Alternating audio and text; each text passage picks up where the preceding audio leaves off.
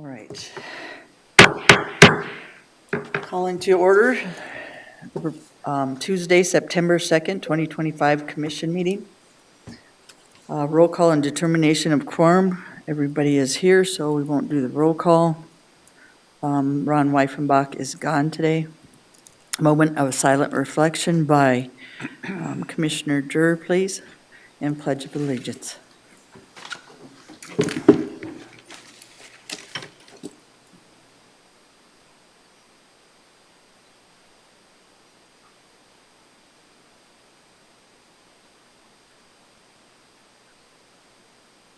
Pledge. I pledge allegiance to the flag of the United States of America and to the republic for which it stands, one nation, under God, indivisible, with liberty and justice for all.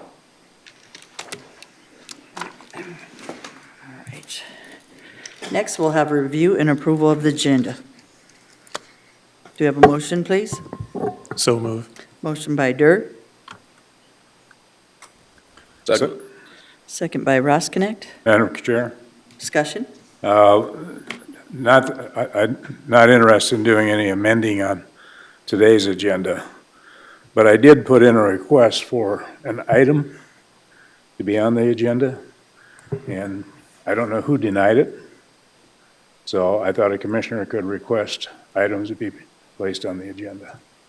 Thank you, Commissioner Drews. If the agenda is full, sometimes they will deny it. I remember on me and LaCroix, when we did, or LaCroix, me and Travis, the chair would usually deny with the commission office on some of the stuff. So just depending what the agenda was looking like, and after the last meeting, I think we need to tighten it up just a little bit more. But I'm sure if there's something that they missed, they can put it on the next agenda. All right. Commissioner Drews, what is the agenda item? Agenda item was on the infrastructure at the jail.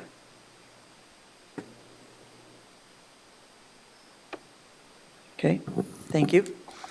Next is the recognition of new employees. Ms. Carroll, would you like to come say a few words?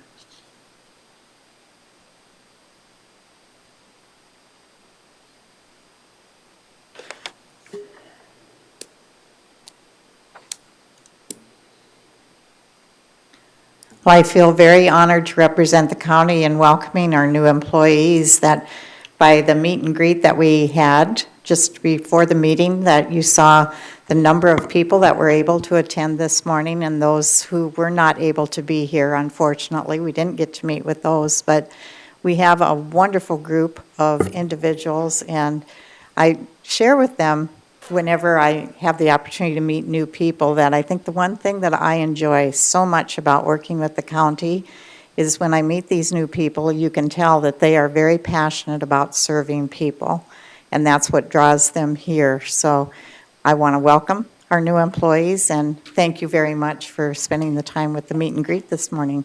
Thank you, Ms. Carroll. I also appreciate all the work it takes from the department heads to train the employees and the new employees. So we do thank them all for joining our team and appreciate all the work that has been done to move them forward where they are today. Next, we do have the consent agenda, A through G. Do we have any of the commissioners who'd like to pull A through G? Madam Chair, Commissioner Drews. I'm not sure we voted on the agenda then. No. Sorry. We did. Review and approve what we did, Durr and Roskinick. We didn't do. We didn't vote because there was a question about adding an item to the Okay, agenda. I apologize. So we have a motion by Durr on review approval of the agenda and second by Roskinick. Any other discussion? All in favor, say aye. Aye. Aye. All opposed, motion carries. Thank you, Mr. Drews. Next, we are on to the consent agenda. The Board of Commissioners uses the consent agenda to act on non-controversial and routine items. The consent agenda is acted upon by one motion and vote of the board. Items may be removed from the consent agenda and placed on the regular agenda at the request of the board member or citizen. Is there any one of the commissioners who'd like to pull any items A through G? Item D. Item D, That's Mr. Drews. Item B. Item B, Mr. Durr. Any others? Is there anyone from the public who'd like to pull any items A through G? If not, can we have a motion for the rest of the consent agenda items except for item B and item D, please? So move. Moved by Durr, Second. second by Roskinick. All in favor, say aye. Aye. All opposed, motion carries. Item B, Commissioner Durr, please. Davis.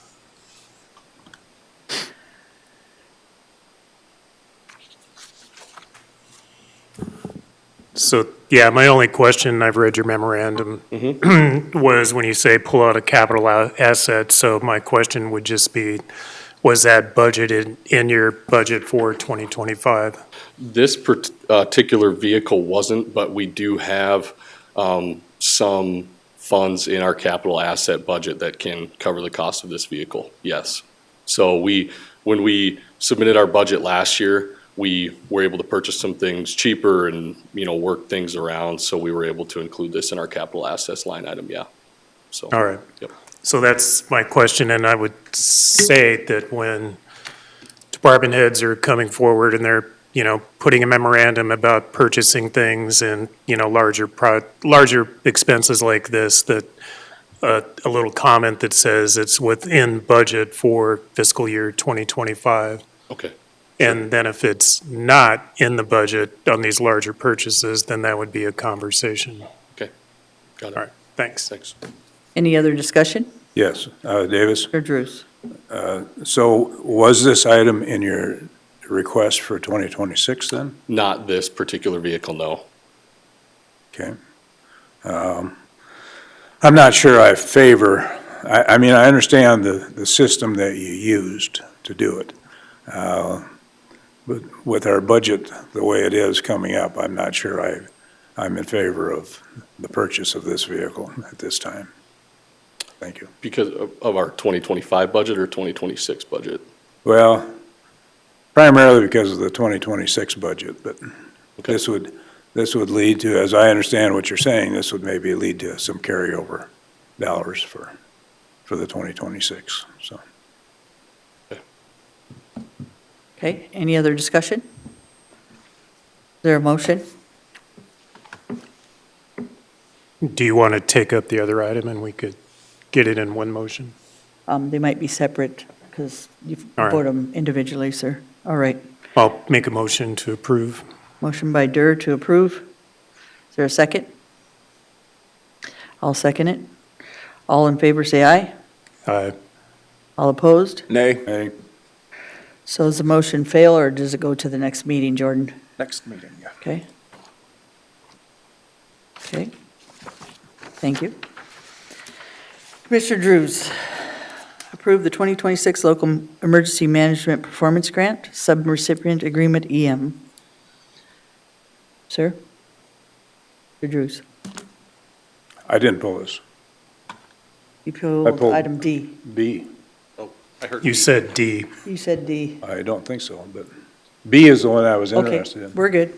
Okay, so let's approve item D. Is there a So motion? moved. Moved by, what's your name? Drews. Second. Second by Durr. All in favor, say aye. Aye. All opposed, motion carries. Items from the public, I haven't done this for a while, I apologize. Any items from the public, Jordan? Yes. Okay. Thank you. Speaker request forms. Okay, first we have Janet Saylor. Good morning, Janet. Good morning, Commissioners. It's good to see you. My name is Janet Saylor, and I served as your county treasurer for 25 years. During my tenure, I was involved in many changes in the treasurer's office. For example, we implemented a new system for collecting real estate taxes in order to speed up the posting of those taxes. We had to enter each property prior to that by hand, put in each parcel number, which took weeks to process. When I first started working in the treasurer's office before I was even the treasurer, we had backlogs 3 to 4 months on taxes. With the implementation of the new system that was written in-house, we had the capability to take financial institutions. They sent us an email. We downloaded that email. We ran all millions of dollars worth of taxes in one swoop, which allowed us to balance that bank. Some were $12 million, some $18 million, to get that money in the bank to move forward. It was a brand new program. It also allowed us to put in ID numbers and do what we call the batch system. We could put in 50 to 100 ID numbers, hit enter, it posted those taxes, and we balanced. It was so slick. And I know we still have that program today, although they are getting a new program for real estate. Taxes were processed in a timely manner. And like I said, we went from weeks and months to one day. Every new conversion experiences growing pains. I want to take you back, and I think some of you might remember, but some of you may not. In 2008, we got a new motor vehicle program. This was the biggest nightmare that I had ever had to deal with. Nothing worked. Everything that they converted from the old system to the new system didn't convert. They lost records. When they lost the records, it didn't matter if it was a title transfer that had been done 10 years ago, or if you owned a trailer 5 years ago, or if you were just renewing. They weren't there. So what we had to do is we had to call Pierre. Well, when you have tons of county treasurers calling Pierre every day, you can't get through on the phone. If they say leave a message, we'll call you back, they might call you back, but you might have a person standing at the window for an hour waiting for them to fix the problem so that you can proceed on. It just didn't work. We were in the old courthouse. People were lined up for 3 to 4 hours. I know Cindy was here, so she probably remembers that. They went up to the 3rd floor, wound down into the rotunda. That's how bad it was. Nothing worked. It took a year and a half before they ever got the system totally working. I just want to tell you, just because I'm no longer the county treasurer, I'm still a taxpayer, and I still listen to your meetings. I'm interested in what's going on in the county, and I probably always will be. I just really think it's that you guys need to understand. I have talked to numerous county treasurers that I am still friends with. I have talked to the taxpayers. Change is not fun, and a new system is not fun at all. There are counties here, when we started some of our new programs, we used to spend tons of money for cash registers. Every place had to have a cash register. We stopped the cash registers. We put everything online. Our cash registers were online. We saved the county money there. It was simpler to not have to get up and go ring on a cash register, to sit right at your computer and have everything built in. It was really slick. Our real estate that I told you that we changed, we had other counties calling us, wanting to talk to our IT department to know how they made these changes so that they could make the changes too. I don't know if you realize I'm not here to fight with the commissioners. I'm not here to do any of that. I'm just here to give you my opinion. Anything that we have done when I was treasurer is the taxpayers requested it. The taxpayers requested a number system. They requested a system where they could basically have an appointment. We did that. There's been times that the system didn't work. So we had to refine those systems. I just think, I would just request that the commission look into the problems that are coming down from Motor V. I'm not going to go into it because I know what they promised when I was treasurer. And there's going to be more changes coming. If they get implemented, everything they want to get implemented, it's going to cost Pennington County more time and more money. So, Madam Chair, Commissioner Roskinick. thank you for coming today, Janet, and enlightening us. You know, going down the road, we might reach out to you for suggestions, you know, with Annette in there and your experience. I think it's, you know, I've asked what the two most difficult departments are in Pennington County, and it's obvious. It's the sheriff and the treasurer's office. And we need to dig down in the weeds and figure out what we can do different, because we all get emails and they're not pleasant emails. And if there's something that we can do different, we need to do that for the general public, not for ourselves. So, thank you for coming, and I'm open for suggestions. If you say this is something that we could try, I'm open to that. I know 605 Drive, that's kind of a state program, and it is what it is. We just have to hope that works itself out. But I'm willing to go forward and look at different options. Thank you. Thank you, Janet. Is there any other discussion? Thank you, Janet. Yeah, got a comment. I mean, I was talking to Janet earlier, and obviously, you know, we've known each other for decades. And a few years ago, I came up here from Meade County with the Meade County Treasurer to go through and have Janet to kind of go through her process, and, you know, so we could learn a few tricks of the trade and take some of that insight down. And I'll just say, you know, at the time that I was up here years ago, that Janet ran a tight ship, and we were able to model some of her processes that she had in place, and it improved our operation. So, thanks. and those processes are still in effect at the treasurer's office now, just so you know. All right. Thank you, Janet. Thank you, Appreciate commissioners. you. Thank you, Janet. Next, we have James Bialotta. James, one thing, if you're not respectful today, I'm going to shut you down. Okay, So- well, everything is respectful. I didn't do any name calling. But Okay. I would like to address that right away.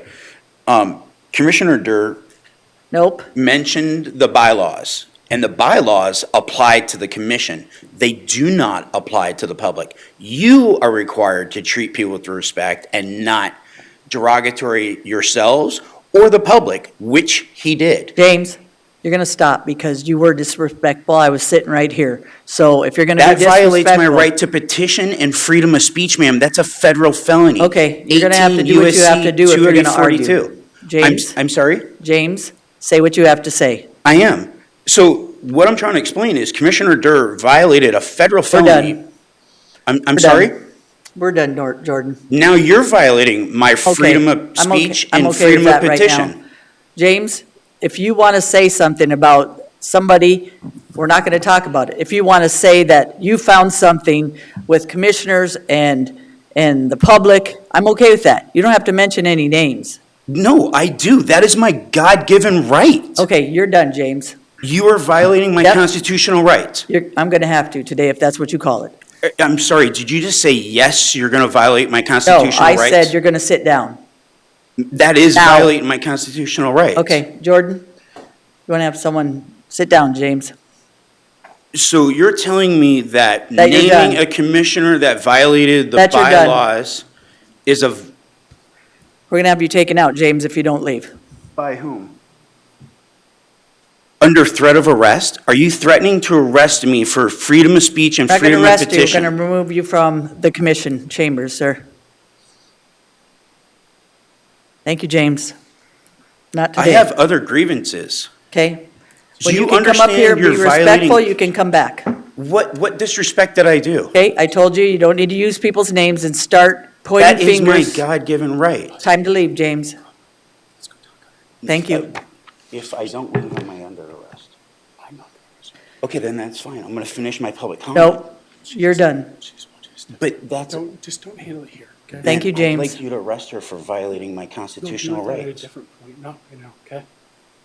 Time to step out. Let's go. Are you gonna arrest me if I don't? I'd like you just to step out, please. Well, I need you to tell me if I'm gonna be under arrest if I don't. James. Otherwise, I'd like you not to violate my We're constitutional We're rights. on number 9, please. We're past the public comment. They just Thank moved you. out to the public comment, so let's just do Right, it. which is a violation of open meetings law. Yep, you're done, James. File an open meeting report. Please don't mute that. Let's just go. James. You are last violating chance. public It's time to meeting. go.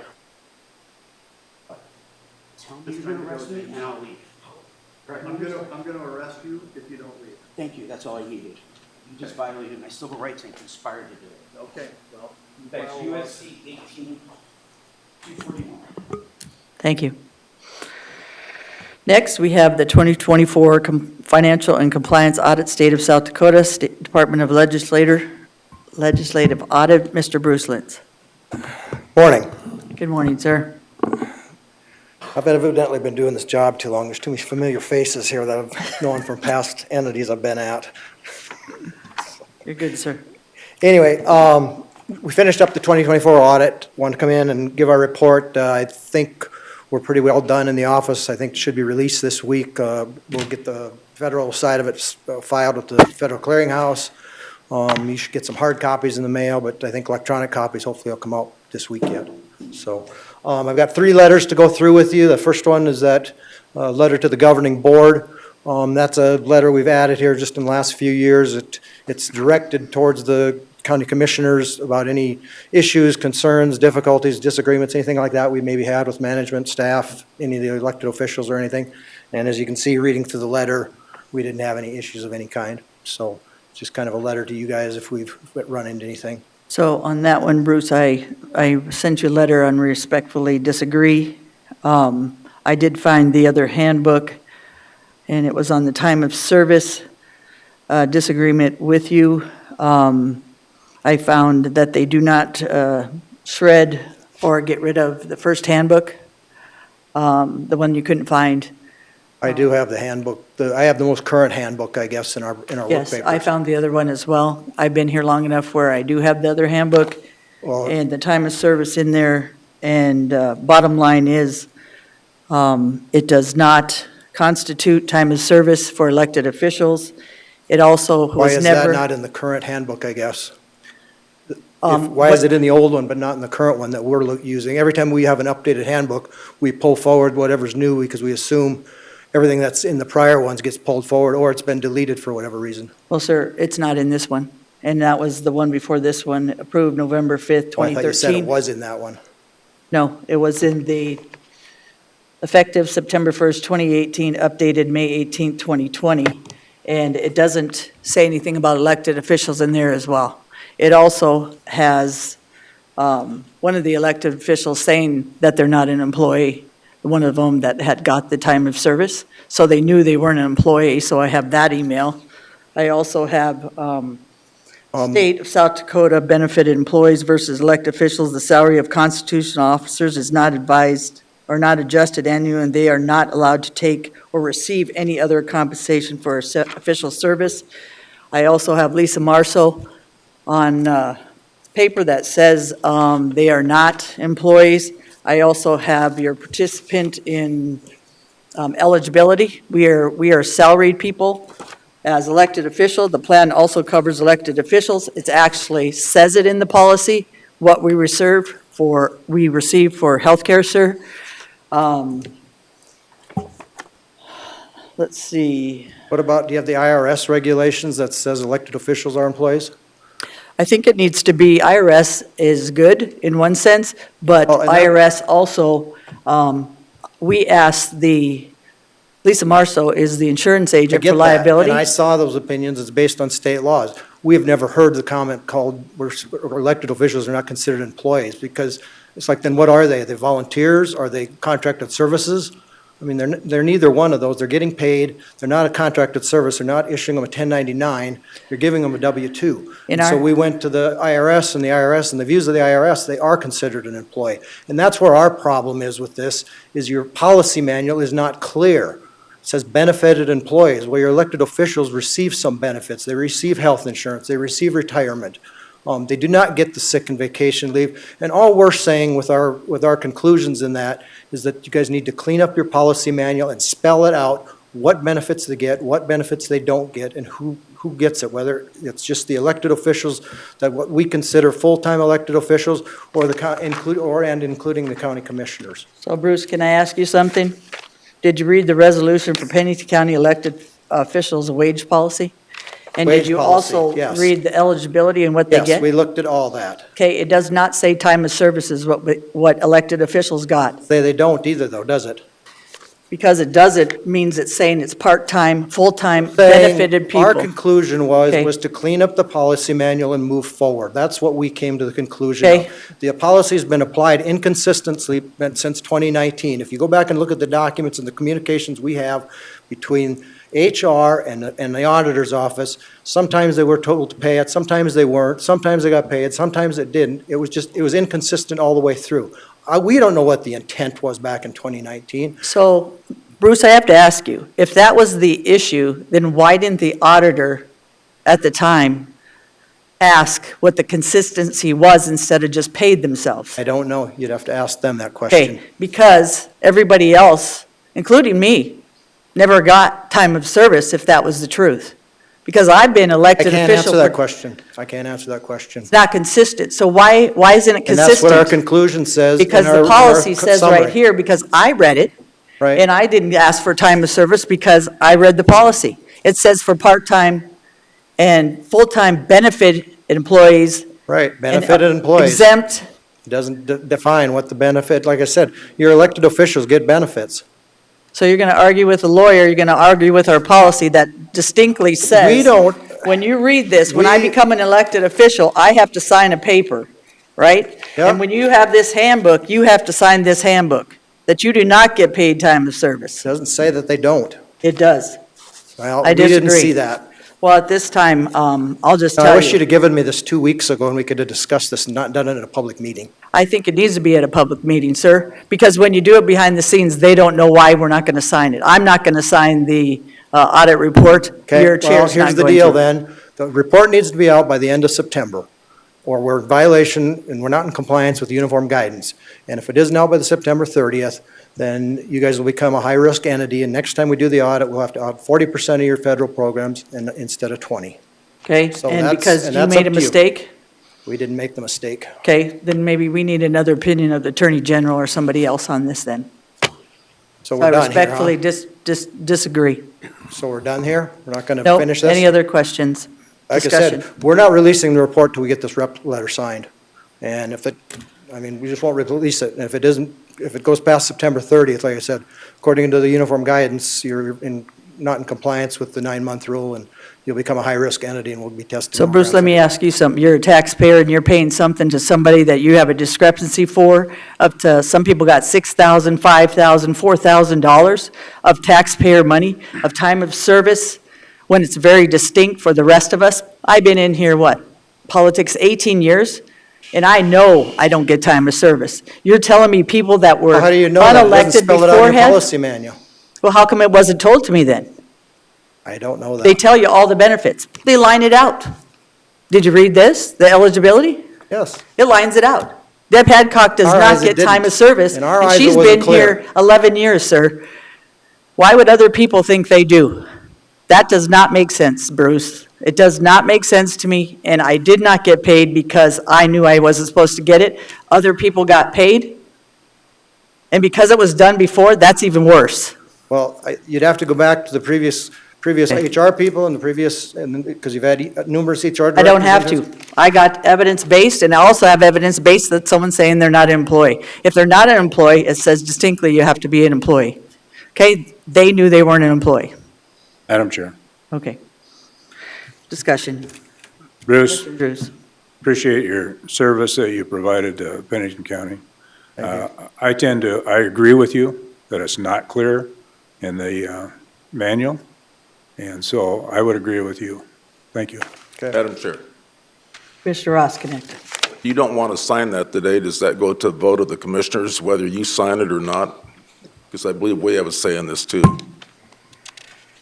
Well, we can vote Typically, on it. that's what I've seen at other board meetings, is other counties, other cities, other Well, counties. I'm going to make a motion that we sign that today.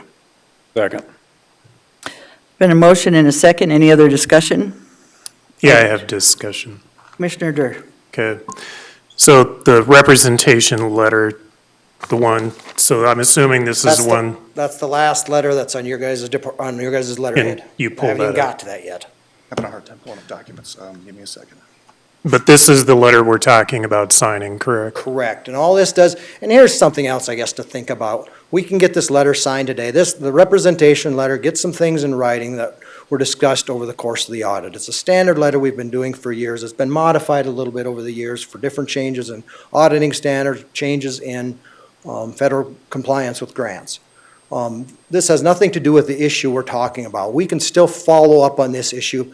Like I said, if this would have been brought up to me in the last 2 weeks, like I requested in 2 emails, we could have done some follow-up. We can issue a special report on this, or we can include it with the 2025 audit. Those are the options. We can close out this 2024 audit, get this thing done, get it out, and get it done before the end of the month, so you guys are not going to be considered a high-risk entity. All right, Those are the options we've got. okay. So the question I have is this representation letter, basically the county's response to the audit, that is a requirement that It's we not a have? response. It just gets some things in writing that were discussed verbally, orally with whether it was commissioners or officials during the process of the audit. And it just covers some things that maybe we did not have in writing in our work papers. All right, but you're saying this letter signed is a requirement? Requirement for the auditing standards to finish the audit out and close everything. Yes. All right. And so the comments that we just talked about, some of the email correspondence and things that were discussed, so there could be something added in this representation letter aside from what you just talked about, that we could add a couple of comments? This whole issue on time of service can be a separate standalone project we can do. We can issue a separate report on it, if that's what it takes. It doesn't have to have anything to do with 2024. This came up here in the last month and a half, 2 months from what I've understood. I've talked to Ron Waffenbach, the chairman, about it a couple times, and this all came up in the last couple months. And this goes back to what was felt to be a fraud issue, I guess, at one time. And it was the fraud questionnaire that we have several of the officials fill out, and I go through with them, and he remembered that from the beginning of the audit when him and I discussed it, and he completed the questionnaire. And then when this come up here a couple months ago, he didn't want to sign this letter because of that. Wanted to bring this to our attention, see what our thoughts were. I looked at it, got what documentation I could. I sent it to my supervisor. The Auditor General has looked at it, and that was the summary page that I emailed to all you, was the conclusions we come up with, that it's inconsistent, it's not clear in the policy manual, and it needs to be cleaned up and move forward. All right.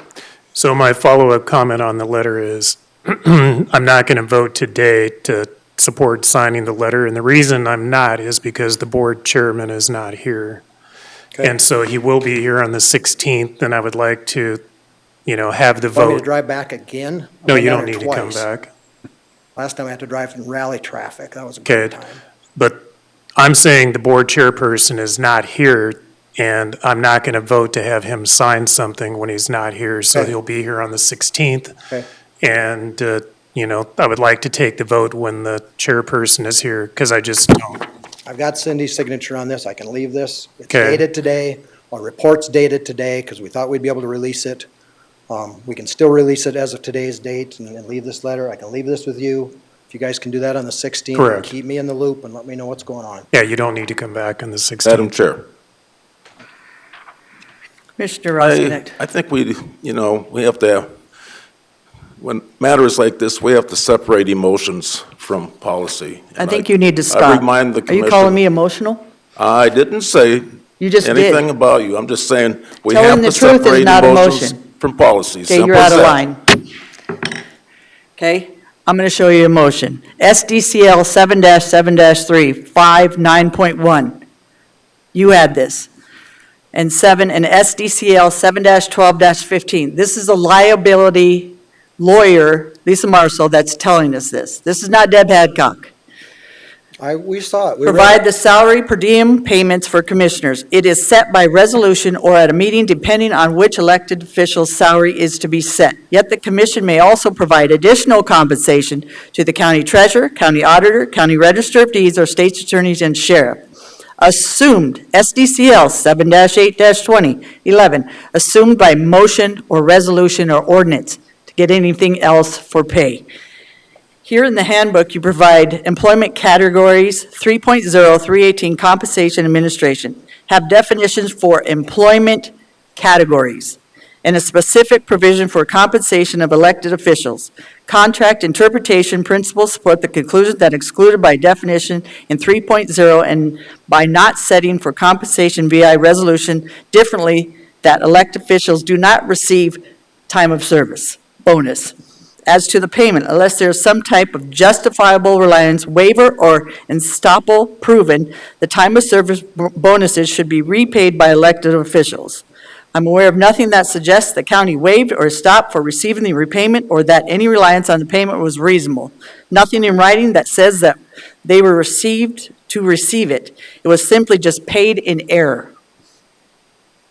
So all I'm asking you to do is say there was an error made and be documented in your report that there was an error made and not that we're just going to blow it off and we're going to tell the taxpayers if this comes up later This is what we're that doing this at all. commission does not and does pay time of service which should be repaid back by others. That isn't That's all what I'm we're saying asking, at all. sir. We're saying to fix your policy and move forward. We didn't, I'm not sure what to say here. I didn't want to come here to a public meeting and discuss this at a public meeting. And this just isn't. It's our job description, and when someone disagrees, I disagreed, and I did send you email, and I don't think I need to Yeah, have that's all you said is you evidence-based. disagree, and I asked you what further you talked about this evidence you had, and you never supplied me any additional evidence. Okay, sir, you had the evidence. You just You disagreed didn't with never it. told me that. Yeah, I had that. We reviewed that. It was a No. 20-page And document. you didn't that look we for had- the other policy, and you didn't listen to Melissa Marceau, and you don't even read We your own looked at state what Melissa's policy opinion that was, and says. like I said, So those are that's based why I on state respectfully laws. disagreed. Thank you, sir. Are we done? Anybody else want to learn about the other letters? This is a liability to the county. That's why I brought it forward. I don't think it should be behind the scenes. When it becomes a liability to the county, up to $20,000, up to $30,000, the taxpayers should know. We don't have to tell names. I don't care. That's not about the names. It's about changing the policy and making sure this error doesn't happen again. Change the policy. And if it's not in the audit, it shows there was no error. And that's all I was asking, sir. Thank you. Any other discussion? Bruce, you've always done a good job. I have no discrepancy Sound with like you it. except for this, because we're starting to find in some of these areas, we have issues. Well, and like I said, if we had run across this, we would have recommended cleaning up the policy. That's what Okay. we would have done. I appreciate it, and that will be cleaned up for sure, but unfortunately, it's happened, and for the taxpayers, they deserve to have their money back. So I guess the question is, even if we get this letter signed and we can issue the 2024 report, do you want a special report with this standalone for us to do some more follow-up? Is that what you're requesting? If we could. Okay, And then- well, we need a letter then to the Auditor General to request that. Okay, that sounds good, sir. You want to do that? That'd be fine. I would do that. Okay. I would see if, at the next meeting, if Special that's follow-up what, report and get this 24 audit out, and we'll do that. but that's what I want. I want to see if the board wants it. So Okay. what we'll do is we'll Okay. take it to the next meeting and see if we're moving If I call forward. a meeting with you and sit down and talk to you and just and Yes, get all your Bruce. issues. Yes, sir. Okay? Thank you, Bruce. So, Madam Chair, Yes. so who on our staff is to clean up the policy then? Usually our HR director. Okay? So is that being worked on at the present time, or Just say what? is that being worked on at the present time? No, we were talking about it to see where we're moving forward or if there's discrepancies, and there is. And your auditor, Bruce, just said there's discrepancies in the policy, so now we know at this point, and the public knows that that needs to be cleaned up. Madam Chair, do we have a motion on the floor then? It failed. You guys No, we didn't on it. vote. So motion to sign the audit report. All in favor, say aye. Aye. All opposed? Aye. Aye. Motion fails, goes to the next meeting. Items from auditor, special retail salt, item A, sale malt beverage and special retail off-sale beverage license for Scenic Volunteer Fire Department.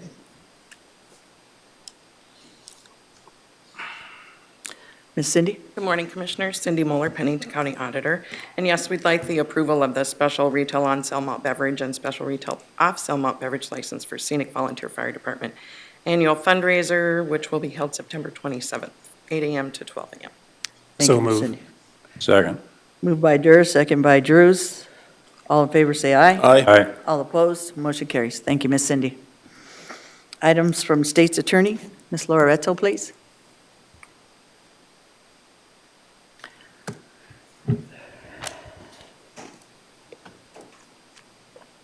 Good morning, Laura Retzel, State's Attorney. When I presented my budget, you all had suggested that I take an opportunity to tell you a little bit more about the Public Pathways Program at the Knudsen School of Law. So the traditional bar exam has had problems over the years with bar passage rate and created and added to the attorney desert that we have here in South Dakota. So the State Bar Association, in conjunction with the Unified Judicial System, has created a program that's called the Alternative Pathways to Bar. So our office was very honored to be chosen as one of very few in the state to host the inaugural group of Pathways students. So with me today, I have Carly Veer and Thomas Potts, who are spending this semester with me as externs. They spend 500 hours here in our office, literally practicing law, doing everything that we do, drafting motions, going to court, participating in trials, which is really exciting for them, and assist in the civil department as well. So we're giving them a really well-rounded experience. Then next semester, they'll go back to law school, finish and graduate, and then when they graduate in May, they will be licensed to practice law and won't have to study all summer and sit for that traditional bar exam that still haunts me in my nightmares. So the additional commitment that they have to make then is to spend 2 years in public service. They don't have to come back to my office. They can serve anywhere in a public defender's office or a federal, state, or defender's office. But I'm thrilled to share that both Carly and Thomas are going to be coming back to work for us when they graduate in May. So I don't know if you have any questions for them, but I just wanted to share information with you about our program and introduce you to our two externs. Thank you. Carly and Thomas, do you have anything to say today? I do not. Wait, sorry. Just quickly, on behalf of both of us, really, we want to thank you for trusting in us. Obviously, the state's attorney has also, but it means a lot to see even the county lending a hand and just having more support. It's excellent. Carly, you have to go up in front and fight for people up there. Come on, sister. Well, I feel like Laura did a come really up good to the job mic, at. Carly. I feel like Laura did a really good job at just explaining There kind you of everything that goes on. We've been putting a lot of work in, and obviously it can be scary at times doing a pilot program, but the state's attorney's office has offered us an incredible amount of support, and I truly do feel that come May, we are going to be ready to be able to step into the courtroom and have an easier transition, just because we have been practicing under supervision for this semester. So we're happy about the experience and the opportunity. I think it's a great idea to put a hands-on. South Dakota Tech, I went to their opening with their new, president, and he's doing the same thing with the students as Laura is doing with the Pathways program, where they're going to actually put them in the community and have them, instead of just book smart, they can be hands-on. And I think it's an awesome opportunity to do some really good work, and then you guys decide, wow, I really love this, or holy cow, I don't know about this job. So that's what pretty much he said. So I'm glad we're doing this program too, because I think it's a great idea. Commissioner Drews. So, on this program, so these are two of the first students to be able to qualify for this, correct? Yes. So this was the first year? This is the first year of this program. So the students and our office have been really involved in getting to kind of design the program in a way that will fit for both the mentors and the externs. But the heavy lifting is really done by the University of South Dakota, and they have a professor assigned to do a lot of follow-up, almost make this experience like a class for Carly and Thomas and their classmates, in that they have writing assignment requirements, they have time logs that they have to submit every week, and then I had to develop not a case plan, but a work study plan for them, setting kind of measurables as we go through this semester. So, I mean, it's really a difficult program. They're also taking their Indian law class this semester, on top of all the work that they're working 40 hours a week in my office. So they're pretty spectacular, but yeah, this is the very first year. Very good. Thank you. Madam Chair. Commissioner I Ross just want to Connect. say congratulations, Carly and Thomas, and I wish you the best of luck in your endeavors going forward. You've got some really good guidance that will help you navigate through those murky waters. Thank you. Thank you. Welcome. Thank you. Thank you, Ms. Laura. Next is item 12, items from Buildings and Ground, 900 Concourse Employee Gym. Yes, we can. What's your name, sir? Davis Purcell, Director of Buildings and Grounds for Pennington County. I'm going to get Jordan's assistance here to pull up the memo because it does have survey results from this item.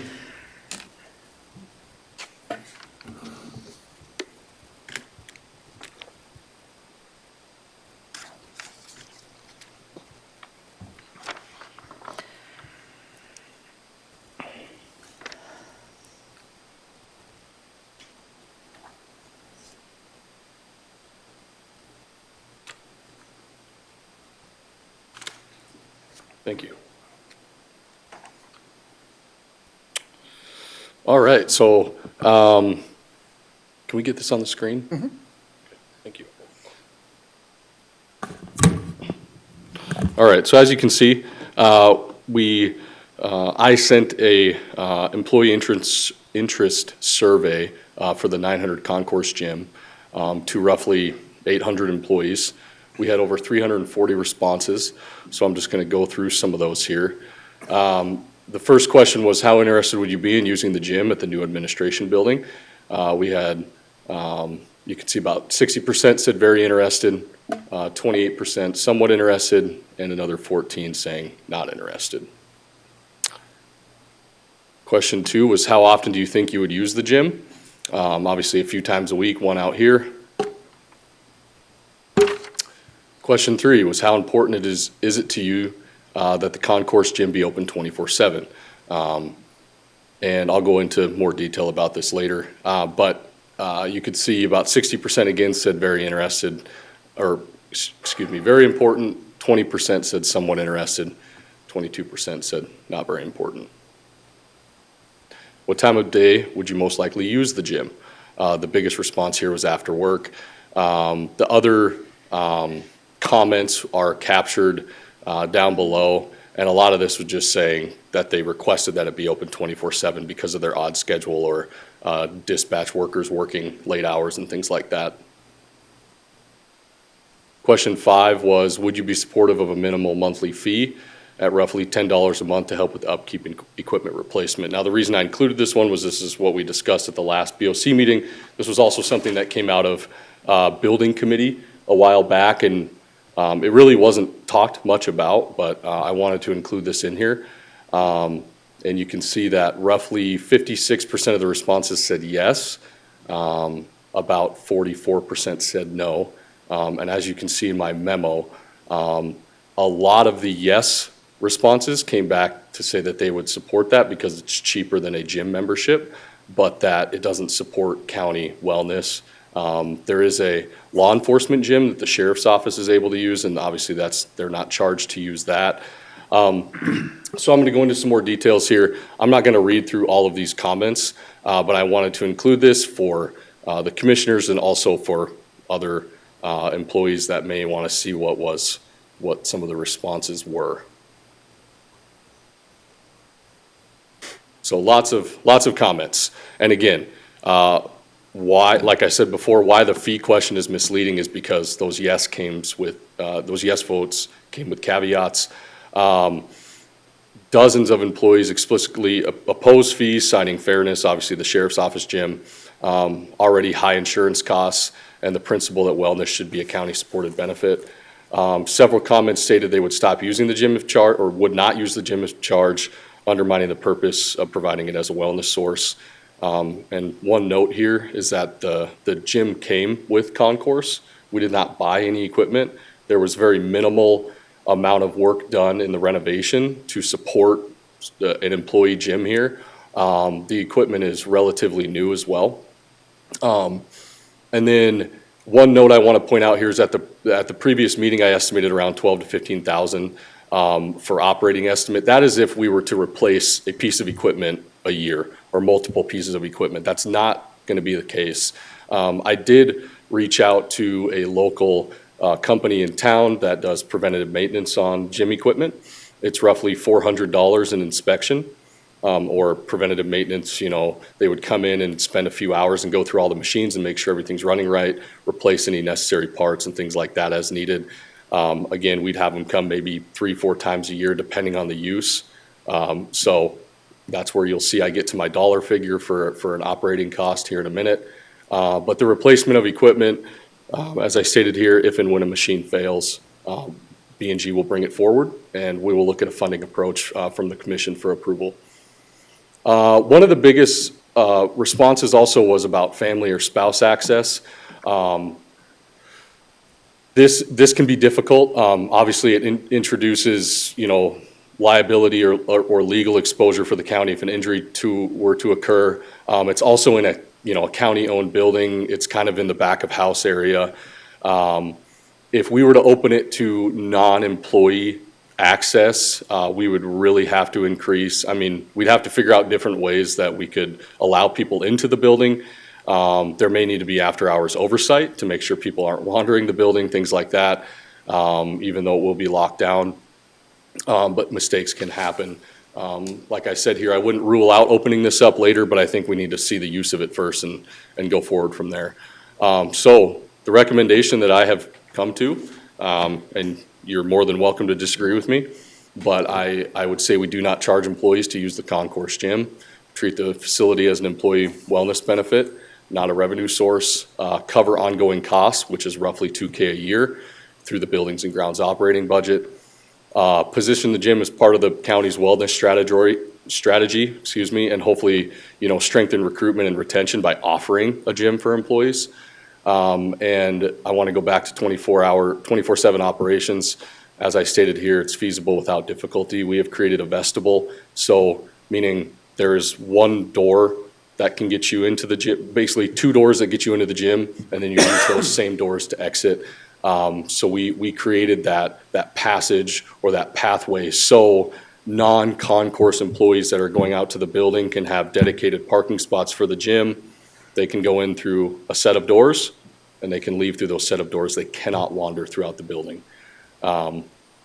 So that is where I'm at, and then obviously I have a few, it's all one motion, but I laid it out so you can see exactly what we need to get approved to get this moving. Madam Chair. Discussion, Commissioner Roskinek, please. Well, Davis, I think the gym's a great idea. I think we can all agree that a healthier employee is a more productive employee. And I really think that the gym is a token of good faith by the county to keep that open. And we'll just have to decide the certain hours and how we want to structure the fees. But I'm all in support for using that existing equipment and getting our employees in healthier condition. Any other discussion? Madam Chair, Commissioner Durr. could you go through what type of equipment is up there? Yeah, I apologize I didn't bring that list with me. It is, I believe the brand is called Techno Gym. It is pretty expensive equipment, pretty good equipment. There are, I think, 5 or 6 treadmills, 2 or 3 ellipticals, a couple bicycles, and then you have all upper body, leg press, curl machines. There's also leg curls, leg extensions. I mean, pretty much anything you could imagine is out there. There are also 2 squat bar and bench racks with weights, free weights, as well as 2 pretty large sets of dumbbells ranging from 5 pounds all the way up to 100 pounds. So, All right. and there's also a sort of a large, I don't know if they use it as a yoga room or something, but there's a room just off the gym. It's part of the gym that has some punching bags and some medicine balls and some other resistance band training equipment too. So, yeah.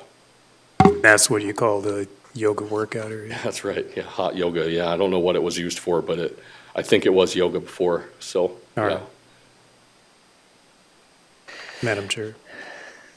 I'm going to make a motion to authorize the concourse employee gym to operate as a no-fee employee wellness benefit under the following conditions: employee access only, 24/7 availability, operational cost of approximately $2,000 a year from Buildings and Grounds budget, and an employee waiver requirement. I'll second that motion. Thank you. We have a motion and a second. The only thing I'd say is put elected officials in there so we don't have to change the handbook. Or the front of it to make sure that we are allowed to use the gym as well. If you would, Ms. Carroll, note that.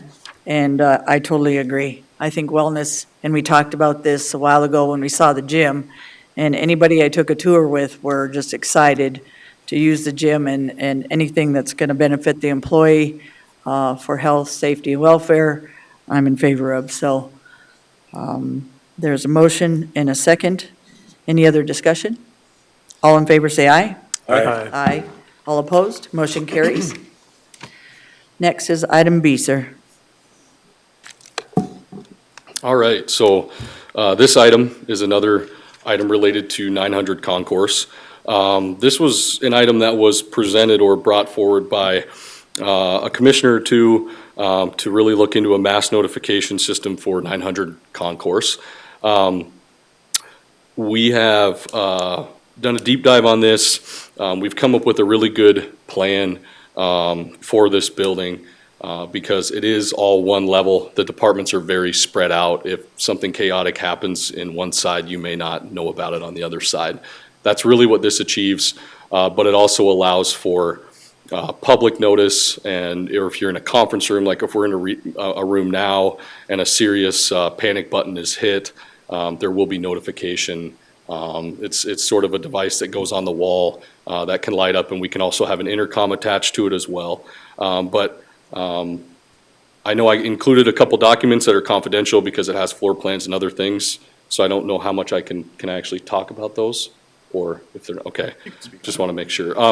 So there's three different devices that are out here. There's standard panic buttons, then there are also lockdown panic buttons for, active shooter or other crazy event that may happen. Mr. Purcell, may I ask you a question? Yep. Is Walter, he went through this with you, and maybe Walter has some discussion on it, what he thinks as well on the security mass notification?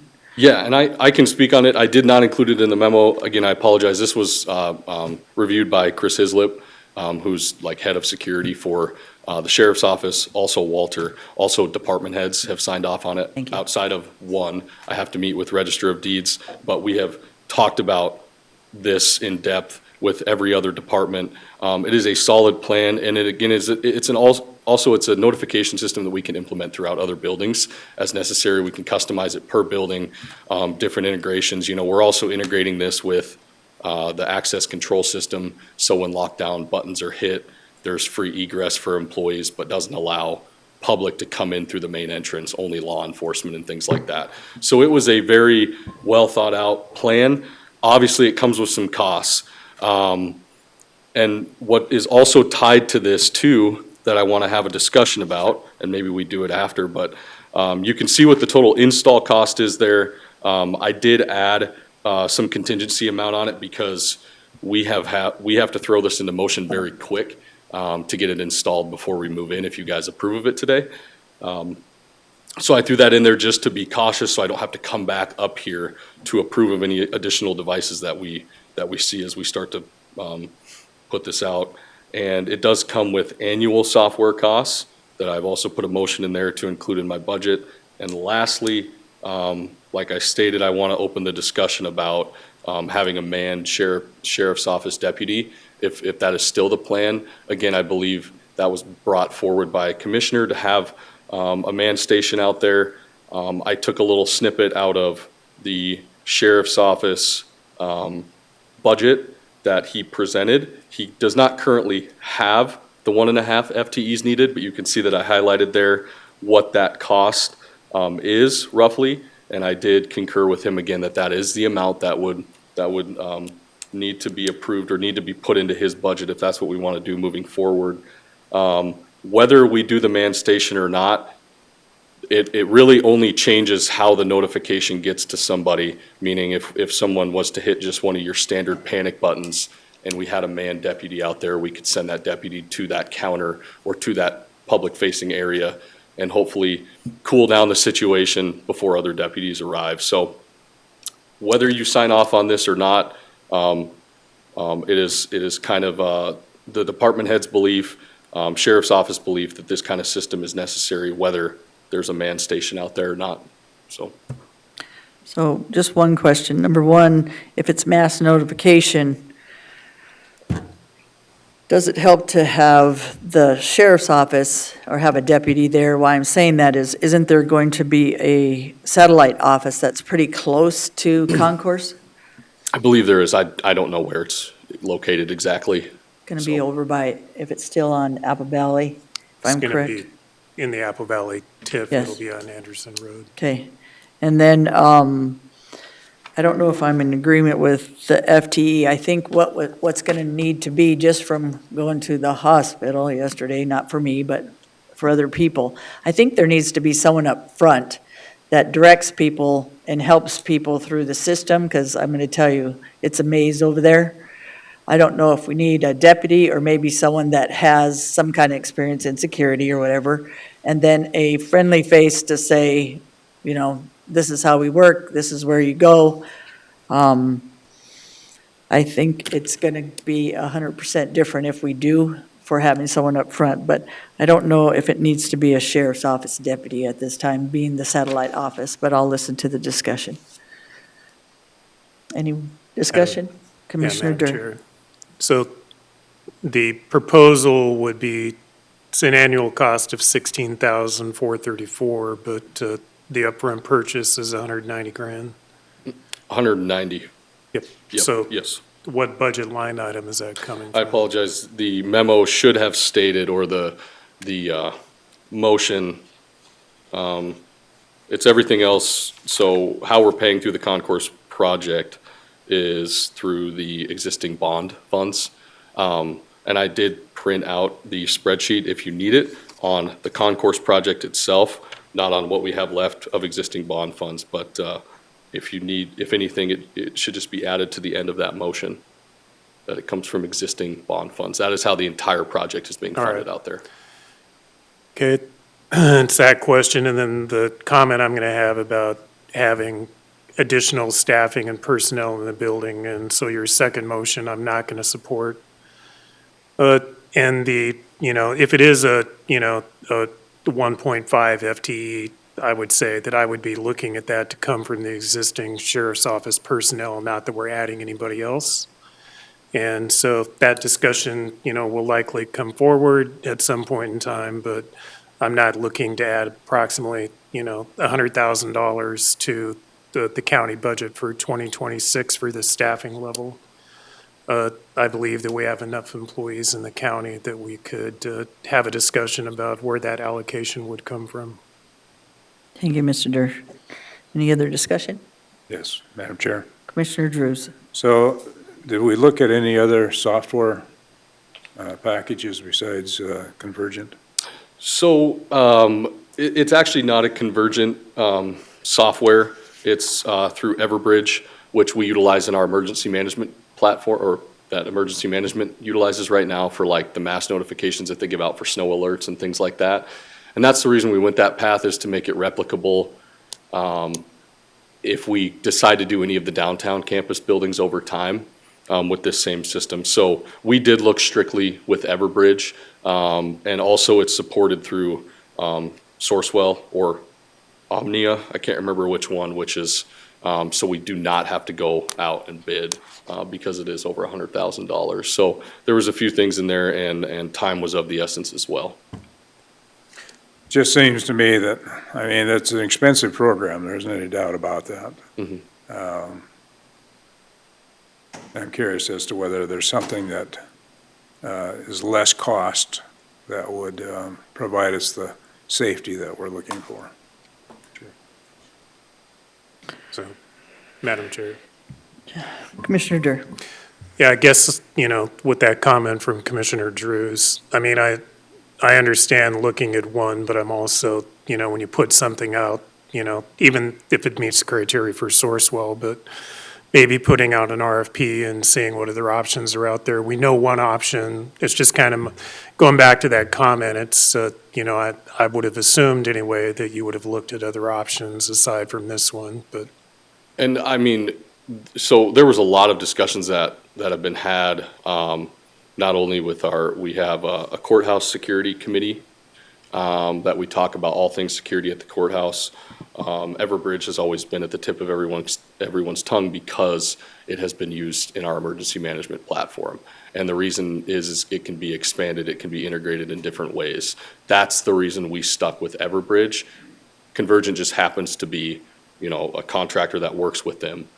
So it's not that we're sole sourcing it, we're sole sourcing it based off what we already have integrated into the county. So, Mr. Davis, if we had to redo sole sourcing or whatever you're doing with the notification system, would it cost more to start over? Well, not so much at Concourse, but I'm sure for emergency management, yes, I'm sure there's implementation costs and software costs and things that they would have to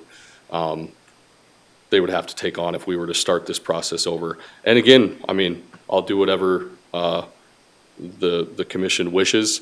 If we do an RFP process, it will be lengthy. It will take months, and to get anything back that's solid. And again, making sure it's a replicable thing. And one more thing I should add is we also have Linnell On Guard, which is our access control system, meaning your card readers on your doors. That is also easily integrated with Everbridge. So that was another piece that we took. Not every platform will just easily integrate with some of these other platforms. So And we do did you- take a lot of things into consideration. And do you need notifications from different security places on your phone to figure out maybe that, okay, is this for us? Is this something else? It makes sense to me to stay with the notification system that the employees are used to, instead of starting anew. And I think the costs are going to be a lot more significant to start over, basically. Yeah, and a big piece of the proposal is labor. If you look at that, I did break that, or I didn't break it down in the memo.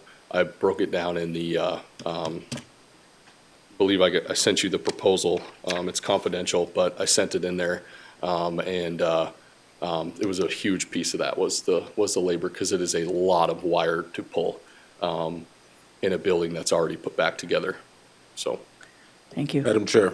Commissioner Roskinek. So Davis, the recommended motion would be to move the proposal. Relative to that motion, would you say, in your opinion, is that a want or more of a need?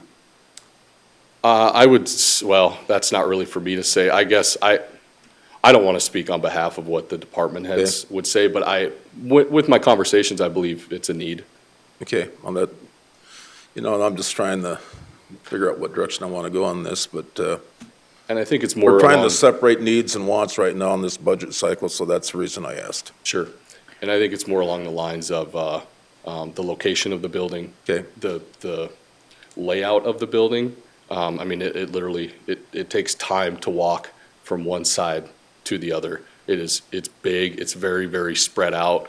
You have planning and zoning back in one area and treasurers up in the opposite corner. And that's sort of where this notification system shines, because we can notify employees within the building where that panic button was hit, so they know, oh, okay, we don't want to go over there, let's make sure our doors are closed, or whatever, the protocol is. And obviously on top of this, and I think I mentioned it in the memo, Training will be a huge thing. But again, if we move forward with this, the training can be consistent throughout every single building as if we implement this into more buildings throughout our county. So I guess there's that safety component that we need to be thinking about as well. So for me, listening, and I'm with Walter's group on the safety of employees and just the safety of the buildings. We've seen a lot of active shooters in the news lately, and anything, we just talked about the safety, welfare, and health of employees. That's why we also in our committee decided that this would be positive moving forward. How much would it cost for someone to get into a building and not being able to see in that building? Because if you look at the inside of the new building, it's a maze. And not to see a different department or what's happening in that department when we can just push a button and everybody knows, shut your door, this is what's happening, blah, blah, blah. So for me, the same system makes sense because we already have it. It's easy to use. We know how to use it. The employees are used to that system. Starting over for me, I don't think would be a positive. And again, I believe it's a need. It's not a want when you want safety for your employees. That's just my opinion. Thank you. Do we have a motion? Madam Chairman, I'm going to go ahead and make the motion to approve the proposal from Convergent Technologies for the installation of the 900 Concourse Security and Mass Notification System in the amount of $172,800.17 with an additional 10% contingency of $17,280 for a total project authorization not to exceed $190,080.17. Thank you. Commissioner Ross Connect, is there a second? I just have a comment on your motion. Hold on. Second. There you go. Motion and second. Now, discussion, please. Yeah, I would like it noted in the motion that this is coming out of the existing bond funds. Okay. So we have a motion. All in favor, say aye. Aye. Aye. All opposed? Motion carries. On the second motion, do we have a motion on the move to direct the sheriff's office, or are we still? second motion is actually the software costs. Software, sorry. I apologize. Second is the ongoing costs that are coming out of bond funds that are existing. No, the second motion is coming out, this would be a B&G operational cost that we will add into our budget. I apologize. So the first one, the 190,080.17 is bond funding, existing bond funding. This is the operating cost is coming out of buildings grounds. I stand corrected. Madam Chair, Commissioner Drews. I'd move to approve the annual software cost for the 900 Concourse Security and Mass Notification System in the amount of $16,434 to be included in the Building and Grounds 2026 operating budget. Motion by Drews, Second. second by Ross Connect. Discussion. All in favor, say aye. Aye. All opposed? Motion carries. Next is to move to direct the sheriff's office to include 1.5 FTE. Do we have discussion or a motion? Madam Chair. Commissioner Drews. Yeah, I'm just Or going Dur. to reiterate that I'm not looking at adding any FTEs while we're working on the 26 budget. I think that's a budget discussion to have and not one to add in right now because we have several departments that are asking for FTE increases, and we have to weigh those, getting back to Commissioner Roskineck's comments, which have been consistent about the, need to look at where we're at in the budget and the needs and the wants and that type of thing. And so I think we've got a little bit of heavy lifting to do in our 2026 provisional budget. And I'm not ready to have this conversation right now, so. Okay. Any other discussion? Madam Chair, I think once we get moved over the concourse and get settled in, then we can look at this in more depth and see if, if it's a need or a want. I agree with both commissioners. Mr. Drew, or Commissioner Drews, would you have a comment on this? No, I agree with that. Okay. I don't think the timetable needs to be moved up to this point to make that decision. So. Okay, so I don't think we need the motion on that, Jordan, if we don't have, okay, sir. Thank you. Thank you. Items from Fire Administration, Jerome Harvey, please.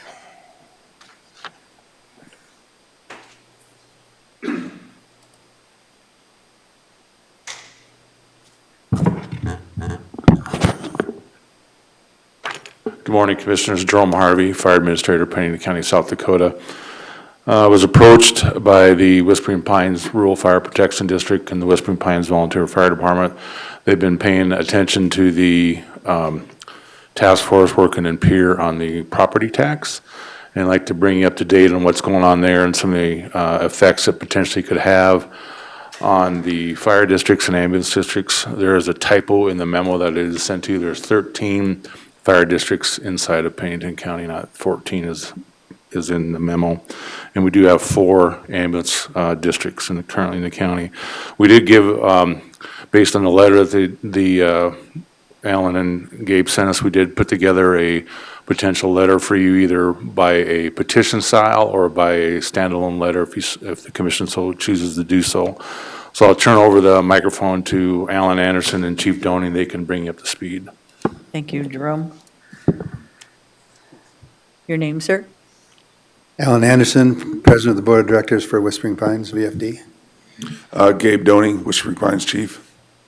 So first of all, thanks for letting us come before you and talk about this.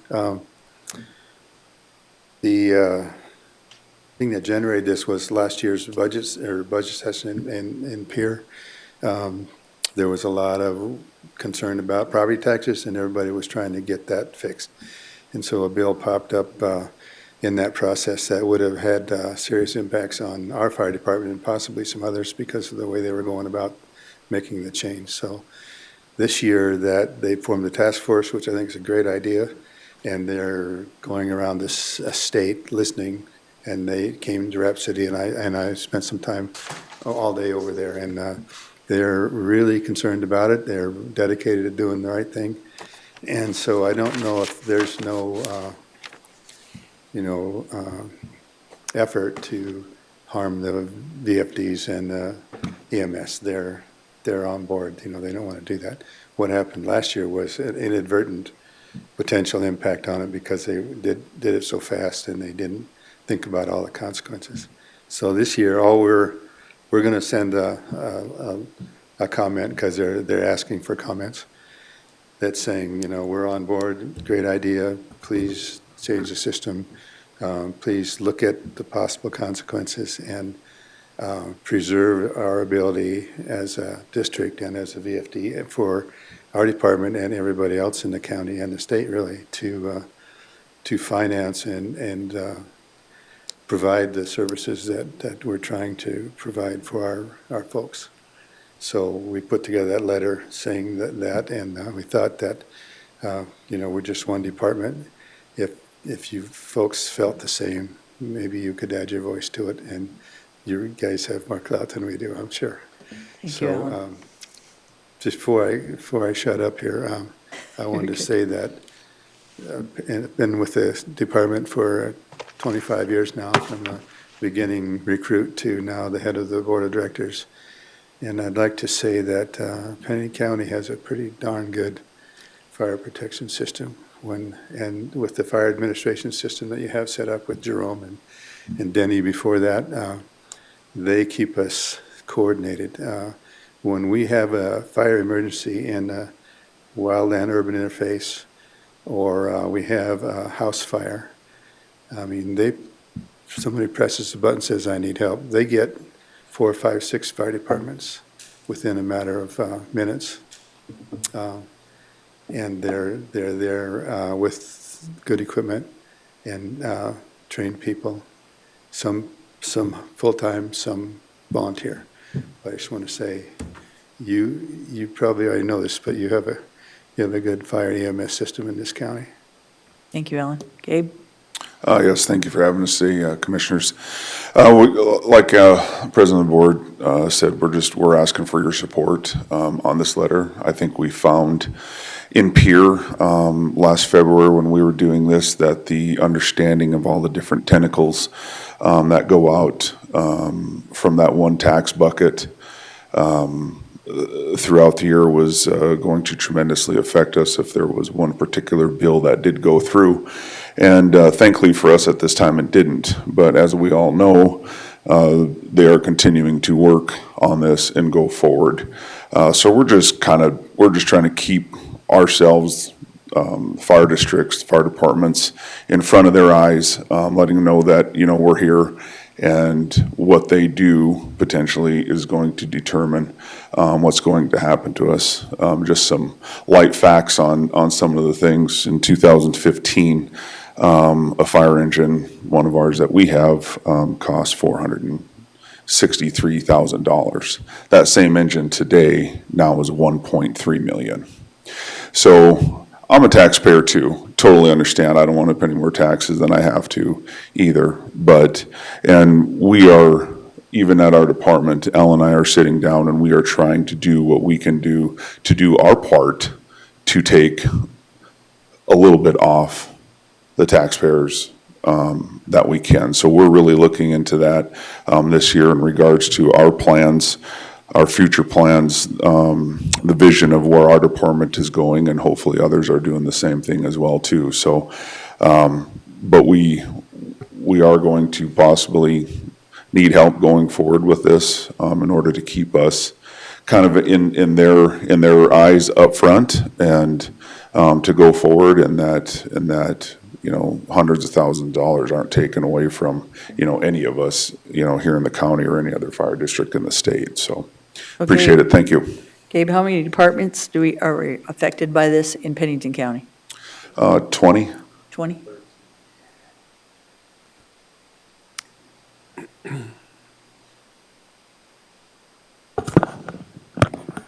Not being an expert on the tax law, but there's 13 districts, tax districts. It will affect all of the fire departments, but the focus today is on the tax districts themselves, the rural fire protection districts. And there's also would affect the ambulance districts. So there's 13 of them in the county, 13 fire protection districts, and 4 ambulance tax districts. Okay, and there's 20 departments and 500. 20 departments, 2 of them are funded either by the federal government or by city sales tax, or however the city funds them. The other 4 departments then have no visible means of funding other than fundraisers, and then 13 of them have some type of fire protection tax district that do their basic funding. And how many firemen volunteer? We roster between 525 to 550 currently. Okay. Total force that we can mobilize is over 1,000. So it affects that many volunteer firemen and women. It affects 13 districts and 20 departments. Correct. Thank you, sir. Madam Chair. Commissioner Rosknecht. We don't know who the next governor is going to be, but I can tell you that our current governor has a proposal that he's presented at various committees, and that recommendation would be that the counties, at their discretion, there are 66 counties, would be able to sit there and impose a half-cent sales tax. We all know that we've looked at a lot of solutions that if that went through, it wouldn't affect assessed value, but it would directly reduce your property taxes if you were in that owner-occupied class. And it does not shift the burden to the other 2 classes, which would be other and agriculture. Because we have 3-4 million visitors that come to Pennington County each year, visit Mount Rushmore, Crazy Horse. They use our infrastructure, they use our roads to get to the trails for the side-by-sides, but we collect no tax for that. So I think it's a step in the right direction. If it got implemented tomorrow, it'd take 2 or 3 years to really get into effect, but I thought it was a good proposal, and hopefully in the next year or 2, we do find a solution that some kind of I totally agree on the 3% cap too, but just for an example, if your assessment was $325,000, that would, and your real estate taxes were $4,250, that'd shave off about $1,000 in real estate taxes, which would give the consumer the ability to have that $1,000 and get out there and spread it in the community and create some economic benefit. So just wanted to throw that out. Thank you, Commissioner. Today they're asking for a letter of support for the I would ambulance and support fire. that, yeah. Okay, Madam Chair. Commissioner Drews. First of all, I want to thank you for your dedication and commitment. Being a volunteer firefighter is always a challenge. Appreciate the time that you put into it. As I read your letter, I have a little bit of an issue with the third paragraph, and that is the paragraph that talks about the cap of the 3%. And I'll just read the whole paragraph. We support sensible reform that shields homeowners from sudden assessment spikes. Capping annual increases at 3% delivers predictable bills for families on fixed incomes. But any future property tax adjustments need to include robust opt-out authority for fire and ambulance tax districts.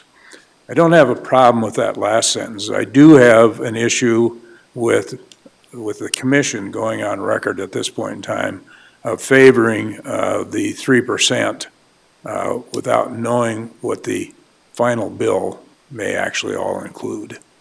And so I would either, if you would like us to endorse what you've written, I would ask that you consider removing that part of it, or that the commission develop its own letter, which could be basically the same, but not committing the Pennington County Commission to the cap on the 3%.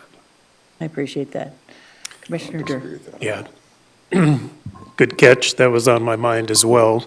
And the comment I would have about that is that, capping an annual increase in this letter saying at 3%, in my mind, doesn't deliver predictable bills because, it is all tied to the assessed value of the property and then whatever the budget is driving that levy. And so there's so many variables that to play into it that's why I concur with what Commissioner Drews has suggested. And my comment on this, again, thanks for all the great work that you guys do. I would like to see this information taken and then have our commission director, draft a letter for the chairman to sign incorporating many of the things that are in here, but one that is drafted from us. And my comment related to that would be that when the letter goes out, that each county would have, I would hope that there would be other ones that would pick up on this, but each county kind of adopt a letter that would fit, their local community and what's going on. So I appreciate the letter, and I do believe that we should send a response. So we could do move to approve letter of support drafted by our commission manager, Jordan Need, of support of the ambulance and fire districts. Everybody okay with that? We'll have our own letter drafted by Jordan, and I think it should be, when do you have to have this by? We have time to bring it to the next commission meeting for approval? We could do that, or, they're taking input all summer long. Their next meeting is the end of September in Pierre, so it'd probably be good to get it in before then. Okay. Yeah, I do believe the last two meetings for the property tax with that committee that they formed for all this, I think the last two is in September, the end of September. So yeah, we probably would have one more time that we could do this. Is that okay if we have it on the next commission 16th meeting. We'd be more than happy to go with whatever wording you do. All right. Jordan can send you that ahead of time too, so you guys can get signatures, or, does someone want to make that motion? I'll make it as a motion. Okay, motion by Drews, Second. second by Durr. That motion is to move approval letter of support drafted by Commission Manager Jordan Nebb. Director. And to support the ambulance and fire districts in Pennington County. Good, all right, all in favor say aye. Aye. All opposed? Motion carries. Thank you. Thanks, Thank you, guys. Commission. Thank you. One quick question, do you need us to come back to the next meeting, or is No, we should be good. We'll get the letter to you in advance, and if you have any comments on the letter, then come on back. All right, thank you. Yep. Thank you for your service. Thank you. Items from Highway Superintendent Joe Miller. Resolution 2025-09-2, removal of perpetual load limit restrictions. Good morning, Commission. Joe Miller, Pennington County Highway Department. So about, I believe it was 3 years ago, we put perpetual load limits on Longview because there was some deferred maintenance. And since Apple Valley, the TIF, they've recently completed the overlay on the infrastructure that they were required to do on this portion. There is still a portion of this that's vulnerable between Anderson Road and Hill Road that we have some planned work on next year. But we thought it would be a good move to get the load limits removed off of this section of road since it has been recently overlaid and should be adequate for truck traffic now. So with that, I'll stand for any questions. Thank you. Do we have a motion or discussion, please? I'd make the motion to approve Resolution 2025-09-02-1, removing perpetual load limit restrictions on a portion of Longview Road. Motion by Drews. Is there a second? Second. Second by Ross Connect. Any discussion? All in favor, say aye. Aye. All opposed? Motion carries. Items from Human Services. What's your name, sir? Good morning, Commissioners. Barry Tice, the Director of Pennington County Human Services in the Veterans Service Office. Before you is just this agreement with Tyler Technologies for the use of VetRespect. In the past, we haven't had to sign an agreement. That's why this is new to us. It's an annual agreement. The money, we've always had to pay for the use of the program, but this is new to us. So I bring it forward for your consideration of executing this agreement, and it was reviewed by Tyler Sobosak. Do you have a motion or discussion for Barry, please? Madam Chair. Commissioner Durr. I said Durr. Did you? I did. I just have a comment. So has Tyler always had VetRespect? I believe so. Okay, because I'm familiar with VetRespect, and yeah, it's the first time. That's why I was curious. I wondered if another company had it and Tyler bought it out, so. Because I've never seen an agreement that I ever, has come forward regarding this. It's just been an invoice. That's a good question. I don't know. Okay. I'll make a motion to approve signing the agreement. Motion to approve the chair of the Second. board to execute the agreement with Tyler Technologies for the VetRespect program as required for continued program participation. Motion by Durr, second by Drews. Any other discussion? All in favor, say aye. Aye. All opposed, motion carries. Thank you. Thank you, Barry. Item 16 is public hearing SDCL 7-21-8, consideration of FY 2026 provisional budget as annual budget. Jordan Nebb, please. Madam Chair, could we take just a 5-minute break? Sure. Move to take a 5-minute break. 5-minute by Ross Connect, second by Durr. All in favor, say aye. Aye. Aye. All opposed, motion carries.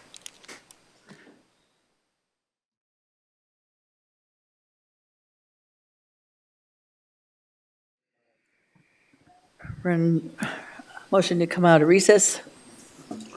So move. Moved by Drew, second by Second. Nebb or Ross Connect. All in favor, say aye. Aye. Aye. All opposed, motion carries. Jordan Nebb, you're up for the public hearing for SDCL 7-21-8, consideration of the FY annual budget, provisional budget 26. All right. This item is scheduled today because it's statutorily mandated that we meet on the first Tuesday of September to discuss the budget. We do not have to decide the budget, obviously, at today's meeting. That can be continued to a future meeting in September, but it must be approved before September 30th. So let's talk about the memo. There is a lot of information, a lot of data that's in this memo. It is densely packed. I don't anticipate we're going to be able to get through all of it right now, and I'd rather that we spend our time, looking through the numbers on our own and making sure that we come up with questions and everything like that. But I wanted to hit a couple of the major points to start the discussion. Thank you, Jordan. So the too long, didn't read TLDR executive summary is just a really quick, here's essentially what you're going to find in the rest of the memo, is that the post-provisional budget as it stands right now is not a quote-unquote balanced budget. I mean, it is because it balances on the balance sheet, but the budgeted expenditures exceed our anticipated revenues. And so we are spending more than we anticipate taking. And so there would be approximately $6.87 million we would need to draw from our cash reserves to make the budget as it exists right now balanced. And so if there's a desire, as I have heard commissioners request in the past, if there's a desire to get to a balanced budget where our expenditures and our revenues match, then we're looking at pretty significant cuts to either services, staffing, or just our cash reserves. So as provisionally approved in July 23rd, we had about $132,234,641.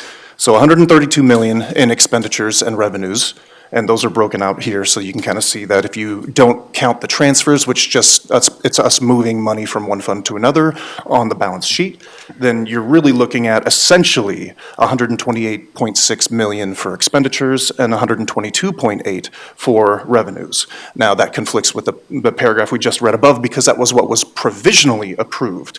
But then there are known changes that have to be made to the provisional, and we'll keep finding these, I'm sure, as the year goes on. We'll continue to refine the budget as we get through the rest of this process this month. We know that the predatory animal control was just omitted from the provisional budget, just an oversight, so we made sure that line item was added in, and so that would be an increase in expenditures. There was a duplicate line item in the formulas that ended up having $4,000 in it twice, so we decreased that. I don't have to go through all these, but the big one that I wanted to talk about was the fact that for, where did I have it? For Pivot Point, there was a Helmsley grant figure for $1 million that was put in the budget that is not supposed to be in the budget. So that's $1 million in revenues and expenditures. It balanced out because it's a pass-through grant, but we don't have it this year. So you'll note that we're $1 million shorter on both revenues and expenditures.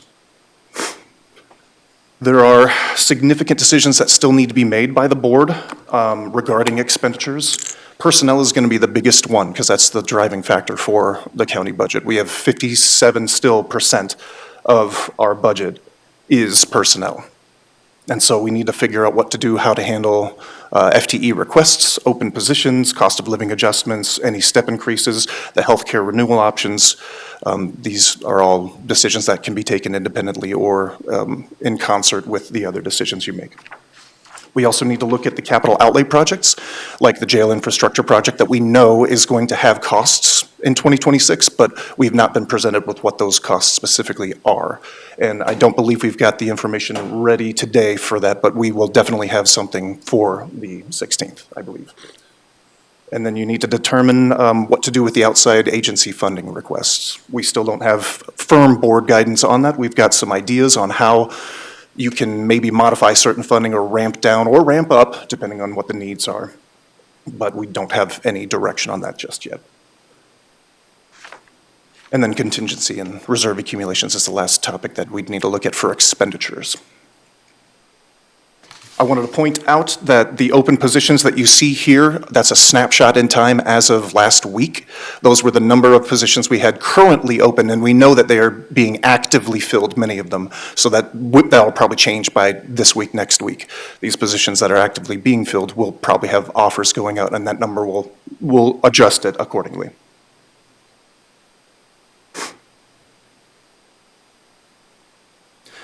And so the insurance benefits, though, we don't have any of the information on that ready yet. We were recommended by the Healthcare Trust Board to do a flat 3% increase to employee and employer costs, but that also depends on whether or not we're going to maintain the same plan and the same funding levels. And that has not been determined yet either. I'll skip past some of the stuff. Wanted to talk a little bit about revenues here. Which would have been the mill levy and a tax bill implication. This is something that was requested at the last budget hearing that we had, is, well, what would be the dollar amount? What's the impact to your average homeowner in the county if we were to say, well, let's take growth, let's take CPI, or let's reduce some of our property tax?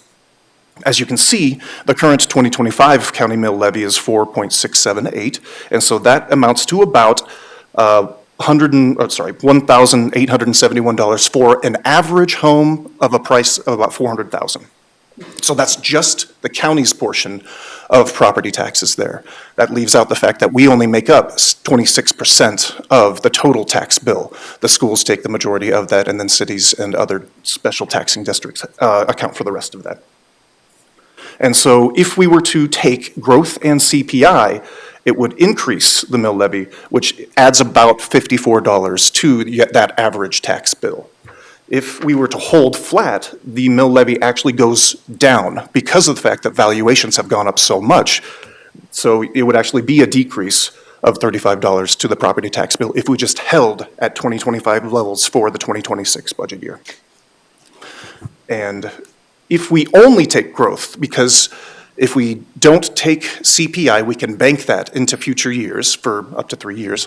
And if we don't take growth, we lose that ability to add that to our taxes. And so if we only take growth, then we're looking at about a $2 increase to the annual property tax bill from the county's portion. And so it basically would hold pretty consistent with the valuations going up and then the tax revenues going up as well. The numbers for reserve accumulations were presented. They're still the same. We don't have a current level on that just yet. This was at the beginning of 2025, and there's about 11.466 million in reserve accumulations that have been assigned in the general fund. And so these are for specific purposes as listed here. They're for software, they're for the fire stations, they're for, various purposes, and they've been earmarked in the general fund and assigned to those specific purposes. There are different options on how we can approach our reserves and our savings. Of course, the reserve accumulation, as it's currently working, can just continue to do it exactly as it's being done. We could also set up a separate capital outlay fund by resolution, and then you will put the money into that for a period of up to 7 years. And it cannot exceed $5 million, and you have to spell out in the resolution what that specific purpose is. Contingency is good for emergencies, but the more we add into contingency, the more we increase our budget on the balance sheet. And so you can go up to 5%, which would be around $5-6 million for our budget, but if you do that, you have to find a way to apply that cash or balance it.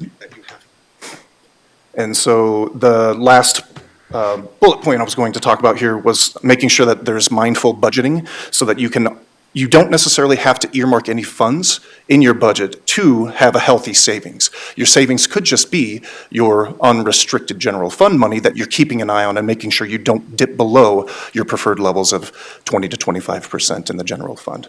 And so that is a possibility as well. We could just do away with reserve accumulations entirely and just try to take an annual budgetary approach of saving and planning for that. So the things I will reiterate that we want to consider here as the board is that you want to look at what you want to do with the non-mandated services and whether or not you want to continue to fund at the 2025 levels or alter that funding somehow. I will have impact statements for each one of the different organizations that we currently fund and what would happen if we were to change the levels, because some of them it's an all or nothing. If you modify it, we have to change a contract.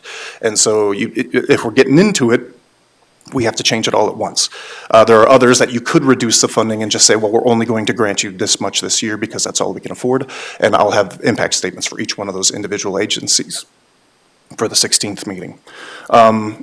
The big question of whether or not we need to reduce our level of service or reduce services and cut them entirely is still very much on the table because that $6.8 million getting to a balanced budget is going to be difficult without that. You can nibble around the corners of the budget, but you're probably eventually going to have to take a big bite somewhere.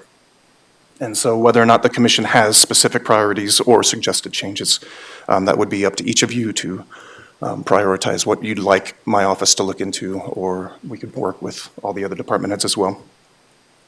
And then, handling jail project, reserve accumulations, and FDE requests. That was very fast, I apologize, but feel free to sit with this memo a little bit longer. There's a lot of data in there, there's a lot of information, and the numbers can easily get jumbled up in your head if, if you're not careful. But I will stand for questions. Commissioner Roskinick. So the provisional relative to expenditures, I'm just going to round this off, was about 129 million. And current is about 129 million. Is that correct? Just rounded? I believe it's pretty close to it, Okay. yes. Yep. Now we get to revenues. Our provisional revenues were close to 127 million. And our current, if I understand, is about 122 million. Our provisionally approved revenues actually was around 122, but you add in the transfers and everything like that, and so, yeah, it got up there. But we did decrease the revenues by $1 million from that pass-through grant. We've got a lot of increases to the expenditures, the $500,000 in the highway project for 16, 14, 16, something like that. 16. Yep. And so that was not included in the provisional budget, but it is included in that. So you don't see that reduction of the $1 million from that grant, that pass-through grant, but you do see it, and it's noticeable in the revenues. So then, I guess my question would be, projected revenues, how much lower than are they now than they were in the provisional? $1 million for sure, and Okay. then I believe we decreased another, probably 100,000, Okay. 100,000? Nothing really. Yeah. Relative to the non-mandated services, I realize that that's one area that we could tighten our belt. But, you know, as I mentioned in earlier commission meetings, that I think we need to look at that and take baby steps. And look at the merits of each one, look at the history. I don't think it's just going to be getting out there and slashing without, I mean, I understand that we got to sit there and do this, but I just hope that we use our heads when we do it. Anything else, Commissioner Roskine? I'm good, thank you. Okay. Any other discussion, Commissioners?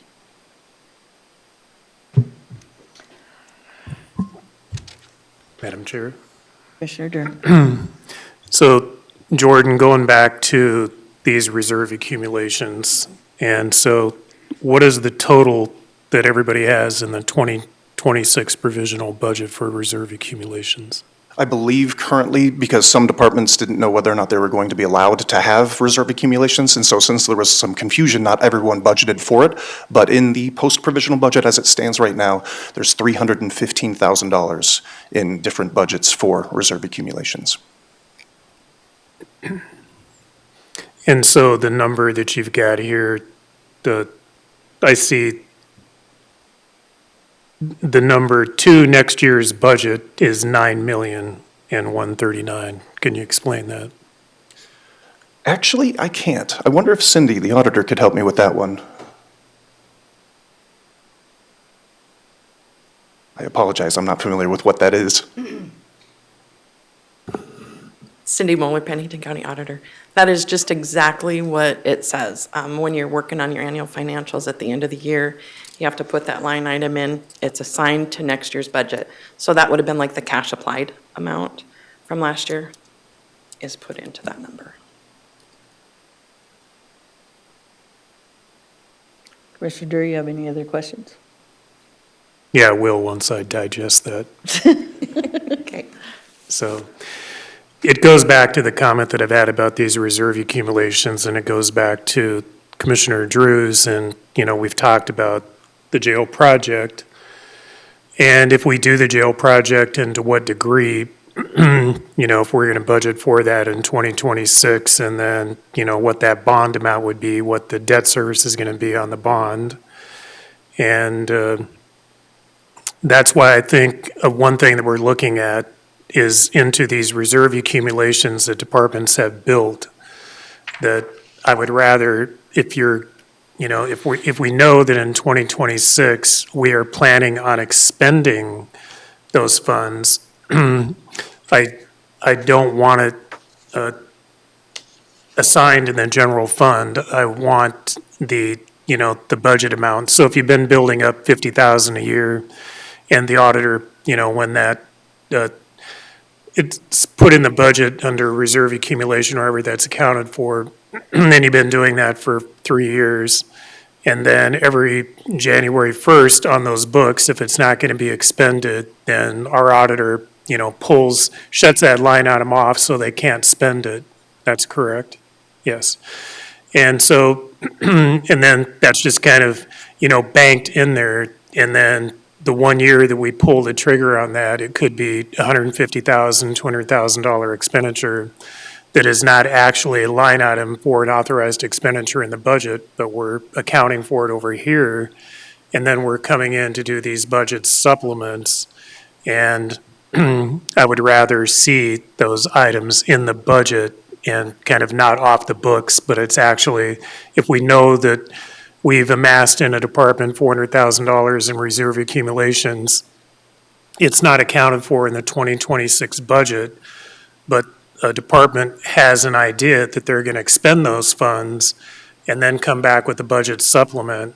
I do not favor those budget supplements. I would like to know what that, so I would like to know in 2026 what projects that this reserve accumulation would be expended on, because it's not going to show up in the budget as an expenditure the way we're currently doing it.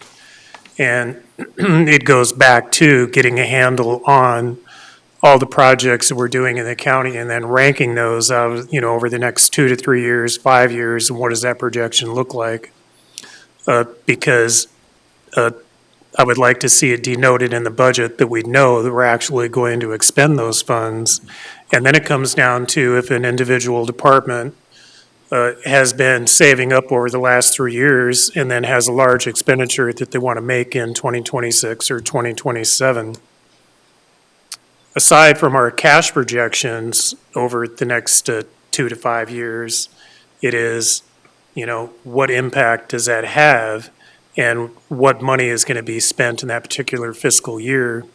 And then tie that to, what other projects do we have, for example, the jail project. And so I would rather be extremely open, putting those as expenditures in the budget and then having that conversation that these are all the funds that we plan on expending or the requested expenses for 2026. And because again, you might not have, Jordan got a submittal of a reserve accumulation, but maybe somebody has built up that reserve accumulation in the books assigned to the general fund, and then they plan on expending those in 2026, and that skews the numbers that we're looking at, for me anyway. And I know that some of that is already in the 2025 budget, that there's going to be some expenditures coming up. And, I know that this current fiscal year is not a budget that I would have voted on. But I'm not a fan of the process of these reserve accumulations. I would rather see this actually in the budget or getting back to, there's other ways to do this, but actual expenditures that we know that we have approved should be in the budget, not that we've built up a reserve accumulation. The budget expenditure doesn't show that, and then we're going to go into the 2026 fiscal year in June and supplement an individual budget by 50, 100,000, 200,000, and you look at those reserve accumulations and how they're being expended and the budget supplements, you're passing a budget that is 120, 122 million, whatever, and approved budget, and then at the end of the year, you have supplemented that budget anywhere from, $3 to $8 million. And those are just some of the discussions, to go forward. And echoing what Commissioner Drews has asked for, I would like to see the jail project and some of that information on the 16th agenda. And I know, Davis, that I know you've got things to get ready, and I don't see the sheriff in here, but.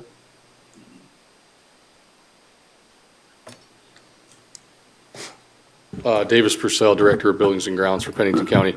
I can speak on that real quick. We just received the final budgetary numbers from Skull last week, and then I had sent those off to Colliers, who is our bonding people, and we have not received that back yet. That's the reason we did not want to rush this and bring it to this meeting. I do not know why the agenda item ever got removed, because we'll have a discussion about it any time. But we are waiting for those final numbers on what the actual bond payment and levy impact would be, and we will have those for the next meeting. So, and any other information you guys want on that project. Okay, and the follow-up to that would be, we're not going to know what the bond amount's going to be because I'm not sure that we've had commitments. For example, I haven't heard any more, so where's Rapid City at on their 30 million? Correct. It'll give us an idea is what it'll do. I guess I don't know what kind of communication the sheriff has had with the city since that time, so I don't want to speak on that. I'm not sure. I do know Custer County was all in. Still not sure about Fall River County or the city and where they stand. So, but it'll give us an idea of potentially what that bond payment could be if we don't have any money coming in from either of those sources. So. All right. Those are my comments. Thank you. Madam Chair. Commissioner Drews. So I have a question for either Jordan or Cindy. Relative to we bonded previously for the jail infrastructure issues that we have. How much money do we have of that? Great question. I would really appreciate it. Thanks, Cindy. Thank you. Any other questions or comments? So for me, the non-mandated to cut, we've done it before. We've had to do it before because of budgets. And people usually have an understanding that we need to do that in order to balance our budget. So it's not been the first time. The mandated projects, I'd like to know if the amount that we're giving them, Jordan, do we have to give them the full amount? You already know by contract when those contracts are up, and is there any other area that we can lower it if we need to in other areas that are mandated? For new FTEs, I think we've overdone the FTEs over the years. I'm not in favor of adding more FTEs. I think some of the programs, like the one today from the state's attorney, that was a great program. A lot of the other areas, like the school systems and stuff, they're doing that, and it's a smart way to do it.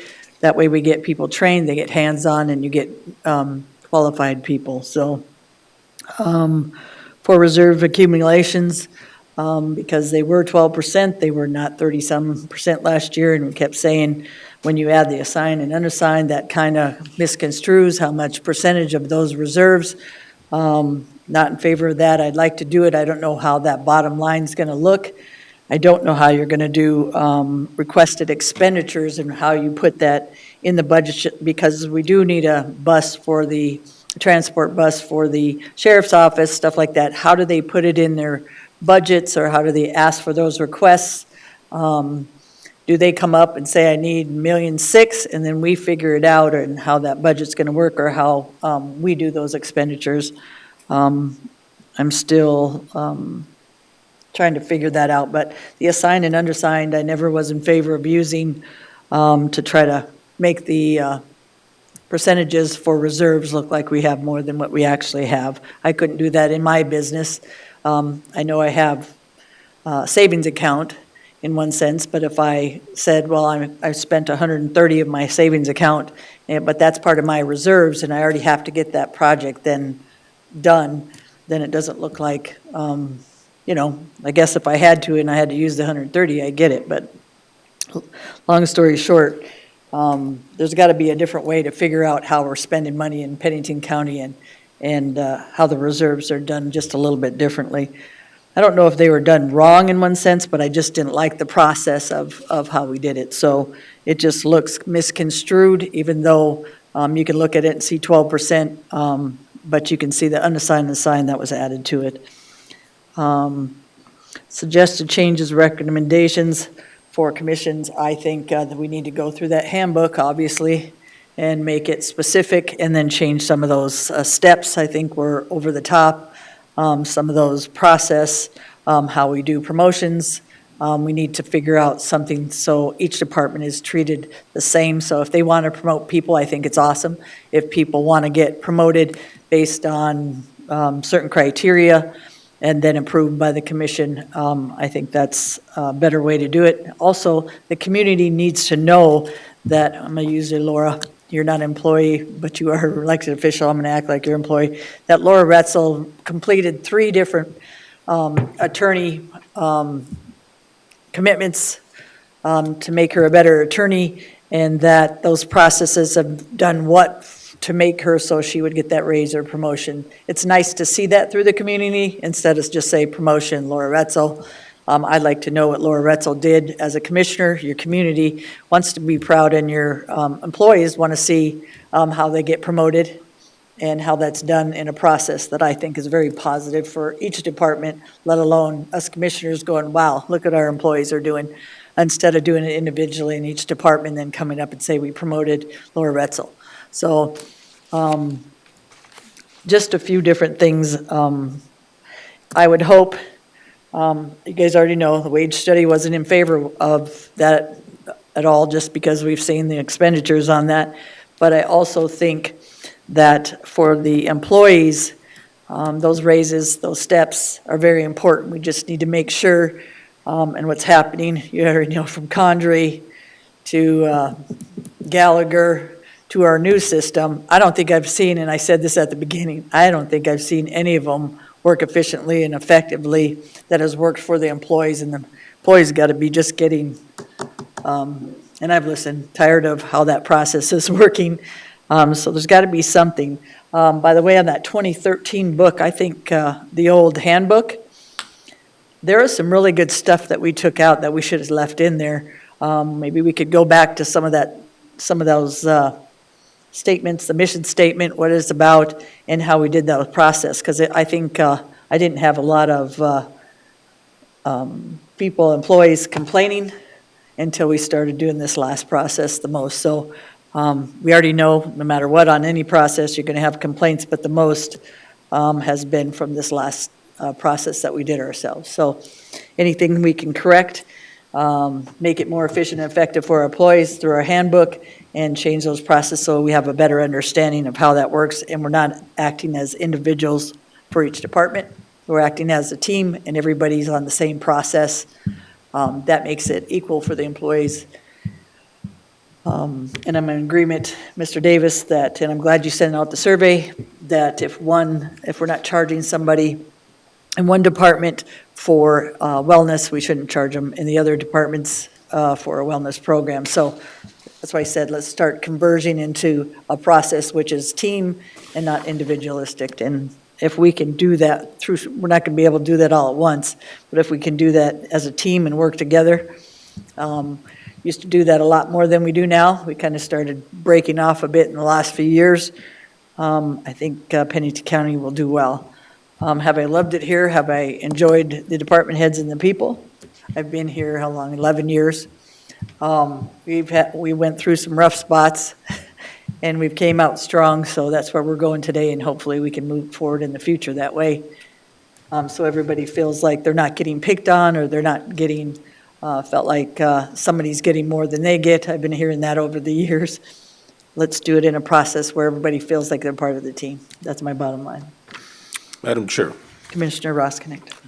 Jordan, on the provisional budget line item 454, grants to other entities, there was the requested amount was, at that time, was $2,080,560. What would that, has that number changed any since provisional to current? Currently, what I'm showing in the post-provisional under 454, grants to other entities, is $1,080,000. So it has gone down. Okay. Can I get a printout after the meeting, a breakdown of how that got to $1,080,000? Okay, yep, I can do that. Madam Chair. Commissioner Durkin. Will do. Our HR Director.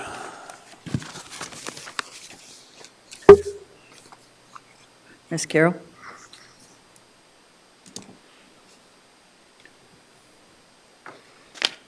Good morning. Almost afternoon. Carol Bancroft, HR Director, Pennington County. Should be an easy question for you. And Jordan, this will pertain to you as well. So I'm looking, so the personnel cost as submitted by departments is 73 million and change. And I think, Jordan, between you and Kenner with other departments and going through the rosters, trying to keep that updated, and then getting information from the HR office, you have got that number down to your budgeting 70 million and change, so it's a 3.2 million reduction? Roughly, Okay. yes. Yep.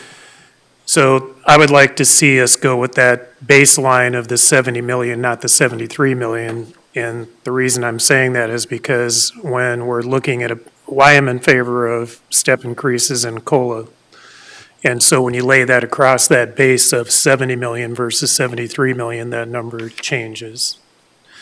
And the other thing to denote there is the positions that are listed as currently open. And I've mentioned this before, and what I would like to see, and I'm not sure how easy this is for you, but I've talked about it on and off for months. And that would be a 5-year history of fill rates by department. And so how easy is that going to get between now and the 16th? I'll have to work with Cindy on that because of the fact that we went from Springbrook to Tyler, and so I'm not 100% sure exactly what. The other thing that could be a difficult part for us is that the sheriff's office has not been using NeoGov because we could pull some of that from NeoGov for any of the public service entities, but the sheriff's office has their own, and so I'd have to work with them to understand how they've been tracking that as well. So to answer your question, it's not going to be easy, but it's not impossible. All right. And my comment related to that is when we get down to, 50%, 57% of our budget being personnel related, and when you look at the 5-year line items of expenditures and, and again, I've made a comment about it before, but there's been a surplus in some of the personnel costs that we've budgeted for has come way under, and so we're over budgeting in some departments on personnel. It's not going to be in the Register of Deeds office or some of those that are limited staff with limited turnover. It's pretty spot on. But it's going to be some of the line items that we're already addressing, which we have by policy related to overtime cost and how we're calculating overtime cost. And so, if we're budgeting $250,000 for overtime in a department and we're spending, 1.8, and then how are you able to make up that delta? It's because you have other open FTEs in your personnel line item that are not filled. And so as we get down to tightening the budget, and I think it's something to look at, so I'll circle the wagon here and come home, and that is I would be in favor of funding if we could come up and say that the fill rate in some of our larger departments has been at 95 to 97%, whatever that number is, that's actually what we fund. We don't fund 100%. That we build up our contingency a little bit and we manage that risk. And if somebody comes in and says, I'm fully staffed, because I think it looks like we're averaging about 50 open positions at any given time. And that number is what, Jordan? So if you're calculating 50, you had a number, I think, somewhere. $4.3 million currently budgeted for the 62 open positions that we have in our snapshot. All right. So getting back to, some of the comments, and for me, it's all about having the understanding to make these decisions and saying, I'm not into the reserve accumulation the way we're doing it. I would actually like to put that in the budget. What does that do to our, fund balances? And I'm not into, moving money into restricted funds. And we have to determine in some of these restricted funds that we're moving money out of the general fund into, what do we want that fund balance to be? I don't want restricted funds, this is me, carrying a high fund balance year after year after year. It should be married to their expenditures. And if we have to move money out of the general to make those expenditures, we do it then. And getting back to funding, if we're averaging and we're closing out all of our personnel costs for a fiscal year over the last 5 years, that might be a way to look at it as well. Is just say, we budgeted in the last 5 years, whatever that number is, 70 million over the last 5 years, how have we performed and where did we come in? Are we operating at 65, 67 million, 68? Hopefully not 71, 72, 73, but trying to get a handle on what that 5-year average is and looking at everything that we have and then making those decisions, getting back to Commissioner Roskinek's comments. And I understand, the mindset of about, the non-mandated we have and going in and making a deep cut the first year, but looking, at some of those cuts incrementally without shocking the system. But to do that, you have to have an idea as to what our actual financial costs are going to be.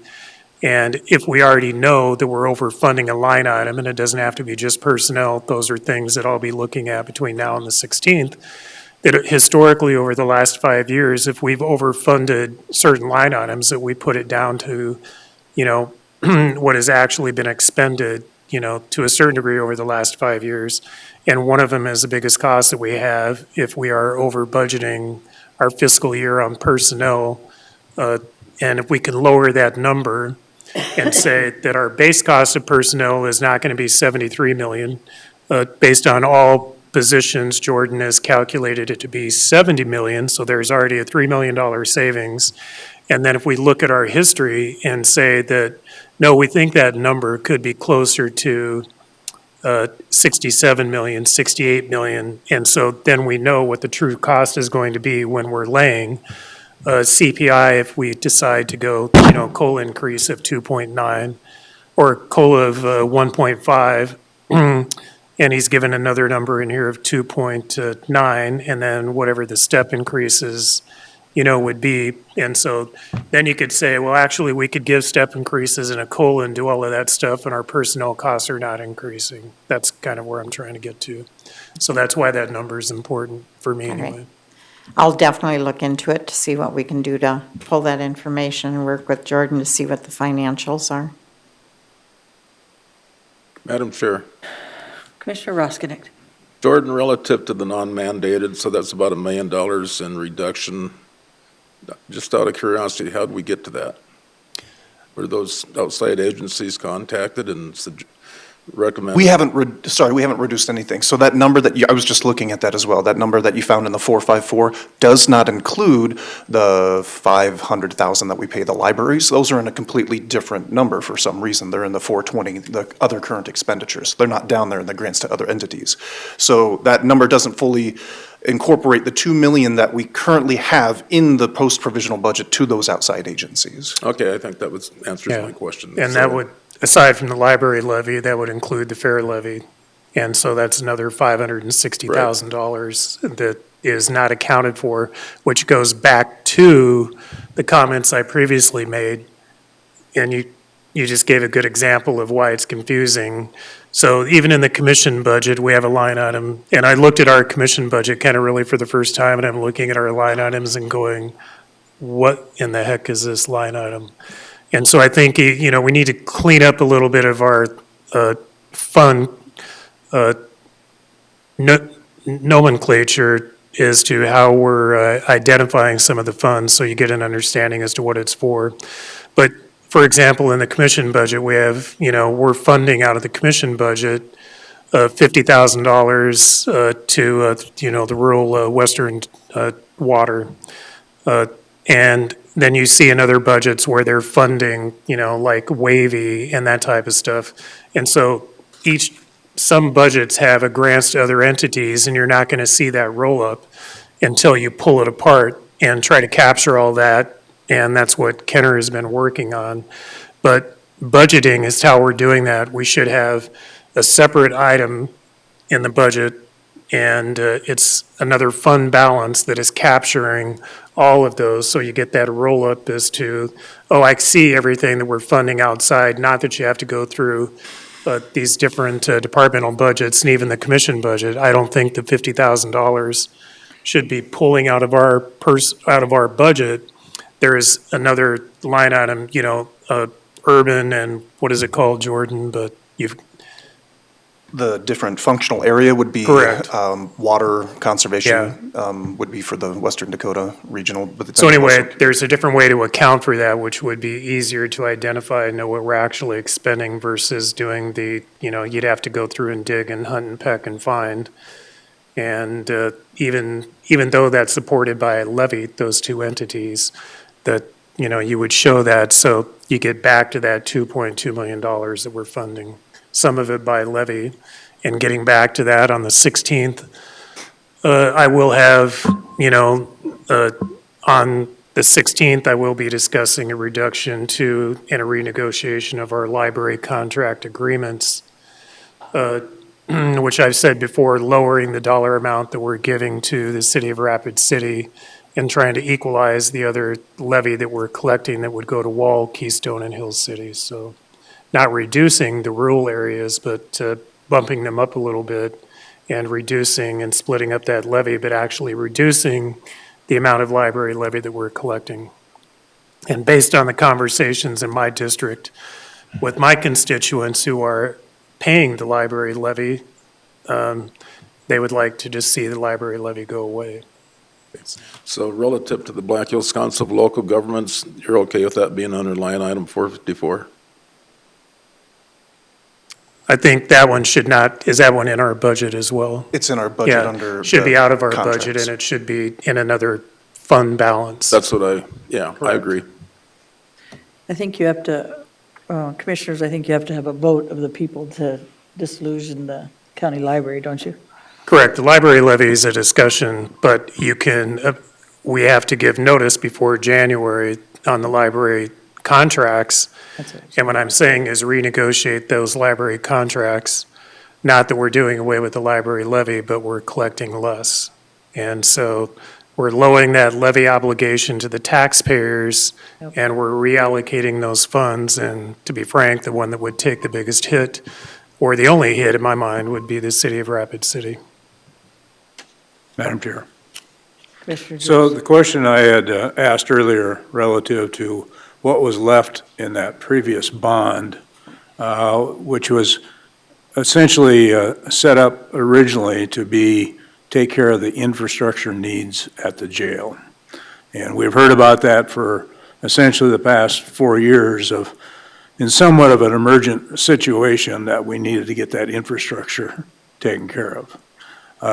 We've not made a commitment on that at this point in time, and I'm hopeful on the September 16th meeting that the information will come forward as to a timetable on that.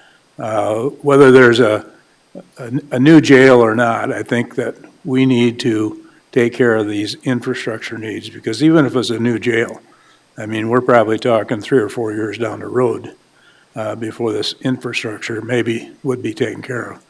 And my understanding is that there's a bigger need than waiting that long of a period of time. So Auditor Cindy has told me that there's about $35 million of that bonding money remaining. And the last estimate, I think, still was between that, around that $32 million that it would take to fix that infrastructure. Mr. Davis.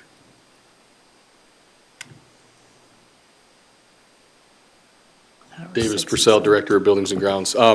So it's really complicated and complex to say the infrastructure alone will cost that much.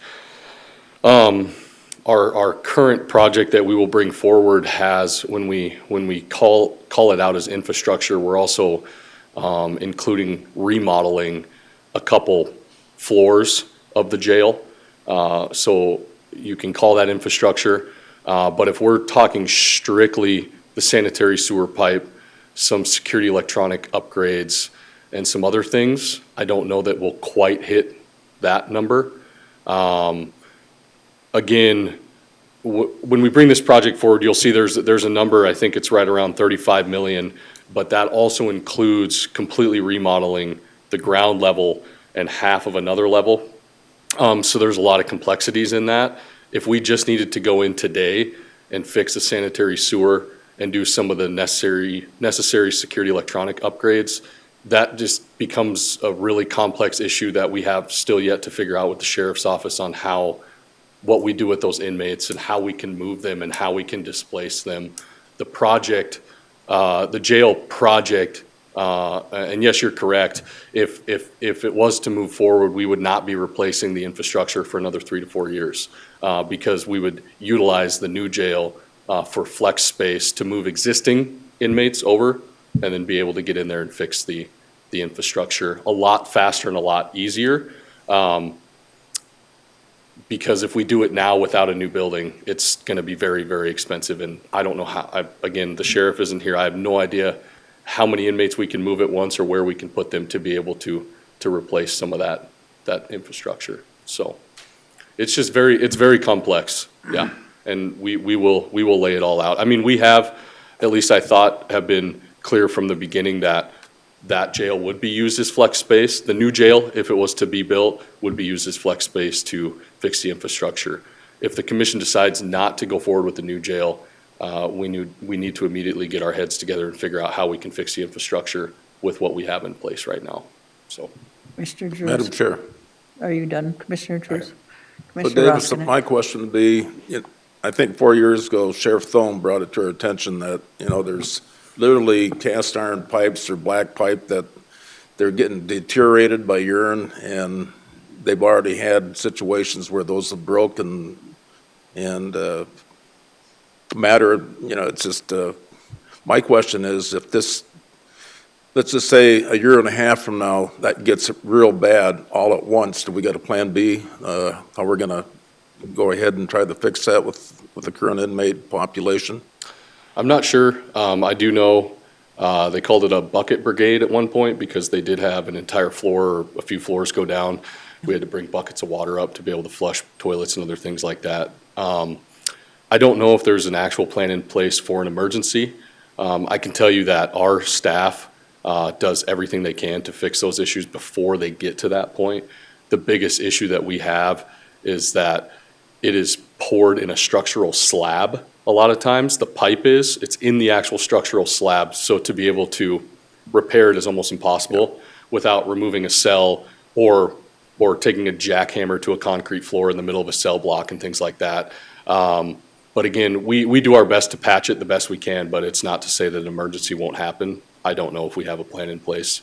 If something was actually to break an entire facility down, I doubt we have something that. Yeah, hopefully that doesn't happen, but I think time is of the essence that we go one direction or the other and try to have some type of a game plan if that ever did come to fruition. Yeah. So, what year did we get the bond? I know it was a $45 million bond and we could spend 42. I can't remember if that was 2020, 2021. I think it was 22 or 23. Yeah. Yeah, I know it wasn't 23. I thought it was 21 we voted to. I believe it was a 2022 issue was the new money that we had done. I think the ones we had done before that were the refinancing bonds. Okay, that's where we save money on the refinance. So on the jail discussion, I've been here 11 years, and Cindy knows because she's been here as long as me. This sewer issue has been around for the cast iron pipes. Security system, of course, that, process changes every few years. I don't know if it's every 5, every 3. So that's a given that you're going to have to upgrade. But we have $42 million to start. It was supposed to be used for the jail. We used it for everything else. And again, I'll keep saying, it's been real bad, Ron, for a long time. And we just kept putting it off. And same with the roofs, and look what happened. We ended up spending another $1 million on roofs. So for me, the main thing is to get the cast iron pipes and the security systems done and see how we work on making that process for the jail in the future something that we can work on. I don't think we're going to be able to come up with $168 million to do a new jail. I think we're going to have to use some constructive, however you say it, processing in order to do what we have to do right now. We've seen where our budget's going. And it'd be nice for the update, Mr. Davis, on what the city's doing with the $30 million. I know they're spending on different areas as well. I don't know if we are their priority at this time. So I can't say I'm for or against a jail, but I am for fixing the jail and the needs of that jail for the system, for the sheriff and their employees in order to work in a safe environment, for one thing, and not have to deal with bringing buckets of water up again and stuff. So anything for their security of the electronics is a given. We already talked about health safety, what that means. So hopefully next meeting we have more of that process and we can have a real discussion on numbers and real discussion on what the sheriff thinks as well. I mean, this is his project. I always like to support the first responders in any way we can, but we also have to have that money to be able to move forward on what he was thinking as well, so. Healthcare Trust Board, that 3% increase, that might not hurt some people, but not everybody's making $100,000 a year. So anything we can do with the help of that Healthcare Trust Board, that's our employees, that's team. I know everybody doesn't get healthcare benefits, I understand that, but the ones that need it, I think that 3% is huge. So anything that we can help that and how we make that efficient and effective for all employees that take that, I think is a good thing.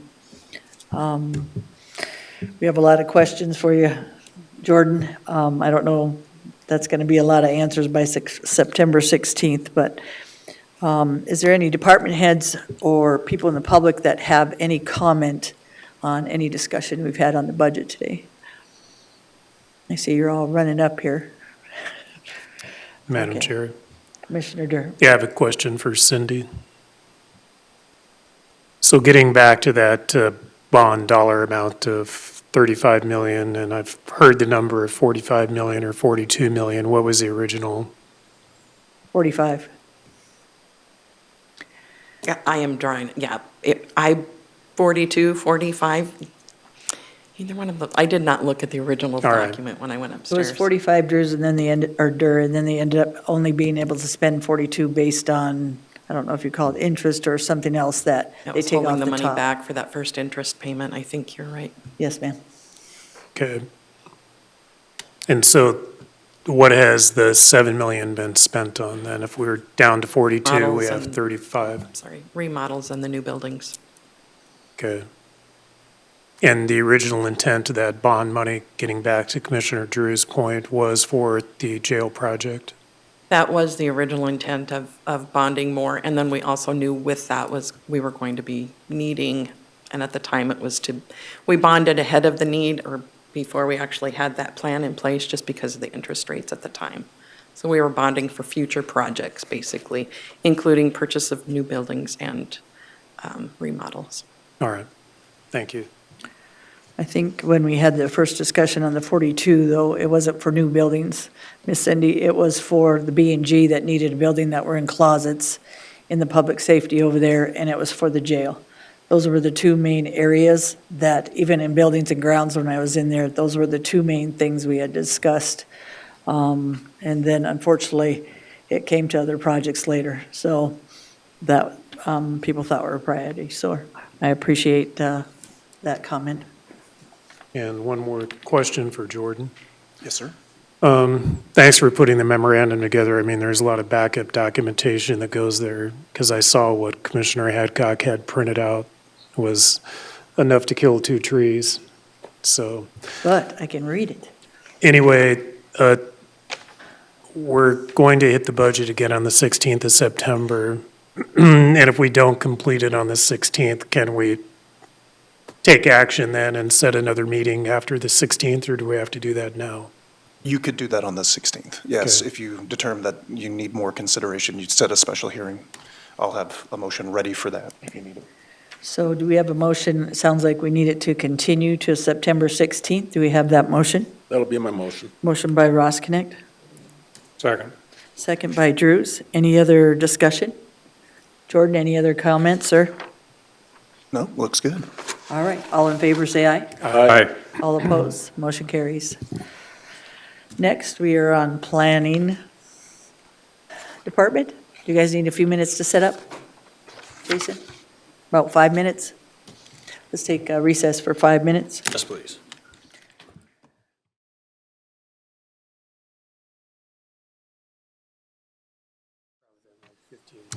let's go to planning and zoning, Miss Brittany. You want me to read the consent, Miss Brittany? Yes, please. Would you announce your name first? Oh, yes. Actually, I have a name change. I went back to my maiden name, so it's Brittany Hand, Planning Director. Brittany Hand. Hand. Yep. Thank you, Miss Hand.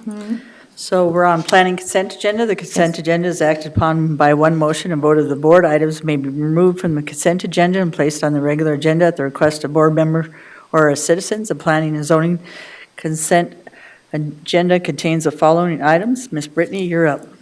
Sure. Item A is preliminary plan COPPL 25-0009 for GJH Ranch LLC to subdivide and create Lot 1 of Sagebrush Acres. And staff and the Planning Commission recommend approval of COPPL 25-0009 with 4 conditions. Item B is preliminary plan COPPL 25-0010 for Laredo Holdings LLC to subdivide and create lots 7 through 12 and reservoir lot of Block 10 and Lot 1 through 2 of Block 11 and lots 1 through 5 of Block 12 of Sunset Ranch subdivision. And staff and the Planning Commission recommended approval of COPPL 25-0010 with 10 conditions. Thank you, Miss Brittany. Do we have a motion to approve the consent agenda, A and B? So move. Moved by Drews, Second. second by Dur. Any other discussion? All in favor, say aye. Aye. All opposed, motion carries. Number 18A, public hearing of ordinance amendment 0A 25-15.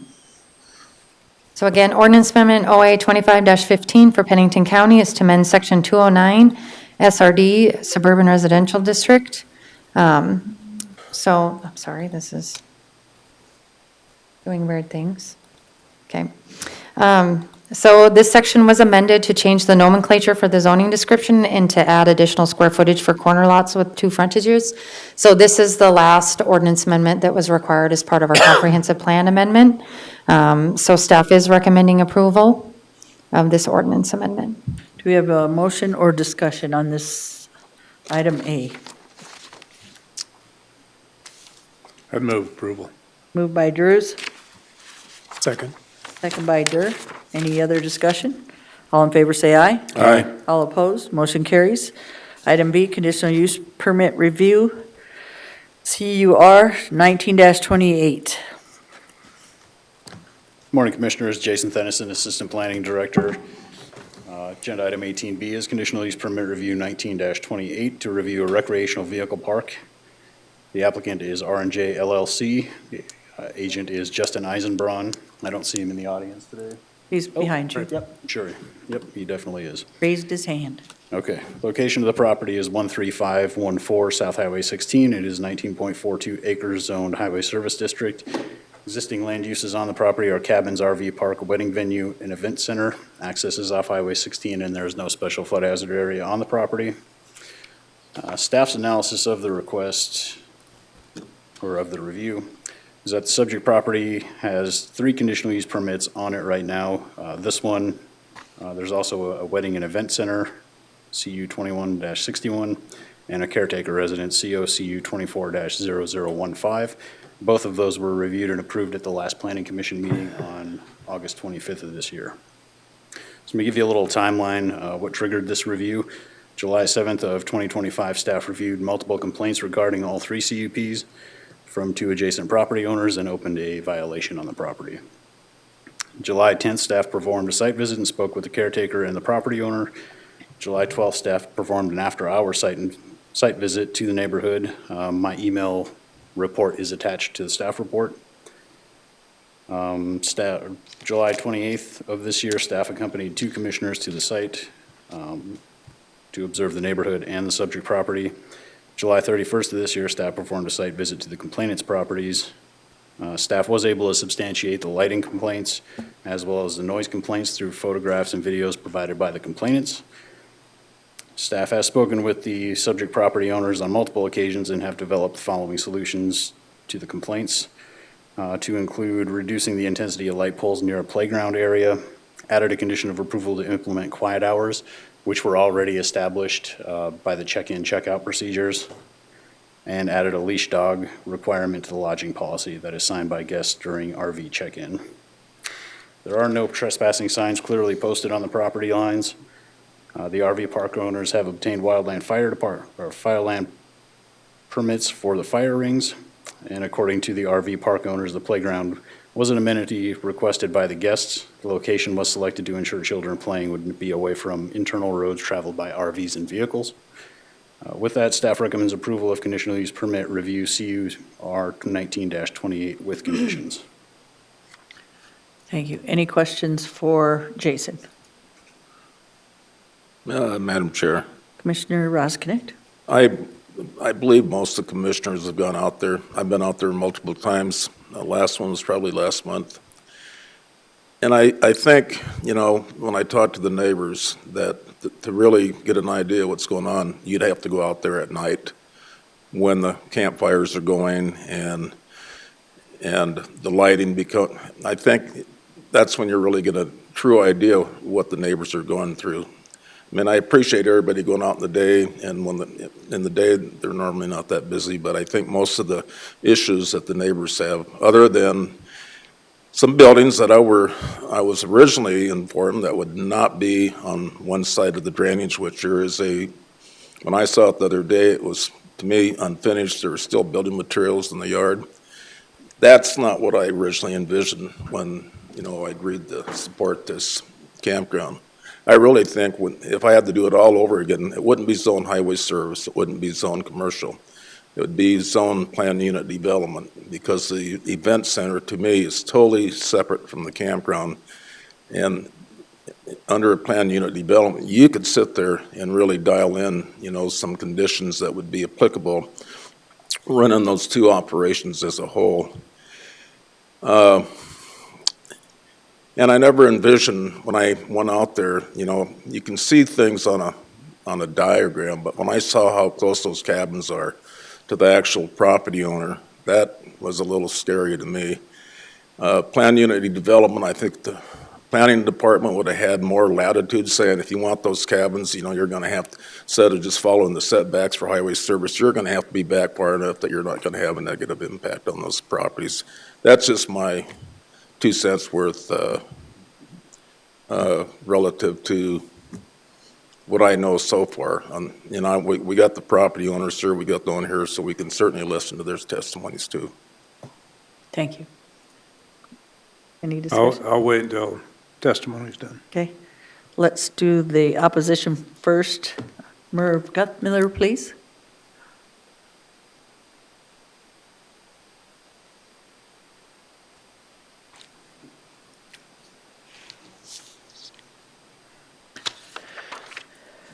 Merv Guthmiller. I live at 23738 Pine Haven Drive, along with my wife, and I have a disabled daughter that lives with us. We've been there for 19 years, and we've enjoyed it a lot. We like the neighbors, we like the property. So what I'd like to talk about is CUP 1928 conditional use permit requires the owner to adhere to ordinance section 510. That's part of the, so criteria 2 in the 510 is the uses, values, enjoyment of other property in the neighborhood for the purpose already permitted may not in any way be foreseeable manner substantially impaired or diminished by establishment, maintenance, or operation of the conditional use permit. And what I'd like to talk on is the values of that permit. So the property, as you know, you've all been out there, so the properties are 3 to 4.5 acres. And the homes are upscale homes. The assessed value is, most of them are 800,000 to 1.4 million. And you know, when we have a 3 acre or 4.5 acre property, the distance between the neighbors, I use a rangefinder, for example, the distance between my neighbor and where Lon Buhner used to live, you guys remember Lon, next door? is 400 feet. That modular house right next to us is 150 feet. So it's kind of like, we moved out there to have the privacy and to have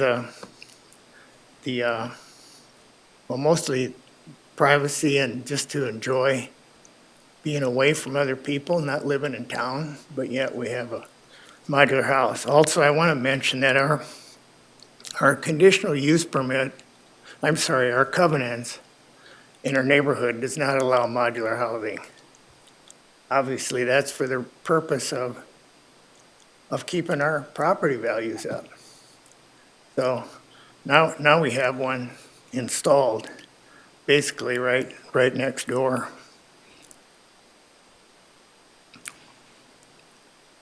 I said we probably will not determine how it will devalue our property. We really won't know until another home is sold adjacent to a campground and that value. You almost need to, I've learned this from talking to realtors, trying to get an idea of what it'll be, and each one of them had told me that. However, considering all these things that I talked about, you can assure it'll be substantial. It's going to even be difficult to sell our house, and I'm getting at the age where I'm going to need to downsize at some point. But that's a real concern for me. So considering that, and then considering all the things in 510 here, one thing I would like to see done that I think would help is a fence, put up some kind of a fence from property line to property line that would reduce the sound coming through there and also give us some privacy. So that would, I'd like to obviously have something to say about the height of the fence and the materials and the color, what it's going to look like when it goes in there. But that would really help, I think, if we could. Okay, then.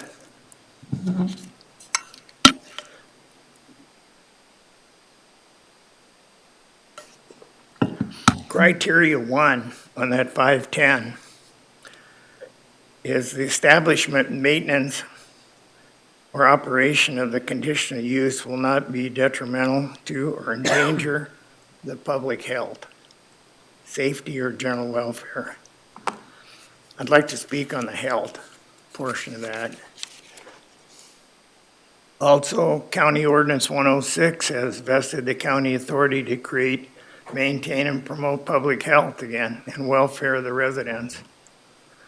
And I think, we've been here enough that my property, or mine and my wife's, is on the north side of the campground, right up to the fence of the campground. And probably also that our home has in-floor heat. So, as a result, we don't have air conditioning in the house. So we always open our windows at night and to cool the house down in the summertime.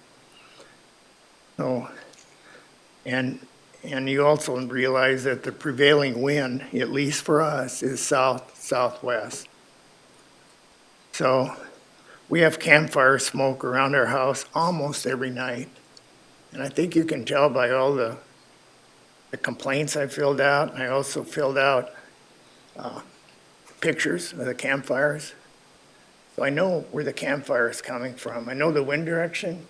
Get my nose in the wind, go walk right up by the campfire and get a picture of it. So it's not coming from Rockerville Lodge or from some other place in Rockerville.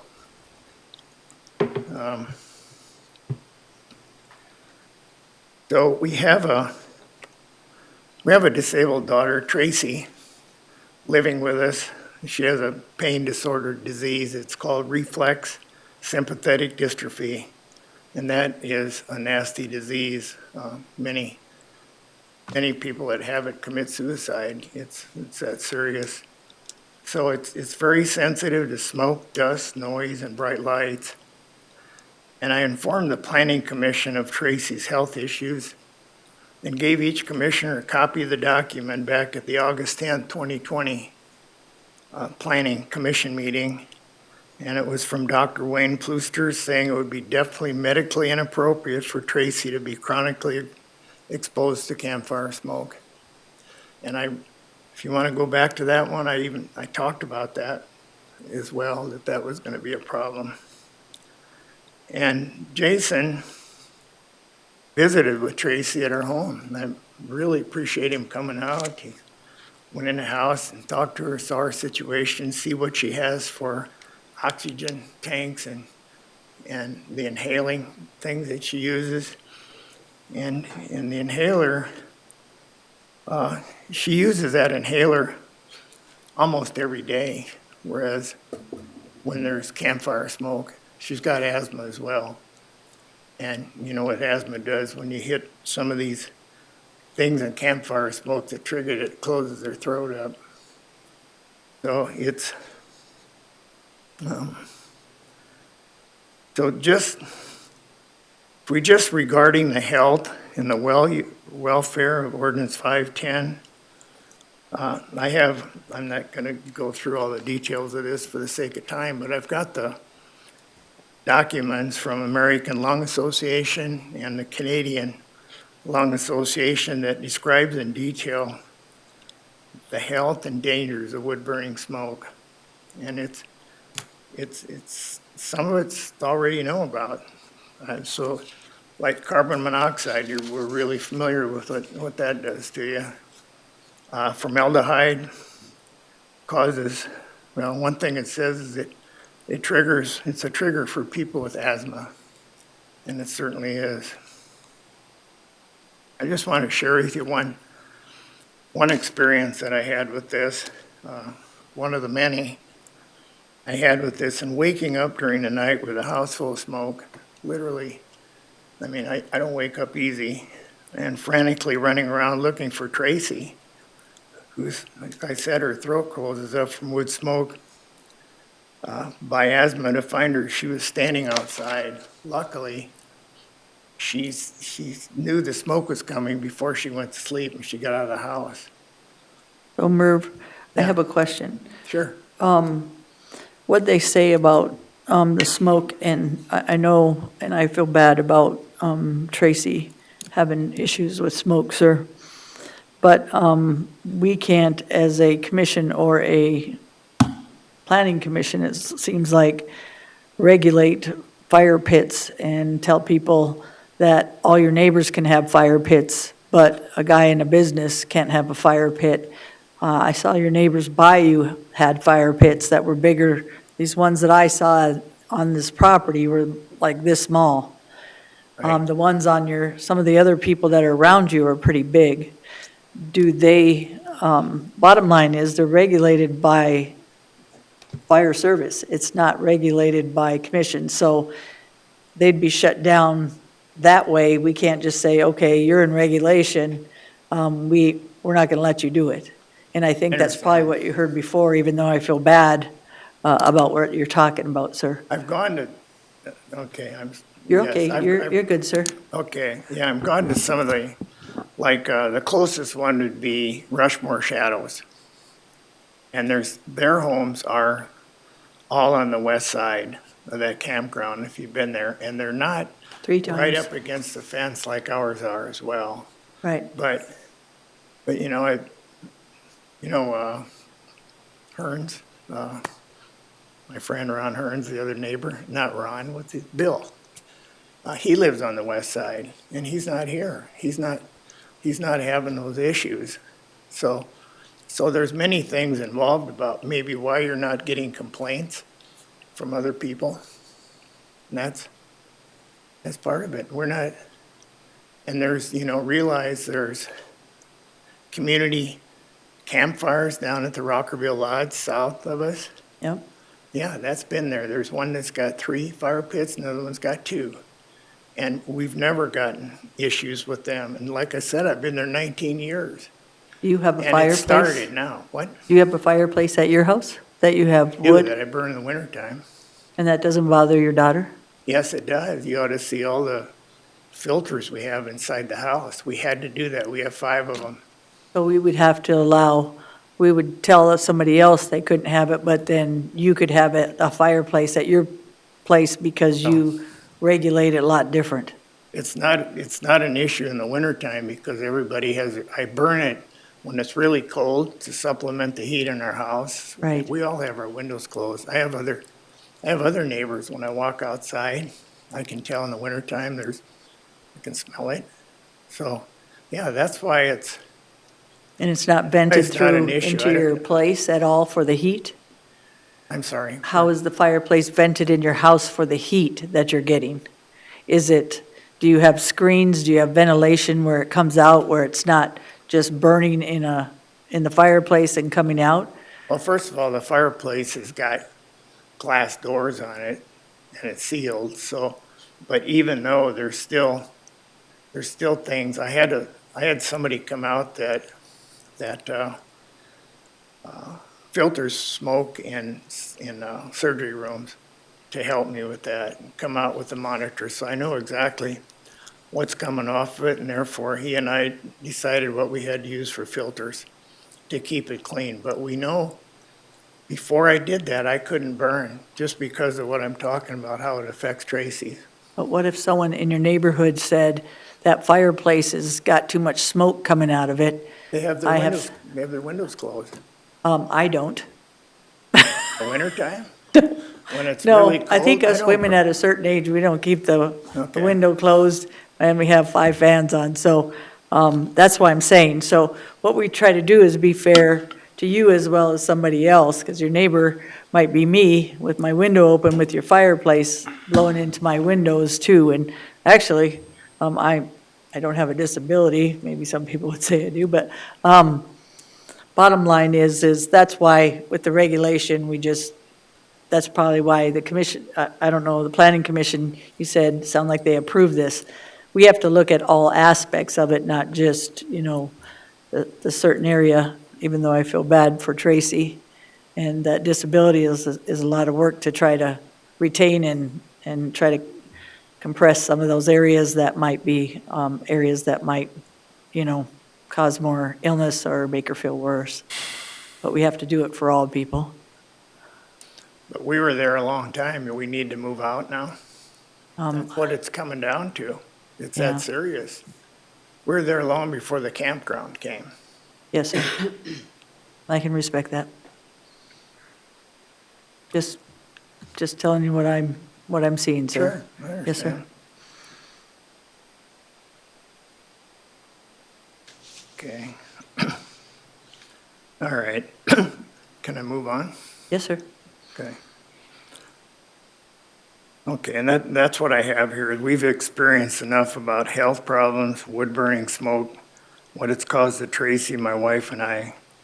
So we know we can't live with it. We just can't stay there forever. It says I visited with Justin, and I have to say, we were working along great as neighbors when this started, and I know that's what you always like us to do. So we're talking across the fence like friendly neighbors do, or cooperating with things, and as a result of that, he had said that this was before the campground was built. It says his response about the about the fire rings was that he'll not have fire rings on the campground. That was the first response. Later, when asking about the fire rings that now exist, he said he's going to burn gas in them. Now it's wood. The last time I sent him a text regarding the seriousness of the campfire smoke, his response was, I have a business to run. So when that happened, that's when I started completing the forms that are coming your way. That kind of ended the conversations that we're having.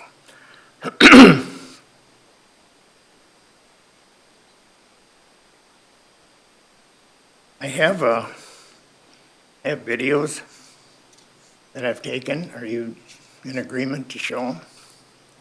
3 of them? Do we have the videos? I have them. Jason, by chance? Board, you would like to see the videos? Have them. I gave them to Okay. Joan. You're okay, is that Ron? Sure. Okay. Joan has them? Yes. We have links. Jordan, I see video attachments in the. Links in the. Yep. Give us just a sec, Murph, if you'd like. We'll show your videos. Pardon me? He's going to set that up so we can see your videos, Murph. Okay. Okay, sir.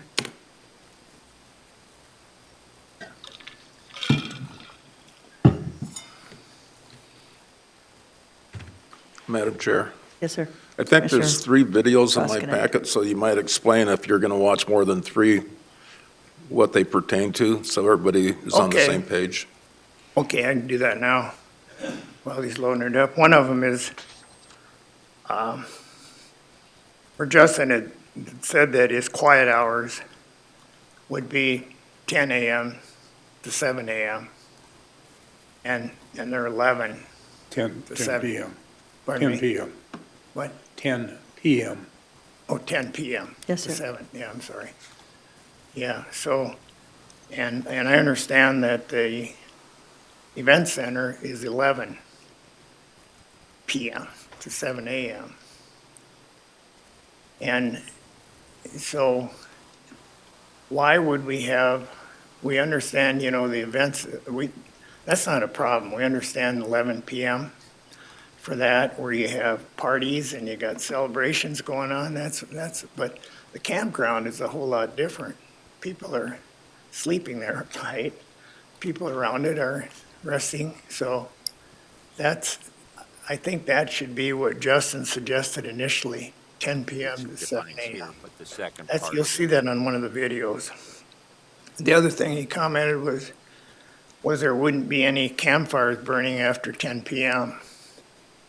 There's nothing in his website at all in the policies about when the campfire hours will happen. So you'll see that on the other video. I have several links here to Board of Commissioner meetings, and then are these video files the ones you're talking about here? Yes, yeah, probably would be. Oh, can't play it. Oh, that's not good. Jason, can you help? Corey, No. Corey has he's got a list he made calls to 29 campgrounds in the area to find out what their hours are. And we haven't found any that's 11 p.m. They're 10 to 7, some are 9 to 7, some go by when it gets dark. So, Mr. Murph, they voted on the wedding venue. Did the planning commission change the hours of operation? Because we're voting on the RV park today, not the wedding venue. That was already approved, if I'm correct. Yes, so we did change that condition of approval for the wedding venue. It was midnight, and we rolled it back to 11 o'clock. Okay, And I did add a condition of approval into this conditional use permit okay, to coincide with the wedding event center, so it's 11 o'clock. Okay. Was when quiet hours would begin. okay, thank you. Even though they're two different functions. All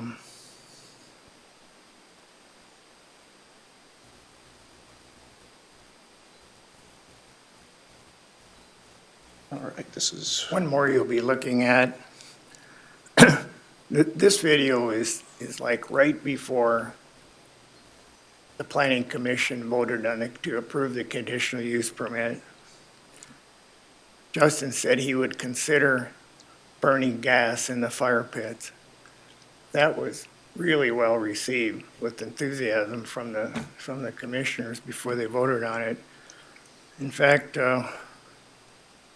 comment you'll see on there from Mr. Johnson's response was, fire pits have become big issues in a lot of areas. And I want to say it is for us. That will be on one of them as well. So nobody, including, even if we sell our house, this problem is gonna go on forever. It's not gonna end when we leave, and that's why it's crucial something's done. Hart Ranch has approximately 500 campsites. Rockerville Lodge has, I mean, they have campsites, and Rockerville Lodge has 29 rooms. They're close to us, and they all have community fire pits. They don't have a fire pit by every one of them, so we'd like to see something like this implemented near the event center. That's far enough away, it's out by the highway. They have a community fire pit instead of at every campground. I would hope Justin can work with us on doing something like that. That would be great. I don't know if we need to, I've kind of covered the videos, but if you want to see them, that's fine. I think everybody want to see them if we can pull them up. You also, I have a brain void here. What's our second part? Is there something to the effect of contacting? Oh, yes, the local, to give out the internet address or the local call numbers to see what the current day's fire conditions are. Oh, no problem. Yeah, there's a local number and an internet address so that your client could locate that to see whether the fire pit should be used. Yes, sir. Okay. And we would put up a sign, or, we're going to use the camp spot, like the person earlier, we would send out text saying, you cannot use fire pits if we're going to put them in. We're actually looking at putting gas fire pits in. So, Oh, you are? yes. Well, that's, the fire pit issue has become a really big one across the board in a lot of areas, so I appreciate that. Thank you. Any additional questions for Mr. Eisbaum while we got him up here? For Jason? Hearing none, the chair would address a motion Okay, we'll go on with another with one. those new conditions. So, Mr. Merb, did they, Mr. Miller, did they decide that they said no fire pits then? That day when they were making the motions? Go on to a couple more. So did they make the motion to leave the fire pits, or it looks like they didn't change the motion even though they had That's discussion? right, they didn't. Okay, thank you. Questions, because it may all be relevant to having your engineer. There's a drainage area on the north end of that property where you're proposing cabins right there. So that's a concern as to how you deal with that current drainage ditch, which appears to me to have been there for a long time. I was out there this spring, and when I walked that property then, that area appeared to be wet, recognizing this year has been a very wet year. So I don't know if that's abnormal for it or if that's normal for it being Look wet at you, through that Mr. area. Drews. Also, safety is a concern of mine as to getting in and out, getting turned around to go towards Rapid City with the units that you're talking about having there. So those are some of the concerns that I have. The cabins will actually be on the campground side of that creek. We're Pardon me? not doing that. The cabins will actually be on the campground side of that creek. They'll be on the highway side of that creek. We will not have anything going over that creek, that drainage.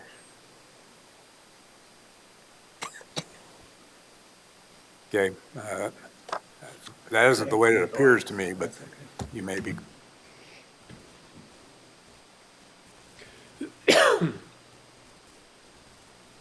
Across for directing traffic back to Rapid City. I was up there last week or about 10 days ago with a 1-ton dually 4-door pickup and a 42-foot trailer. Went into my property, turned around, came back, had absolutely no problem coming on to that approach and coming back into Rockerville. It's not the one, it's the 140-degree killer. They're not going to be using that one. That one is directly across from our approach. They're going to be coming back into Rockerville through that way and then going back to Rapid City. The line of sight there is Sorry, I started this one too tremendously soon. I better think this has with to that do with the approach time, than what their Pine time Haven hours, 10 PM. access is. It's Pretty at sure. least double what their access or what their line of sight is for that approach, if not more. It is a safe approach. We're gonna do everything possible to I make think that's this all it is. I don't want. as we don't nice. want All to right, take any more thank of you, your Jordan. time. That's what it is, but. Jordan, can you go to that last video and just leave that photo that depicts the layout of the campground, just Sure. so that we can kind of look at it as we go through this? I lost the link, but 1 second, I'll bring that back up.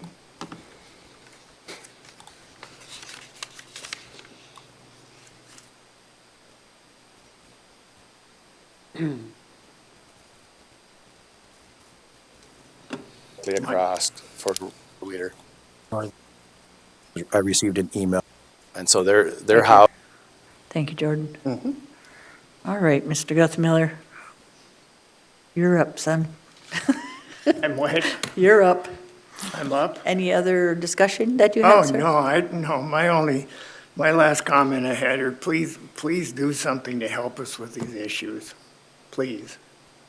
Yeah, we don't, my wife doesn't want to leave.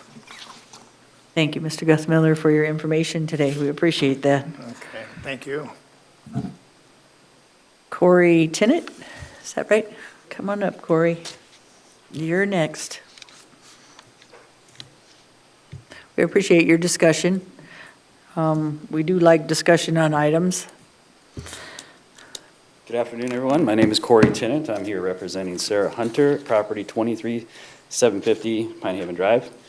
Thanks for being here today and appreciate your time. Thanks for the folks that did come out to Sarah's place to witness what we're seeing firsthand. I'm not here to actually shut Pine Haven down. I'm here because the community deserves fairness, safety, and accountability. Right now, I don't believe they have any of that. In regards to the quiet hours that were just being brought up, quiet hours are listed at 11 p.m., but doesn't reflect the reality of that too. Got to keep in mind when a wedding venue is done, there's people have to get to their cars, have to get back to their campsites, what have you. Recently, and I did have a complaint put in real recently, August 23rd, this is after the Justin had been spoken to by Jason. There was really loud complaints, and we did share videos. I hope you guys had a chance to review those. There was a party, basically partying going on Sarah's boundary, which she's the west end of the campsite or wedding venue, well into the morning hours. She finally fell asleep at around 1 a.m., and she could hear it clearly, plain as day, inside her bedroom. So to say that quiet hours are at 11 p.m. Doesn't always reflect what's really going on there. And really, and by the way, on that evening, the sheriff was called, and there's been times we've made those complaints and calls to the sheriffs. They're busy doing other things and they can't come out, and so they don't visit the property. And in that case, that instance, I don't even know if they showed up that evening. But the call was placed well in time for them to close things down. Wedding venues are a little bit different. He's got a campground, and we can respectfully say that 10 p.m. is kind of the norm for campgrounds. This place is not necessarily inviting campers, it's inviting partiers. There's going to be alcohol served at the wedding venue, music, and it carries over into the campground, and people gather amongst the fires and continue partying throughout the night. When I first had met with Jason, his recommendation was actually 10 p.m. to 7 a.m. in the morning. He did come out to Sarah's residence, and on that occasion, he actually said it should be 11 o'clock in the evening. So I got a different time from him at that point, and it'd probably been a month or so past from my original discussion with him about that. I reminded him that he had originally said 10 p.m., and he said, well, let me check into that. I'll see what other campgrounds are doing. I don't know if he did, but I went ahead and called around myself, got in touch with 29 different campgrounds in the Black Hills. Everyone's enforcing a 10 p.m. quiet hour. That's, I believe, in your packet that you have or had been given. Most of these owners that I visited with live on site. They're not needing to hire security, and most all of them had said they have not had an issue with campers being loud. It's just kind of apparently community amongst campers is they respectfully understand what quiet hours are, and they all know that, and they don't need to just be told that. But usually it's when dusk occurs that people kind of start quieting, is what I was gathering from these people. There was one guy that went as far as, because I explained to him why I'm calling around, because we live next to a campground / wedding venue, and he went as far as to say, is that all you need? You just want to know our hours? I said, yeah, basically that's it. He said, well, I also want to tell you that I actually have a policy in place for anybody that shows up past 9 p.m. They can't set up because they're loud and they're going to be obtrusive to the other campers that are within that campground. So he shared a little additional information. I thought that was good to know. In my thoughts were that the wedding venue should actually be shut down prior to the quiet hours because, again, people need to have the time to leave the venue, get to their campsites, get to bed, or in this case, quiet down, because that's what should be in place. But to say they should be done at 11 p.m. when campgrounds are at 10 p.m., it's very conflicting, I guess. And mainly, I guess what I think in this is, and this is what's been brought up, I've been bringing up, is I don't know why a wedding venue that has an 11 p.m. Schedule should override campground standards. Campground is not part of the wedding. It should be enforced to ensure late night noise. It should be consistent, again, with the other, every campground in the Black Hills are doing already. Next, I'm going to bring into oversight and enforcement. Rules don't really matter without oversight, and right now there really isn't any. That's what I've been experiencing. Dogs off leash have been a problem since that place opened. Only this year did we start documenting it, and I'm not documenting every time I see a dog off a leash inside their venue. The neighbors have seen it as well.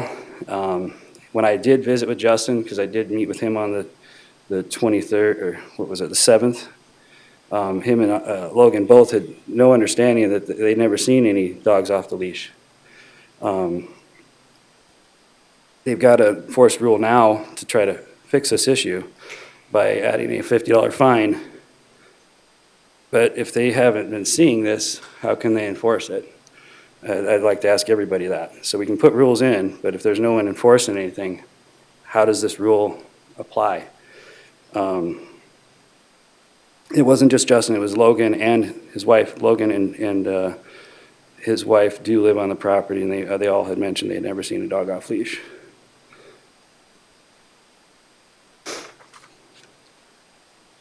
Basically, what I'm trying to get to is the campground's running itself. There's no oversight. As if you don't see an issue, how can you possibly enforce it? The other thing that we did experience is they were told early on when we originally filed these complaints, there was an agreement between Justin and Jason that they'd start shutting the doors during the wedding venues. There's been a few instances where those doors are being opened throughout the evening, and sound is obviously coming out to the neighborhood and impacting homes. Sarah had explained that to me just this last weekend. After that got put into the most latest update to the conditional uses reports that's actually written in now, she had said that I wasn't there that evening, but she said she could hear sound once again. So again, there's no oversight. There's no one that's actually there enforcing these rules. When it comes to the fires, how do we check that what's being burned? Whether they're being extinguished at night? Do the guests even know these rules? When Wolfenbach was out, this is something that was interesting. I'll bring this up to everybody's attention. But Wolfenbach had read the CUP conditional usage report, 19-28. It was number 16, line 16, that's said the applicant shall provide the phone number and/or internet address to clients regarding current state fire condition as pertained in the use of the fire pit. It was also just mentioned in that video, actually. That was removed. If you look at the current conditional usage report, it's gone, and I wonder why. When Wolfenbach was on site, he actually, when we were walking back to Sarah's house, because we were at Merv's place, and when we're walking back, he happened to just walk off path and on his own, didn't tell us what he was doing, and happened to visit with some folks that were camping there, and asked him, and we didn't know what was going on. And they went into their cabin, came back out, and nothing with them. Wolfenbach gets back with us because we went back to her house, and he says, I was just checking to see if they had been given any information on this fire that this fire pit. And this lady happened to be a fire marshal from Sweden. So I thought, wow, the irony there. Anyways, they did not get provided anything. And so, of course, if anybody in fire would understand if they did receive that, I'm sure that would kind of perk her ears just a little bit if she heard something about fires. It was never provided. And now, in the newest conditional usage report, the line 16 was removed and replaced with quiet hours will be from 11 p.m. to 7 a.m. So that was a breakage in that, and now it's gone. It was in a video. So it kind of leads into, again, this campground's governing itself. I don't believe the staffs are doing nightly check-in. As mentioned, Jason had said that it was written in one of his reports I read that Logan does a nightly check-in every night at 10 or p.m. or something. This wedding venue that was on the 23rd, just speaking on the most recent, there's been so many, but just most recent when they've already been kind of told that we need to, kind of start quieting down, that party was definitely going around 10. And then in the video, you could, if you did watch the videos, you could hear some guy hooting and hollering at like 10:30.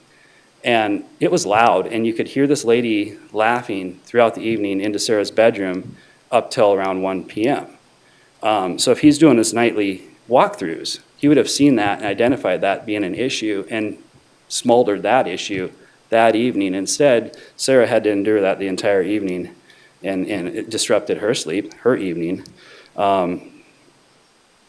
I guess what I'm just trying to get to is we would hope that they could require some designated on-site management during these events and campground hours with documented check-ins and accountability. Next would be the privacy, fencing, and security. Again, it was documented with Jason's on-site visit that there was sufficient greenery coverage. And I did have, when I was talking to Justin about it as well, I pointed out, he's like, well, we have all these saplings, these planted trees, there's so many of them, and I can't remember the number if it's inflated or not, but regardless, they're saplings. They offer no buffer now, and he knows that, and I think anybody that's out there on the site could see that there's plenty of open space and greenery between his property and Sarah's boundaries, and Merv's as well, speak on that as well. Anyone inside of the property would notice that. Privacy only would come from a fence. And in fact, her privacy is restricted on one area, corner lot. I don't know if the people that were on site could actually see that. I don't know if you could really notice that from Justin's side, but she did put up a fence early on. And that's where she does gain some of her privacy, but there's other parts of her property that she uses regularly that did not have that privacy, and I don't believe we could put that privacy in unless Justin were to do it on his side, just of how the property line is mainly the garden, and yeah. The other issue is security. We've had concerns with that. We've had trespassers that we've seen. There's theft on the property. Even one of the neighbors noticed people cutting trees or wood off of her trees to burn. They saw him literally cutting them and then going over to his campsite and trying to burn them in a fire pit. So we're kind of, the fence wouldn't just provide privacy, it would also provide security. I even shown Justin myself, because I said this fence you've got in place is not going to be sufficient for keeping people from stepping over boundary. And I quickly walked over it, and he kind of didn't have much to say on that. And nothing against Justin, honestly. He's a nice guy. But I think a hardened fence that's tall enough so people couldn't scale it would be the better approach for this. And in fact, Justin did say, he'd be willing to put that in at some point, but it might take a few years to put that in. Our concern is not in a few years. Our concern is today, obviously. And I do appreciate that, Justin, by the way. I really do. With regards to the campfire smoke, Merv had spoken, with Jason being out there, and I was actually in the presence of that.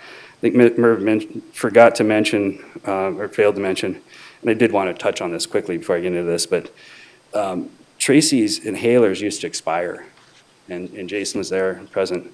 They used to expire before the campground went in, and now she's using them daily. And I think that was a big lead to me of how these campfires are impacting her health. In his report, he mentioned that there's faint smoke in the hills. What we're addressing is actually the thick localized smoke that's coming from the actual campfires that are on the actual property lines. It dissipates over time, of course, but once it gets into their place, it's really a concern. So he'd said that he could smell the smoke from the reptile gardens all the way to Hill City. I think that's just a faint background odor that he was experiencing, and that's not what we're referring to at all.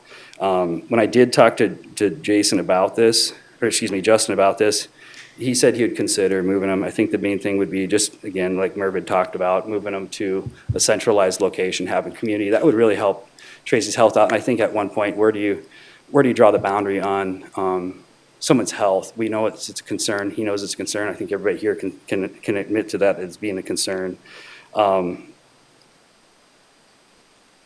The other thing that I would mention that Jason argued with me about, and I think Commissioner Durb brought it up as well, but there's, if you remove them from that area, the RVs do have grills as well. But I think the biggest thing for that would be, if you're burning gas, it's odorless. We're not really making that the issue. It's more of just the smoke that's being emitted from it.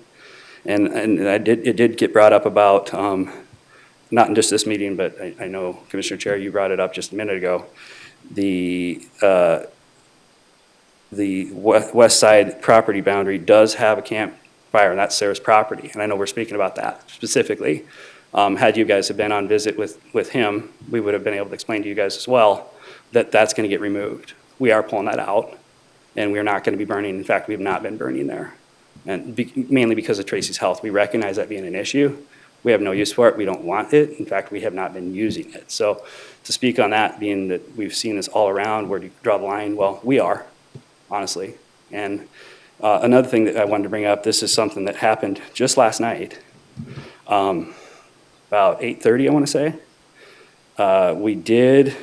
We were outside, and there was smoke coming over to her property, and it was the Rockerville Lodge.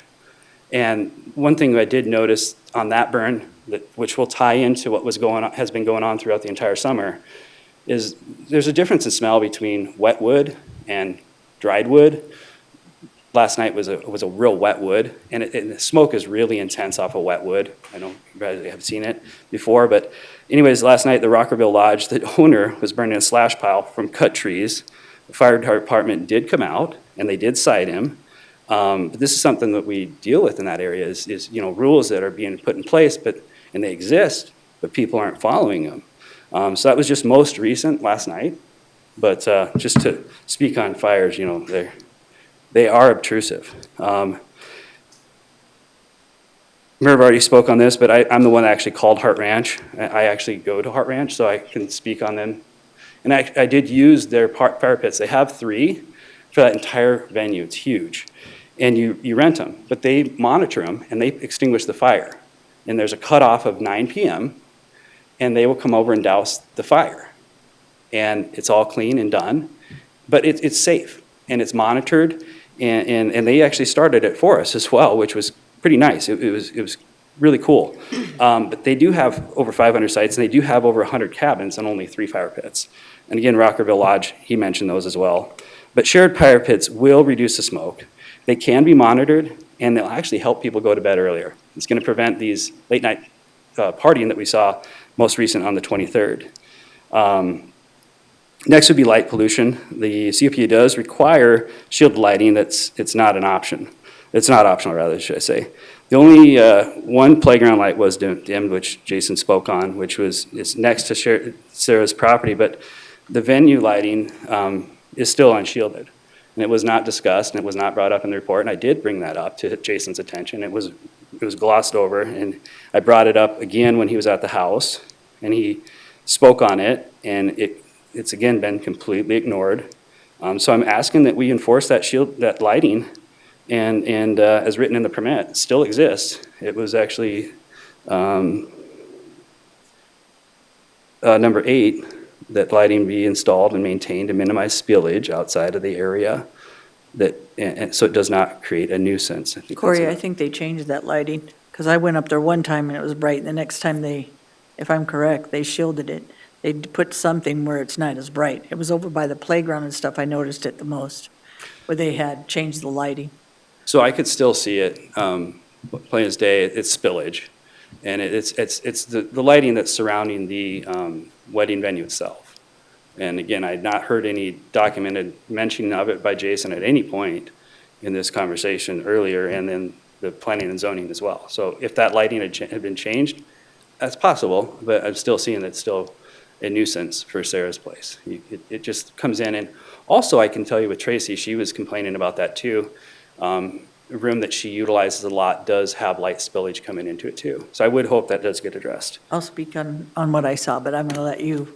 That's fair. Yes, sir. Thank you so Yes, sir. much. Thank you. And were you there in the evening, late at night? Yes, I went there during the day, then I went there in between, and then one of their caretakers came out later, because I brought my husband, he's a builder.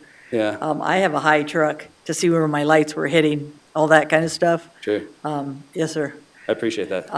I drove around your neighborhood a little bit to see So after hours then? issues, different times. Yeah, just in case I was missing something, I seen. Cool, I'll cool. tell you what I yeah, appreciate Corey. it. Yeah, no, Yes, for sir. us though, it's still an issue. So again, I hope that you guys can address that being a concern as we've had. Yes, sir.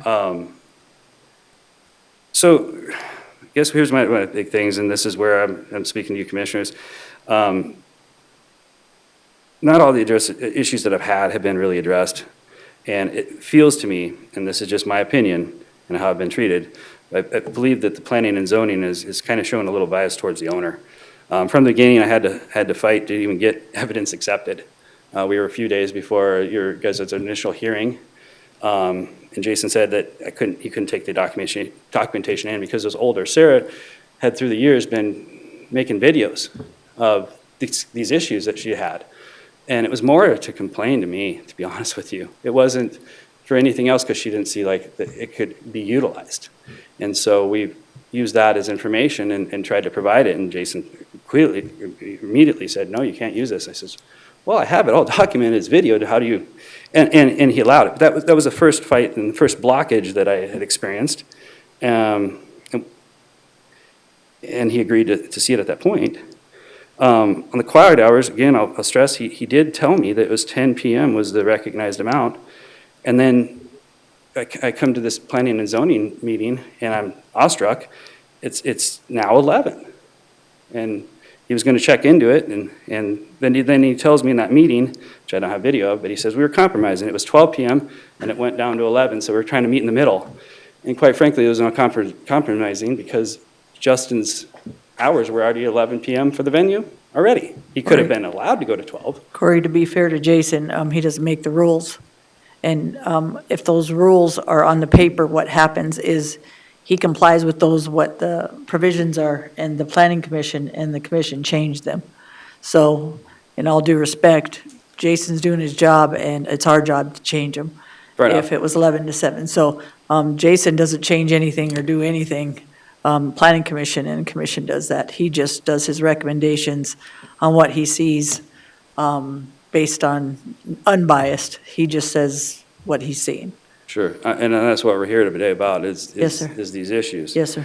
And when I'm told that, 10 p.m. is the standard and that's what we're going to use, and then it flip-flops and moves, it's what I'm speaking on. Yes, sir. Is what he's been sharing with me as information. And yeah, that's why I'm here in front of you guys to change the rules. But I'm speaking on our conversations. Yes, sir. And thank you for that. The other thing that was brought up was the PA systems. They use these outside when they do weddings outdoors. And Sarah had addressed that to Jason at the time, and he said, yeah, I don't think they need to do that. And I was there, present, listening to this. I didn't bring it up. It bothers Sarah, because you can hear the wedding vows, you can hear the music read on her. Is Sarah your wife? No, she's my future wife. Okay, just. Yep, we don't live together right now. I'm sorry, you keep referring to Sarah, and I Well, I don't know. originally mentioned that I'm here on her behalf. Yeah, I saw that, but I couldn't tell in the honestly, stuff if that was your wife, or you lived there, or it was your sister, or who Sarah was. I'm sorry for not bringing that up. There's been a lot of things going on, and I think our only conversation early was just through text. Right. And so had you have come out and visited with her, we would have had a full formal arrangement, and you might have had a better understanding. So I apologize for not bring that to your attention. When there's a lot of immediately. controversy, I just kind of do my own thing to a certain extent. I took Commissioner with me, went out with my husband, and then just went out kind of midday when I had some time just to look and see if I missed anything through those two. Yeah, I didn't take Jason with me. I didn't visit with you. I just kind of saw the situation because I saw it was getting controversy between you saying what Jason did, what you thought, what Guth Miller said. When it becomes that, I learned to form my own opinion on a lot of it unless I'm going to visit both sides, which I did not. And caretaker, all I said, he came up and just said, "Who are you?" Yeah, no, I'm fine with that. And that tells me also he's looking at the property because it was dark out or whatever. So I feel like for you to get a real good assessment on the property, it would be where you can actually have on-site and being able to be on her patio or be present in her garden and just understand that end of it. Driving in the neighborhood doesn't give you a full visibility on what she experiences to speak on that for you. And you're welcome to come out and visit. I walked up by the road, and then when I got out of my truck at the top, Yeah, sure. to see where, I'll just. And I'm not trying to argue, I'm just trying to say that, you know, these complaints are coming from a specific, Just so you know, specified location. I know you're Corey, right. I do a thorough Fair investigation, enough. and then if I miss something, as you probably have figured out, then I have to go back out there, and then if I miss something else, because we got more information, or you said some more stuff, so I had to go investigate that, or, Mr. Eisenbraun didn't send anything, you guys did, so I was actually going out there for the citizens, not for, Mr. Eisenbraun. I appreciate that. I think in That didn't reflecting on sound what mean. Mr. Roskinick had mentioned early on in his initial opening, if you get out there when there's a real wedding going on, or there's actual campfires burning, and you're on her place or Merv's place, you get a real better perspective on what we're enduring. It's not just to glance over it and see it at different times of the day, but it's really when the events are occurring is when you'll get the best insight to what's going on. Well, I do run weekly motels, so I see a lot of events. Yeah. So I kind of can see that sometimes things you can't foresee. Yes. And other things you can control. Yes. So And there's a that's where certain, that's why I'm saying there's a certain area where your government controls areas and other areas we cannot control because it's micromanaging, or I don't even know if the word is micromanaging, but telling Corey to do something. Remember, I just said that earlier. Not going to tell Corey or Mr. Guthmiller not to do something if somebody else is doing it as their neighbor. Yeah. So I think I think the video evidence will kind of come into play too. So I think you had a chance to see that. So you might have got a good idea. You're good. Based on You're that. good, Corey. Thank you.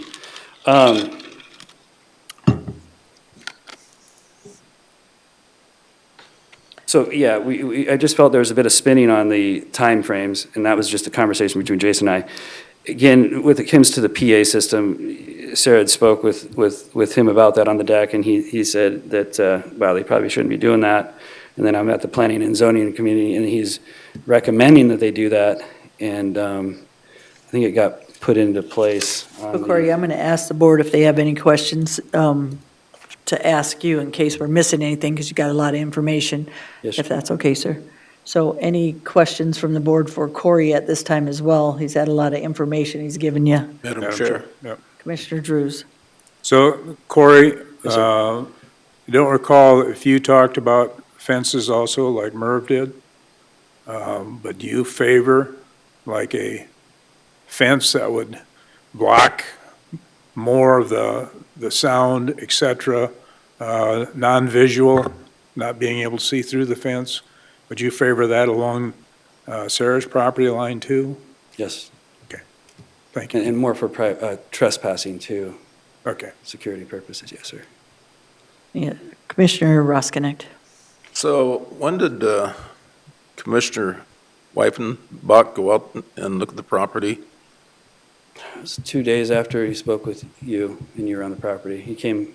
So anyhow, I'll just share an Very email. soon. And I sent this email to Ron, because I think he mentioned that it was in my district. So as soon as I was out of town, when I realize what was going on, so Or sorry, my he email came was- before you, I apologize. He came right after Drew's came. Right. And then Wolfenbach came, and I then think you it's a came few later. days after that. I'm just trying to put a time Yeah, I'm frame sorry together. for messing that up. I mentioned that after the budget meeting, I did go out and visit with the property owners, Sarah Hunter and Merv Guthmiller.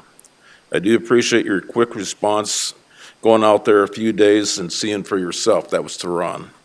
It is my opinion that there are issues that need to be addressed. With over 30 years of appraising real estate in the Black Hills area, I feel that under the current conditions, the campground, as is significantly pulling down the values of the neighboring properties. The Hunter property is assessed at $817,000 rounded, and the Guthmiller at $1,400,000 rounded.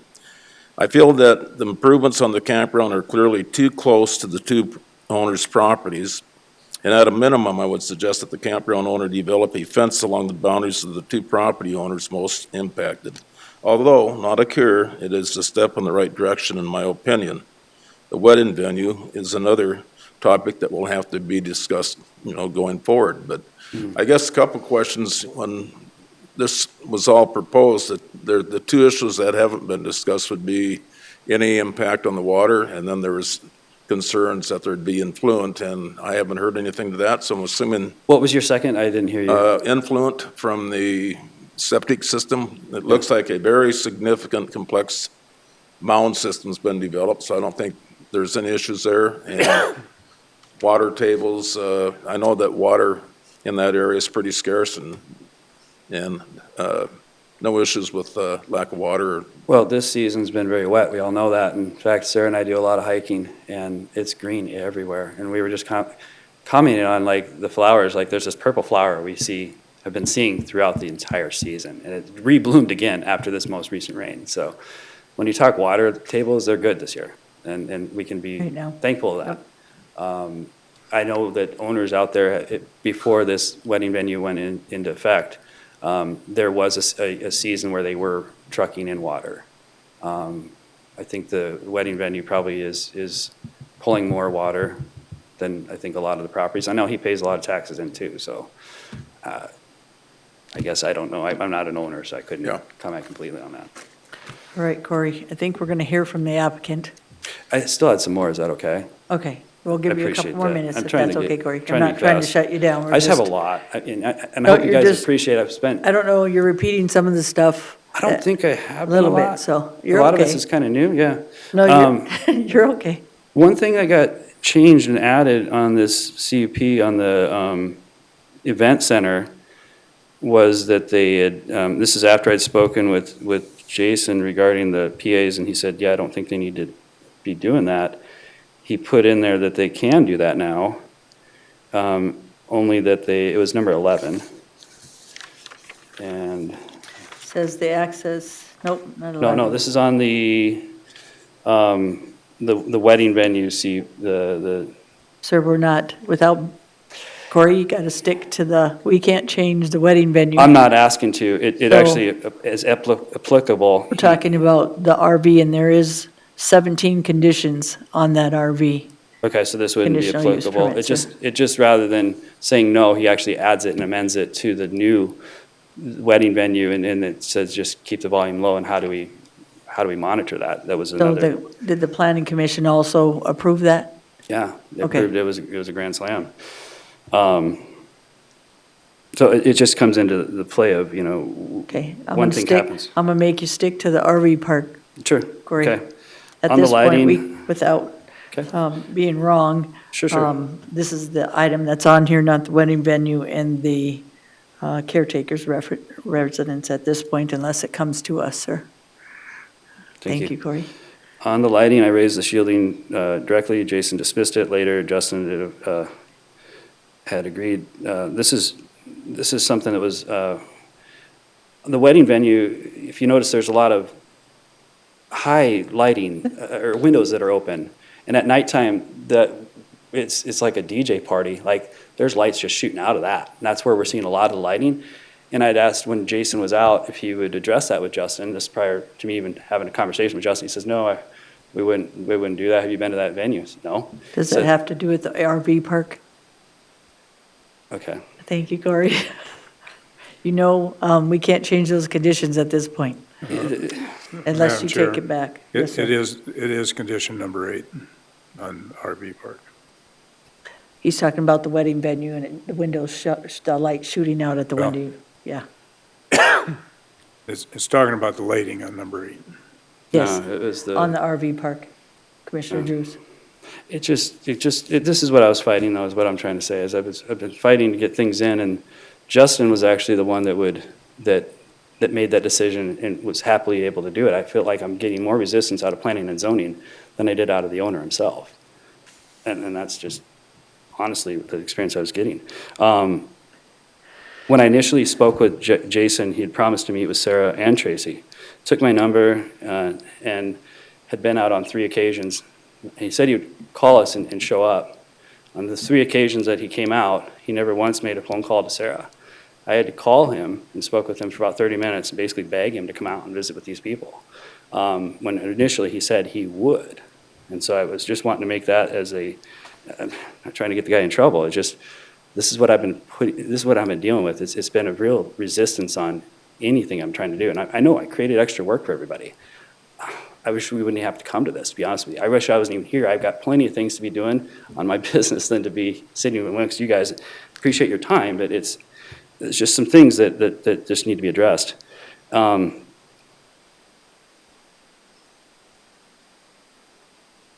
I did speak with Justin on the 7th, to address these concerns, he did mention that he would consider doing the shared fire pits.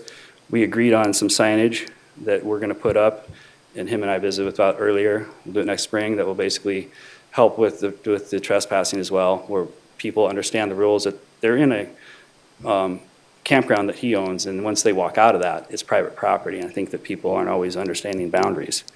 Do you know where the 66-foot right-of-way is? What's that now? You're on a section line in Yeah, between we this understand that. property Yeah. with signs that are posted there on section line property that is neither yours nor his. I understand And there's that. 2 fences of barbed wire in between there. Okay. And there's 33 feet on both sides. Yep. And that there's a Easement. vehicles. Yeah, you're not supposed to put your vehicles in the right-of-way. It's public. And that public easement, that they can walk through that, doesn't matter who it is, on that 66-foot right-of-way, not even his people. That is a public right-of-way.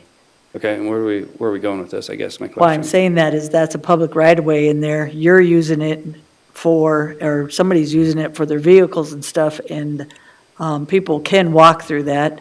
And him fencing, I guess you could put a fence on his side and a fence on your side. But, okay, I'm gonna tell you what I'm seeing. Corey, when I saw my vehicle lights, my truck is higher than most, they were not shining. And I tried to make them shine onto the other property, where that 66-foot right-of-way, I couldn't get it high enough to even hit those houses. So then I went on top, and maybe it's shining for a minute, but then how they got them parked is a little bit different. What I saw on the 66-foot right-of-way, I think the shed or somebody's property is, that shed is in the section line, which is public. I saw signs that shouldn't be posted in a section line on a fence that is not their property unless you're going to post them way back on your other fence. When I walked, there was a chain link that someone, or a chain across the road, which is in a section line, which is a public right-of-way. And if it unhooks, I guess I did talk to, I can't remember if it was planning and zoning or somebody, that they could just unhook it if they wanted to and go through it because it's public right-of-way. You're forgetting that space in between, that 66 feet is neither yours nor his, and those rules have to apply for both sides. So I think if you put a fence on his side, you guys, it's not going to help noise unless you put a 30-foot fence. If you put a 10-foot fence, which we're allowed, I think it's 8 or 10, it's still going to be too low because his property is down here. He cannot put a fence in a section line right away, and neither can you. That's why there's barbed wire fence right there, and then they were trying to do something different because the fence wouldn't, I'm telling you, it's too low. So I actually looked at all your complaints, and why I'm saying that, Corey, is because that fence isn't going to do anything. It's not gonna help the noise or anything, because the only thing is you see that big berm up there on the top for the wedding venue? That actually, my lights hit about halfway through there. When I was going through the property, I seen the lighting was down. Actually, it was, and I asked, who did I ask? Jason, it wasn't me, Jason, and Jerry. No, wasn't it? I can't remember who was with us. Anyway, so we went and looked at I went and looked at the lighting, because Jason said they had changed it, and it's dim now, and it's over by the playground, and it was dark all over there. And then I asked my husband, what do you think? You built. And that, back in the day, and like I said, we have motels, and of course, weekly, we have a lot of complaints, and we do have cameras. So we drove around just to see. That place was so immaculate, and they didn't know I was coming, because I don't tell people for that reason, just to see. I want to see the real thing. I only saw one fire pit, and the smoke on that fire pit wasn't very much, and they had that fire pit. It wasn't like empty.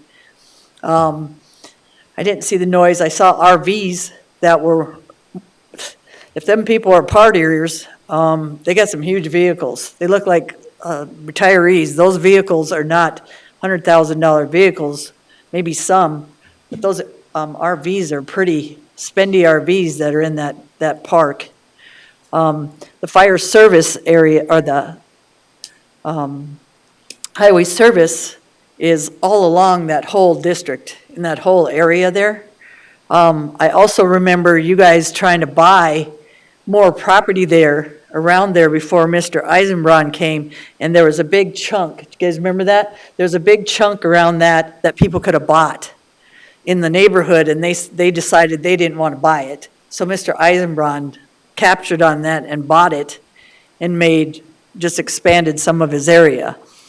The fence might help, Mr. Drew's over by Mr. Guthmiller's, but that other side, if you look, and if you go look again, tell me if a fence, because you can't put it in the section line unless you vacate the section line, which ask Joe about that. It's too low. I mean, you gotta, so the wedding venue, here's what I do think. I think the 10 o'clock is good. I don't think the 11 has to be at 11. I'll tell you that. That's what I seen. If the lighting is like lighted up and that whole thing was just bright at night, I'd be like, you gotta be kidding me. I'm not living by that either. So remember, when you're in the section line, make sure that 33 feet that you are back, and that your signs are back by your thing. It can't be your signs of, I don't know, you're calling people idiots, or somebody is, on their signs.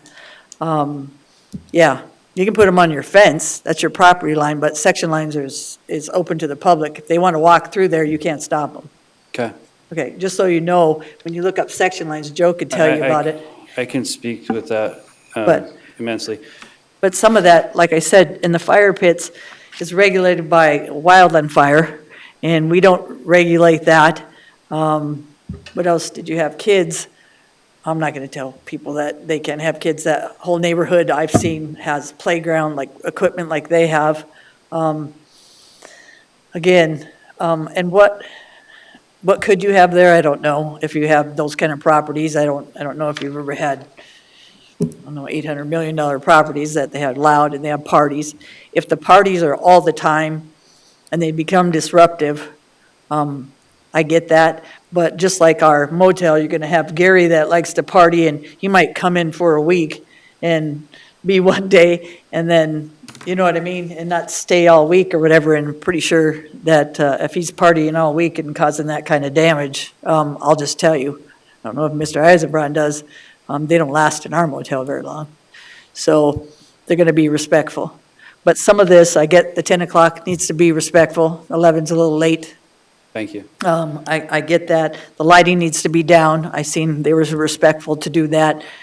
I'll tell you, my truck is bright and big, and you can see it. And I couldn't get those things to hit their properties. All I saw was it hit the bottom of the section line. I should have took pictures. I was going to tell Scott to take the pictures so we could see where the light was. So some of this stuff, I'm getting it. The smoke, I can't, the wildland fire, unless they're being disruptive, you cannot tell people, and I feel bad for Mr. Guthmiller, I do, but you can't tell, and that's some of that stuff that you had wrote on Jason's, to be fair to Jason, he doesn't regulate any of that. He could see it, he could even agree with it, but he doesn't get to make the final decision. He can tell you stuff. He doesn't, Jason might not like, sorry, Jason, you might not like the speakers, Jason, but Jason doesn't get that final decision. He can tell you this, oh, this is, I wouldn't do this. But when you come to the planning commission and the commission, we're final decision. I'll keep telling you that on what Jason or the staff think. We appreciate their thoughts. But if you ever noticed, we don't always agree. And we change things. They might approve stuff and we might say, heck no. We Right. see some other areas. So the staff is just, that's their job. So they're going to tell you what they think sometimes, even though they have to put down what the rules are or what the issues are. I guess to speak with you on that one, which I tried to address, was the wedding venue. Right.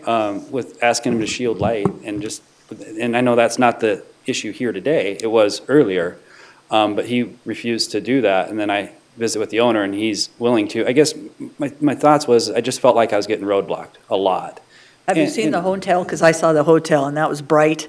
And I seen some issues over there that you're talking about, but I haven't had anybody complain about the hotel. The lighting on the top of that building, when the weddings are going on, there's a lot of lighting internally, and it's gonna spill out where there's openings. And all I was asking for, would there be a way to lessen the lighting, because it's a nuisance, and that's right in the CUP ordinance. So did you have the hotel do that too? Because they're just as bright and they didn't dim So the they're lights not, up. and we're not having any issues with those. And I'm speaking that's- directly on that. It's lighting coming from within that wedding venue. That hotel, they have doors up, they have curtains. In fact, their backside, the lighting that they would have would impact the roadway, west and east, not the north side. So Actually, the it's in- west side and the east side is lit. And the playground area over there is right by some other people's property that are right by you. He's not here speaking on that, and we've got I don't see, like, in fact, last night we were over there, what was more prevalent, because I walked onto Bill's property because the smoke was coming our direction. We were trying to figure out what's going on. There was a fire department. I got more lighting from that.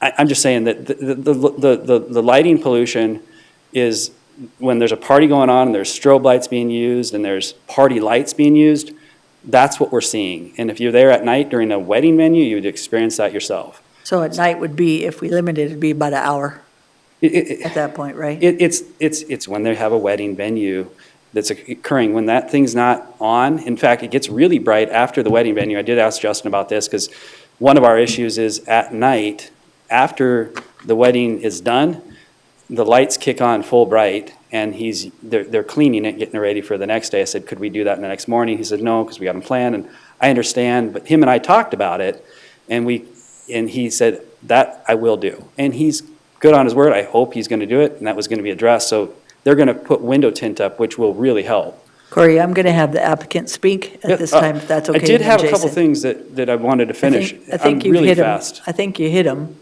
Am I missing anything that you're not repeating? That's all I'm asking. Yes, I am.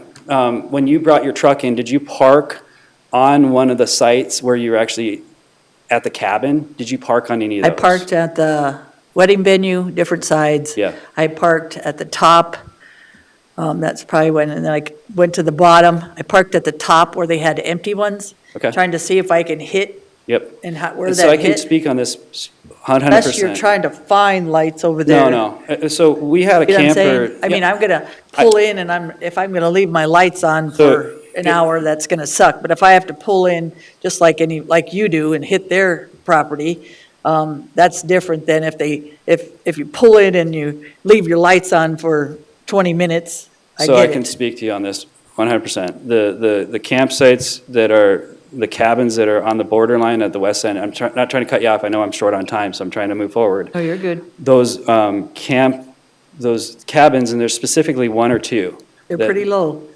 Okay, so again, there's one or two. Just saying, they're pretty low. I parked in those cabin Not spots. arguing with you, ma'am. I'm just gonna tell you what I'm experiencing, and I've been there, I and know. I've seen it at night. You're just asking me though, and that's why I said I pulled in with my truck at those cabin spots. Okay. And it didn't hit because the section line, you've got kind of a back area there that's higher Sure. than where my truck was. Like I said, I'm pretty high up. I understand that, and in all due respect, I'm going to disagree with you. You can. Thank you. I'm okay with that. There's been many cars that come in that are cars that sit low, and if you don't know this, but Sarah's house, the backside are all bedrooms, and the bottom side is Sarah's. And when cars do come in, it does go through her windows. She had to get room darkening curtains to block that light. So I'm going to disagree with you respectively. The lights do make it and penetrate into her house. If there was a fence there, that would eliminate that. I did have a camper parked there to specifically shield that lighting. We had an issue with theft on that, so I had to remove it from the property. You know, he doesn't own the other 33 feet, and he doesn't own the other side. So the 33 feet on your side, he cannot put a fence, and I the feel like- 33 on his side, that he would be on his. I'm not on it. asking for him to remove his venue. I'm just trying to get things where both, I'm just trying to, common sense would understand tell where you, you're Corey. coming from. I'm If just you trying to put finish that one. fence down there, it's not going to do anything for you unless it's 30 feet. I understand up. you're against the fence, and I respectfully understand Not that. against the fence. Okay. Okay, if I had a fence that I could say, Mr. Iverson-Braun, you gotta put a fence, it's really shining in there, it would make a difference, but he does not own that 66 feet that you're wanting that fence on that So top does he need to part. remove that? That's what I was going to ask about too. I put signs up because we were having people on our property, coming into her property, and they're coming from his venue. They're not coming from anywhere else. I put signs up so people would understand that there is a boundary there. I understand it was in the right of way, and I actually put them right next to his fence that goes through that entire same section line. He put that section line in, it didn't exist before, so it's public use of land. He put it in a spot that probably shouldn't have been put in then. So you're asking him to relocate that to the other area, and you're asking for me to relocate my No, signs, is that what you're There's a asking barbed me to wire do? on his property line, and then there's a barbed wire across over. No, it's from not. there. Where you're talking about, these signs that are stretched across the Or by property. your fence, on a barbed wire poles or something. We don't have a barbed wire fence, ma'am. We have a wooden structured fence, and Yep, that's and then that's all there's we a have. barbed wire fence, I don't know if it was already there with poles or something, and that's where I saw the vehicles Don't parked have right any. by it. After the fence, there was some kind of camper thing on your guys' property on the other side, and then on the poles. We have no barbed wire fence over there. I'd be happy to take you on the property and have you walk it. I'll but go I look can at it again, but, assure you that on Sarah's property, so the poles were, and the idiot signs that were calling people idiots were from, what fence was that on? Was it on a fence? so that's not a barbed wire fence, first of all. That's Justin Eisenbraun's fence that he stretched through there. Sarah did not put that on the property. He brought that through. And that's what he's using as a What barrier. kind of fence is it? It's not barbed wire, it's just a regular. Okay, wire, maybe the barbed Wire wire fence is would be a lower. better word for it, yeah. So on So if that- that's what you're referring to, we didn't put that in. But you put signs on I those. put signs not on that fence. I post hole dug them in and dropped posts and then I put them on. Yes, ma'am. And those, Madam Chair, those would be the signs I saw that say idiots will be prosecuted. 100%. I feel like people coming onto private property could do that. In fact, I could sell that sign. I made those myself. Yeah, but that's not private property, that's public. So again, are you asking him to remove? Well, this is, in all fairness, if you're gonna say that's private property, or it's public land, and we didn't put him on private property, he also put a fence in, stretch it through that entire, So not he'll have just to take his fence down, you'll have to take your signs down, am I correct, Joe? deal. And as far as getting the height of the fence higher, he could berm along his property Okay. and make that higher, so the fence could go higher, or we could get an Okay, Corey, we're gonna stick, Allowance because me of- and you are talking back and forth. I'm gonna let you talk and then. Okay, I'll finish real quick for you, yep. I'd be happy to. We're not being very quick, me and you. I Corey. apologize. Well, I think we're coming to a resolution. You just said what needs to happen. Okay, There can be an ordinance, it's an 8-foot restriction, it could go higher. Okay, Corey, we'll talk about that after. The other thing I was going to bring up is the fact that when these weddings occur, I know you were out there on a quieter night. There is nights where it's, Sturgis Rally was just here. It can be very much of a party time. That's what we get to experience at different times throughout the That's the season. time I was there. That was one of them. That was, believe it or not, one of the quieter times. The Sturgis Rally Week was actually quieter, but I'm just referring to the partying. Motorcycles, we're gonna have another conversation. The Yeah. motorcycles and that highway are so loud that I don't know how you hear that venue. It's everywhere in town. I can hear it from my house, and I live on Skidmore. That highway so. is loud. It's the cycles that you hear. I'll just do this in closing. I'm not here nitpicking this. I'm really not.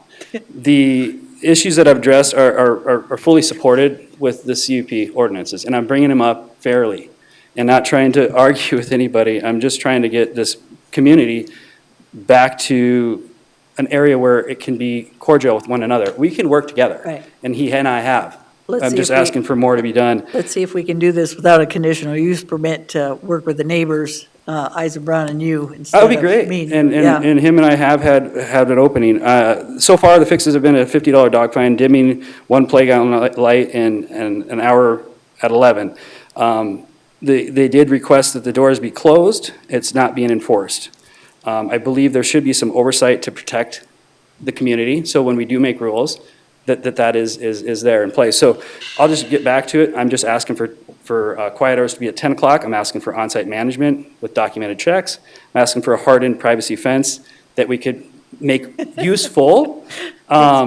Shared supervised pits. Hopefully he mentioned he'd consider that. Hopefully he does. That we do enforce the closed doors. Those do help. I will say that when the wedding venue is tightened up, it is quieter. I will say that. But when people are outside of it, if there'd be some enforcement to make sure the people that are quiet, and not getting disruptive too. Right. Lastly, shielding the lights as what's in the CUP. And yeah. Not really asking for anything extreme. We're just asking to live in peace next to this venue. Right now, it's really not possible without these changes occurring. So thanks you for all your time. Really appreciate it. Anybody have any questions for Madam Chair, Corey? I got a question for Corey. Commissioner Roskinet. Corey, the fence out there, the wire fence, I don't know if it's barbed wire, I can't remember. Is that in the section line? Yes, it is. So is that illegal, being in the section line? My understanding, yes. We'll ask Joe to make sure, but I know you can't. Well, put- if it's not, then why couldn't you replace it with a wood fence? That's what I thought too. That's, I agree. I think there's got to be a compromise here, and I'm not going to Commissioner support Roskinek, this. without stopping you to be rude, that's not his property. That's not his property either. You're going to put a section line, you're going to have Eisenbrown put a section line, or a fence and a section line on the 33 feet. That's not even on his side of the 33 feet. Okay, well, Wouldn't- let's you just wouldn't do that. skip that for a minute, and let's go to the north boundary where Merv is. Yes. I know a fence would help that, because my understanding, nothing was going to be built on the north side of that ravine, and obviously there is. So I think at least at minimum, a fence needs to go there.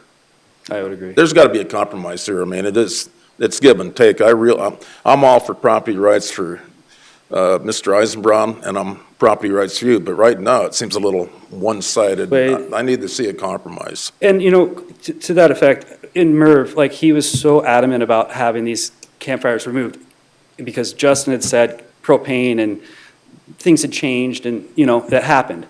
And you don't know how many days I've been in discussion with Merv, and he finally compromised on that. We are compromising. If you pull those campfires and just put them into one area, I believe that's a really fair compromise. So, yeah, we are trying to work with him. I mean, honestly, that to me, it took me a long time to get Merv to be on board with that, to support that. Believe me, it took a lot of work to get to that point. Okay. So, My last thing I want to say is I don't think these two gentlemen here spending their time here this afternoon and this morning unless they really got a problem and they're trying to get it resolved today. yeah. Yeah, I've taken a lot of time out of my day, and I know you guys do too with what you do. But Nope. yeah, it's been a lot of work. We appreciate you, and like I said, speaking is a good thing. You're being respectful. I mean, you're not always going to agree with us, and that's not what we want. We want people to be able to have discussion so we can find resolution on why they come to see us. Yeah. I appreciate Anything else, it, Corey. anybody? You're good, Corey. Thank you for your time. Thank you. Really appreciate everybody. Thank you, sir. All right, Mr. Eisenbrown, you get 2 minutes and 30 seconds. I'm teasing you. Justin Eisenbrown with R&J LLC, owners of Pine Haven. Questions for Justin? Board? I would, that fence is a woven wire fence, and it is in the center of the section line where there was an existing barbed wire fence when I bought the property.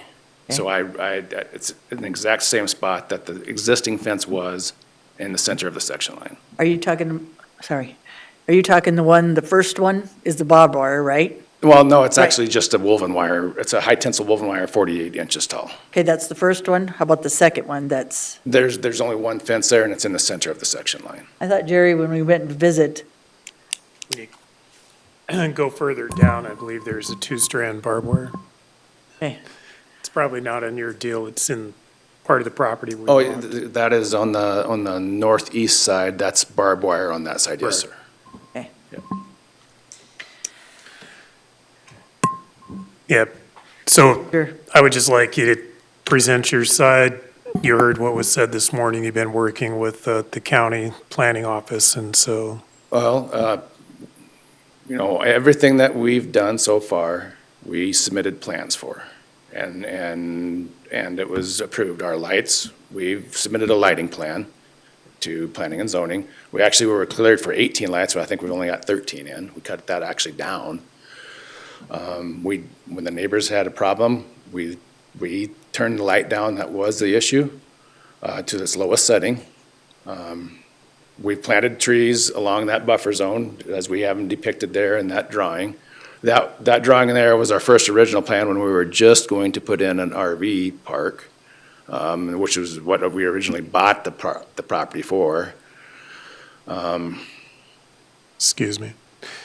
Jason, can you pull up a current view of this? That'd be good.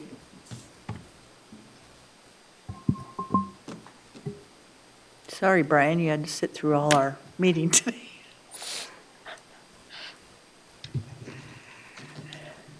It's a good experience for you, Brian. We are putting, like I said, we did meet with a neighbor there, and we are putting a tent on the top of our venue windows so that will not reflect the light as bad. We do try to work with our neighbors. The fire pits, the gas fire pits, we looked into that. It was gonna cost us like $150,000 to run natural gas to the fire pits. So, I mean, that wasn't feasible at all. So I did look into it. That's why we decided to go with wood. Everybody else in every campground I know that we went and looked at has fire pits. The noise, a lot of times it's coming, as far as I know, this conditional use permit is for RVs. Sometimes the noise comes from the cabins, and that's not a conditional use permit. And we do have quiet hours on the whole area, it's 11 o'clock. We do a nightly check at 11 o'clock. Logan is here and he can testify to that. He's our on-site manager. He walks the property at 11 o'clock. If people are outside of the cabins partying, all we can actually do is tell them, you can't be outside. They can go inside and party. It's their cabins. And we can't control that inside the cabins. And that's a lot of times where the noise comes from. But we cannot control that. We can't tell them, unless they're being astronomically loud, that we can kick them out.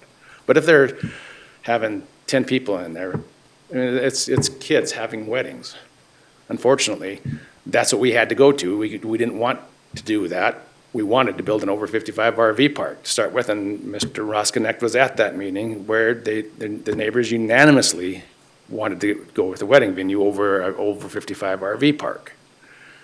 The main thing, Mr. Eisenbaum, it's called peaceful enjoyment. Yeah. So it has to be peaceful enjoyment for you guys, but it also has to be peaceful enjoyment for your neighbors. And we do try to enforce it. So I'll just tell you, if I had 10 people in one of my properties, it'd be louder than hell. So, so that some of it's got to be controlled by your management to where if it's not peaceful enjoyment, you have neighbors as well. Yeah, And and we we have do- that actually in our motel. So if the neighbor or the guy next door, the girl, is causing unpeaceful enjoyment by having their TV too loud after 10, and we have 10 o'clock hours as well, and it makes a huge difference, and they know those rules. You want to blare your TV and do whatever during the day, it's fine, but at 10 o'clock, people have to sleep, so I'm understanding what he's saying about the 10 o'clock. But I know you can't control people going to different cabins and stuff, but you have to. Yep, yeah, I mean, when we do, if they're You have to outside, we because do. Right. We Well, do. even if they're inside, 10 people can make, or 5 people, 3 people besides 2 can make a huge lot of noise. So some of that, I mean, And laughing, we do, having ask them to keep fun. it down and respect our neighbors. Right. But if that's what's happening, then again, I can understand peaceful enjoyment to a certain extent. Like I said, I deal with it all the time. Yeah. In your case, they were there first. Yeah, And that's yes. what I told somebody. Your neighbors were there first. Now you're going to be cooperative and listen to a certain extent. Some of that stuff is not okay. Children and fire pits and stuff like that, unfortunately, we do not regulate. But we do regulate peaceful enjoyment, quiet hours, things like that. And I respect Jason because he stuck to that, no matter if it was your side or their side. He did not decide 11 o'clock. Your planning commission did. Do I agree with that? I'll just tell you, sir, no. I think it should be 10. I think most people are 10. So, for me, I think I agree with most of the conditions except that 10 o'clock. And then, the lighting, looks like you had, and I did, I saw the difference on and I asked, they must have turned down the lighting or something on that corner one at Yes, we least, did. where that was brighter. Yep. Again, I didn't see where the lighting could be an issue. People got to pull in, I get that lighting. If people are partying and turning their RV lights on, because the RVs are mostly on the top that I saw, that's where I seen it. If they were in their cabins, I pulled into a couple of them. I don't know if that was the young man I saw. I said, I'm trying to hit the houses there, and I couldn't hit the houses. Like I said, my truck is a lot higher than most people's, and the lights, it's a newer truck, so it does have those bright LEDs. In fact, that's probably why I came around, because I was probably doing peaceful enjoyment to your campers. But I just had to see for myself, because I'd like to see Corey and Merv's point of view, and then yours as well. What I really like, though, is the cleanliness and everything of that place was immaculate. It doesn't look like it'd bring down the values of people unless, take my word for it, unless you turned it into a dump or it wasn't done appropriately. Also, can I ask you, did you buy, there was like 300, I don't know how much land, but there was some land opened up and the neighbors could have bought it before you. Do you remember that, or is it just something I'm imagining? No, ma'am, we bought, that was all one, that 19.2 acres was one piece when we bought it. Okay, and then. I think what you're thinking of is the person who owned it before us was going to split it off. Right. But he didn't, he sold it to us in one piece. Because the other ones had the opportunity, if I'm correct, to buy, if you guys remember that. Well, it's buy a a piece of that. 117-foot buffer. Well, I'm talking, That's when Rod owned it. Yes. right. But what I'm saying is they had the opportunity, the neighbors at one time came up and said they had the opportunity to buy some of that land before Mr. Eisenbrun. I think you were, like you said, you were gonna do RE park or something. I can't remember the whole details. All I remember is the neighbors coming up and saying, if we can, we're gonna buy a bunch of that land for a buffer for us. And then, the guy came up later and said, we didn't do it, it cost too much or something. I can't remember what he said, so. Do you remember any of that? I remember the fellow that owned it before me, I don't remember his name. He said at one time he'd offered it to him to buy it. And they never bought it because, we bought the whole thing, so. Right. Madam Chair. Commissioner So we're Roscoe. here today, the campground's there, it's built, it operates. Just a couple things that I'd like to talk about. Number one is that event center, and I live close to the one over at Three Forks, and trust me, when I drive, I've seen this campground evolve. We're not here today because it was a problem for me. I'm just addressing the concerns of two families that live in my district. That's the reason I'm trying to find a compromise.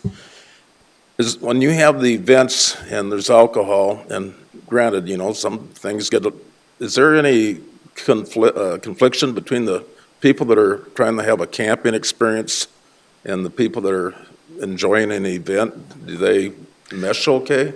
Yeah, we've not had any complaints. But to be honest with you, when there is event, it is usually booked out by people attending the event. So, I mean, the whole Okay. campground, so.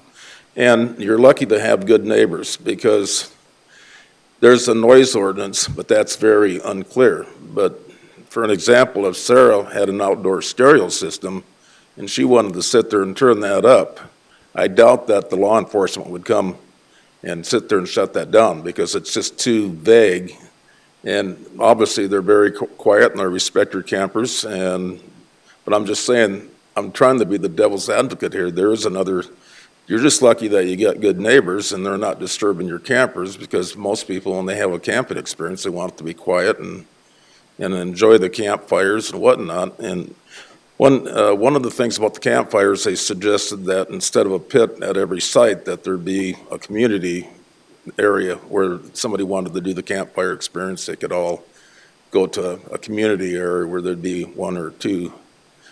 I'm not saying that would work, and like I said, it's already built, but I'm just throwing that out there. The first year that we opened, we didn't have any campfires. And we always ask people, what they would request what could we do to do better? And their biggest endorsement or concern was to put in campfires, was put in for campfires. So that's when we did look at putting in natural gas, and it was going to cost over $150,000 to run just the line itself for the natural gas. So that's when we decided to go with wood.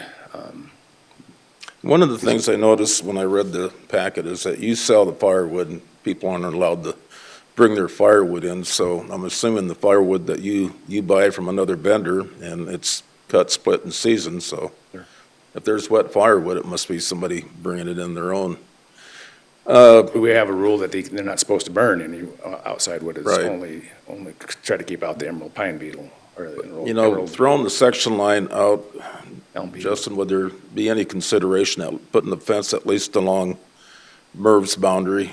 I think that that's 700 or 800 feet, but I think that would help. At least that'd be a token of good faith. Can we consider it and get a price on it before we can commit to it? So I got to talk with my business partner on it. What's that? I have to talk with a business partner on that. I mean, Sure, but I just feel that if I have to vote on this, I'd like to at least see a compromise. And that's the one, we're not asking you to get rid of the fire pits, and we're not asking you to get rid of the cabins. We're just saying build some kind of a privacy fence between a property that's assessed at 1.4 million and a campground. Yeah. Madam Chair. Commissioner Drews, please. So, Justin, I agree with what Commissioner Roskinick is saying. I think that would go a long ways resolving some of the issues if you could do the fence in front of Guthmiller's. Because I think part of the issue is that, and you're the one that stopped the conversation at the time when you were asked about building north of that drainage system, and you said, and we saw it on the video again today, you said there wouldn't be anything north of that. And so I think at that time, I think the neighborhood felt pretty good that that wasn't going to happen, but it did. And there's, I don't know, at least 4 cabins, isn't there? On the north? No, there's nothing on that side of that drainage. Besides besides Logan's house. Aren't there a couple of cabins there too, or? You're talking about those 4 up. Yeah. I guess that's on the north side of that drainage. Well, those, yeah, I guess we did build those after that, but that drainage really don't start till we get down by Logan's house. I mean, there was a little. Okay, but what was discussed really was from the fence line, that would be where that chain is across there now. From there across, that there wouldn't be anything built there. So all I'm saying is that the discussion was stopped at that point in time because you said there wasn't going to be anything north of the drainage. And I think similar go ahead. Oh, I remember that conversation. If you bring up that bring up the build plan, it was showing, because it was an engineered plan, he never had the actual layout, he just took the triangle, that there was cabins actually built, that we were gonna fill that drainage in. And I said, no, we won't do that. We won't build any cabins on the north side of that drainage towards Merv's house. Because it looked like they were gonna be built down in the drainage themselves. Okay. But what is built there is a lot closer to that fence line than I think anybody imagined they were going to be. The four after that. cabins or the home? Well, both, I think. Well, the home Okay. is 85 feet away from the fence line. Okay. Okay. The other thing, I think, and you kind of stopped the conversation on this too, because at the initial meeting that I recall, is it was talked about the fire pits. And you indicated at that time you didn't plan on having any fire pits. And I heard you say today that initially you didn't plan on it. Yep. But then when you came back and was gonna have fire pits, then you talked about doing the gas fire pits. Yep. And I don't think that was any big concern of the neighbors either, because they weren't thinking of that was gonna create a smoke issue like the wood has. And so, today, whether or not I can get support for it or not, I do plan on offering an amendment to that of just simply saying no wood burning fire pits. And the other thing that I agree with is I do think the quiet hours need to be from 10 to 7 rather than the 11 to 7 In the campground. in the campground, yeah. We can't do anything on the other event center anyway, so. But I think the fences would go a long ways to give that consideration and I wasn't aware that we was talking about a section line coming through there, so that probably is gonna have to be resolved also, so. That's all I have. Thank you. Commissioner Durr? So, yeah, it was Jason, Commissioner Adcock, and myself that took a trip up there, and it was right at the beginning of the rally. And so, obviously during the day, it was pretty quiet, walked around your property, and, yeah, it was clean and, pretty nice. And my observations were the noise, obviously, that day was coming. The most noise you could hear coming into the community was from Highway 16 and all the traffic that was up and down Highway 16. And take away the rally, I think on any given day, you're going to hear the traffic on 16. It wasn't motorcycles, it was car traffic. Looking at, the campground operations and looking at the history on this, it appears that, you have done, in my estimation anyway, you've complied with what has been put forward. And yes, there are going to be complaints that'll come in, but, my feeling is I've heard from the two individuals that, I've gotten email communications and a phone call from one of them. I've not heard anything from everybody else that lives in the community that this is an issue. And so, looking at, the day that we went out there and did a site visit, noted by Commissioner Adcock that there is residential properties out there that have, burning firewood and have fire pits. So I watched the video, I see the discussion about, gas fire pit, but that was not a condition that was put in. And so, anyway, I understand, some of the concern. I'm just going to say this was approved and went through a process previously by a planning commission and a commission, before me. And I'm looking at what's coming forward. And I did sit on the planning commission last week when this came through. Heard a lot of the, exact same testimony. You were not here, but it did make it through the planning commission, and with the 17 conditions that were put in. And so, my overall take on this is that, the property owner, in this case, yourself, is, in my estimation, working with the planning staff, and Jason in particular, has tried to address these issues as they've come forward. And it appears to me as soon as you address one issue, then another issue's coming in. And then kind of on some of the testimony, it's like, well, this happened yesterday, this happened 2 days ago. You know, I spent a lot of years in law enforcement, and I said this at the Planning Commission, that these are a lot of the same residential issues that I would deal with when I was in law enforcement. You know, the neighbor's music is too loud. You know, they've got guests over, their kids are playing on playground equipment. I'm trying to sleep, I work a night shift. And I get that, it's a residential area, and this has got a conditional use permit for a reason, but I'm not in favor of putting any more restrictions on the property than what's been addressed and approved by the Planning Commission with the 17 conditions. Thank you.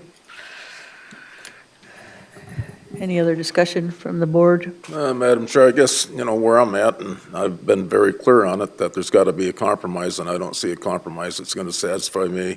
I got 2 families out there that are in my district, and I don't know if they voted for me, but I'm here because I represent people in this district, and I told you up front that I really need to find a compromise if I'm going to go forward with. All right.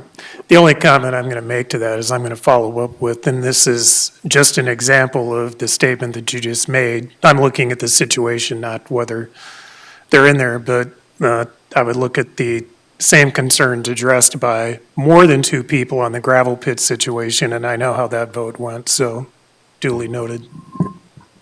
Okay, I just want to be up clear. Thank you. Madam Chair, Commissioner Drews. I'd offer a motion.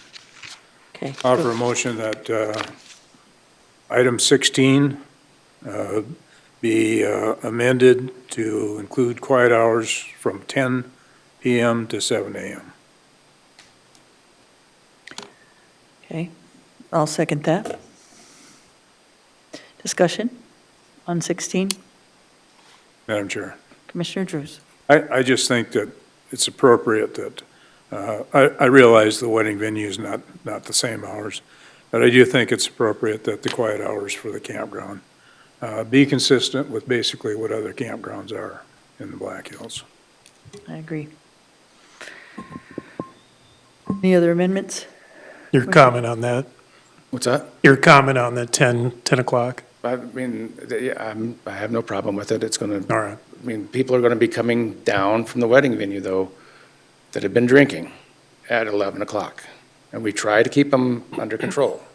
But I mean, we try. We do try to keep them under control. So. But if you put in quiet hours, we have them sign a paper, a documentation, that basic peaceful enjoyment. In fact, Brian is one that taught me that from his properties. Then after 10, they have every right to complain. Yep. And that would be your caretakers, just like my husband has to go and say, hey, guys, have some fun, but there's peaceful enjoyment. People are very respectful, drunk or not, take my word for it, about peaceful enjoyment of others. And once you tell them that, they're pretty good, so. When we only have, like, 90% of the people are very compliant. There's always that 10% that are not. That's why you got that young man over there. Okay. So is the motion to approve with number 16 change, 10 to 6, or 10 to 7? Okay? All in favor, say aye. Aye. All opposed? Aye. Motion carries. Thank you. Madam Chair. Yes, sir. Item 15, I would also like to offer a motion to amend to include at the very end of that position that no wood-burning fire pits. Okay. There a second? I'll second that. Okay, second for discussion. I personally won't be in favor of that. Fire pits are huge for campgrounds. The fire pits I seen, if you do a community area, like was suggested for a fire pit, you're gonna have the community in there and it's gonna be loud and crazy. Take it from me from going to places where they have community fire areas, it's gonna be loud. When I went there, the fire pits are not big enough for me to have an irrelevant or have relevant issues on them, wood or not. Those little pits, mine's this big, and I can tell you it doesn't put out that much fire. these are pretty small. And their grills and all that stuff, or their little, what do you call them? Camp top. Like stove. charcoal and stuff, they put out just as much smoke, in fact, sometimes more. So are we gonna, without being facetious, are we gonna tell them they can't have those either because it's smoking too much? Because my neighbor, I can tell you right now, he doesn't know how to do a charcoal grill, and he smokes this out more than anybody I know. So if you're gonna not allow smoke, you're gonna have to start saying that they're charcoal grills, because if you go in there during the day, most of them have some kind of grill in there as well. So whether you have a grill or a little pit, I think you're still gonna have the smoke, just my opinion. Madam Chair. My motion was strictly for no wood burning. Didn't include anything else. I think it would be maybe expensive, but I think that the better alternative would be gas for those. Okay, thank you, Mr. Drews. And Madam Chair, Commissioner Durr. yeah, my comment on that would be, are we going to say that to get a campground permit that we would regulate, that we're going to require gas at all venues and locations in Pennington County? And then I have a question for Jason. It's more of a statement, I guess. Jason, please. So getting back to the fire pit and some of that, how is that regulated? Through Department of Wildland Fire, through the All right. state. Thank you. So can we legally shut down somebody's fire pit if they're following motions, or we're just the commission that we can tell people we don't want those pits after they already put them in, took the expense to put them in, and said, now go spend $150,000 and do it differently? Yep, anybody within the Black Hills Fire Protection District that has a fire pit or wants to do any kind of open burning is required to get that state permit through Department of Wildland Fire. And he Whether already, that's an RV park, that's the same standard that we use for vacation home rentals for any RV park throughout the hills. so we're gonna tell this young man that he has to do gas instead of wood burning fire pits, and we don't do it for anybody else. I just can't agree with that. Okay, May I ask for one question? yes, sir. Are you going to get a clarification on her statement of young man? Yes. Can I get clarification? So like the cabins are considered vacation homes. They're not part of the RV park. Is that, am I clear on that? So you just made a statement that makes sense. So his wedding venue and his Cabins? caretaker residence are not restricted to this, and the caretaker residence and the wedding venue have fire pits. So you're not going to really regulate it, except in the RV park where you're thinking he needs to have gas. And the RV park is in the center of, that's why we designed it that way, for it to be in the center, where it would be the quietest and the furthest away. And less smoke to the neighbor. So, Madam Chair. Yes, sir. So, Justin, are you saying that all the cabins are not part of the campground per se? Well, are we not here today for RVs? Just, this CUP just is over RVs. The cabins are not part of this, conditional use permit. If I can clarify, that is correct. Yep, the Highway Service District does allow uses by right, and one of those uses by right is vacation home rental, is a vacation home rental in that property. Okay. So I guess I would encourage you to work with the neighbors and try to minimize the engagement that has caused them to bring complaints forward. I don't disagree with them at all. In fact, I encourage people that are unhappy or believe that, the conditions aren't being followed that were established, that they do come forward, so, thank you. So Jason, I have to ask you another question then. On the RV park, the RV park isn't by the fence of Gus Miller's, Mr. Gus Miller's. That has nothing to do with this RV park, does it? correct, there would be a significant buffer to include those vacation home rentals between Mr. Guth Miller's property and the RV park.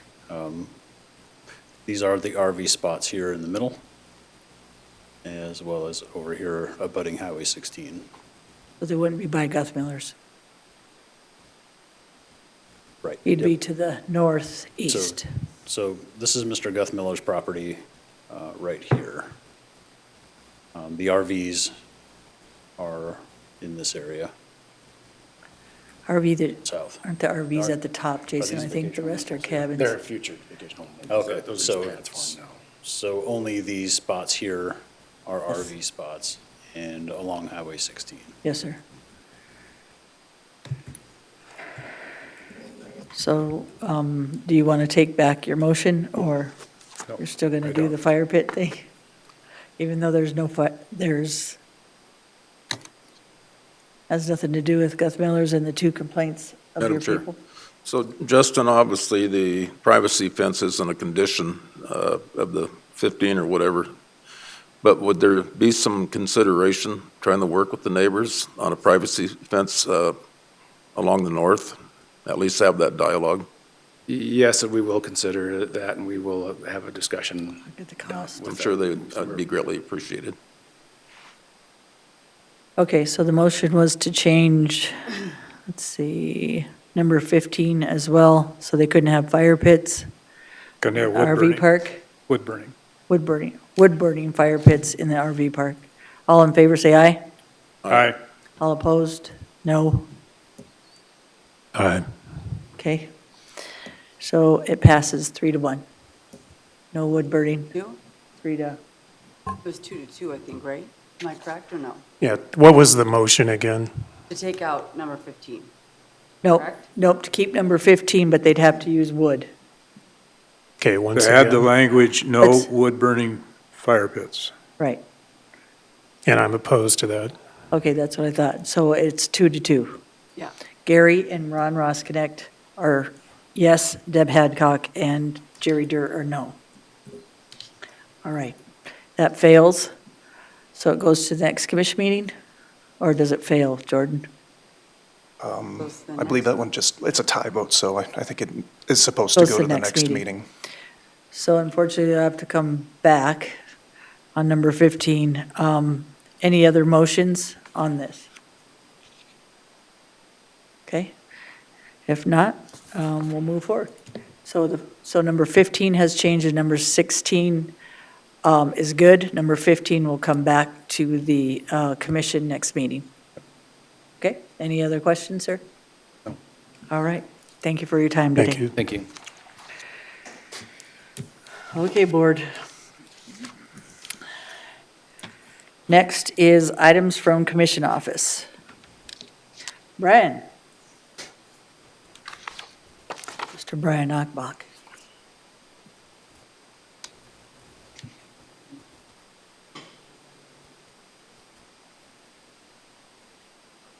This is amendment to agreement resolution for Pennington County Housing and Redevelopment Commission grant. If you would ask us why you came, or tell us why you came today, sir, and anything we need to know why we're changing it. Yeah, Brian Ockbach, Executive Director of the Pennington County Housing and Redevelopment Commission.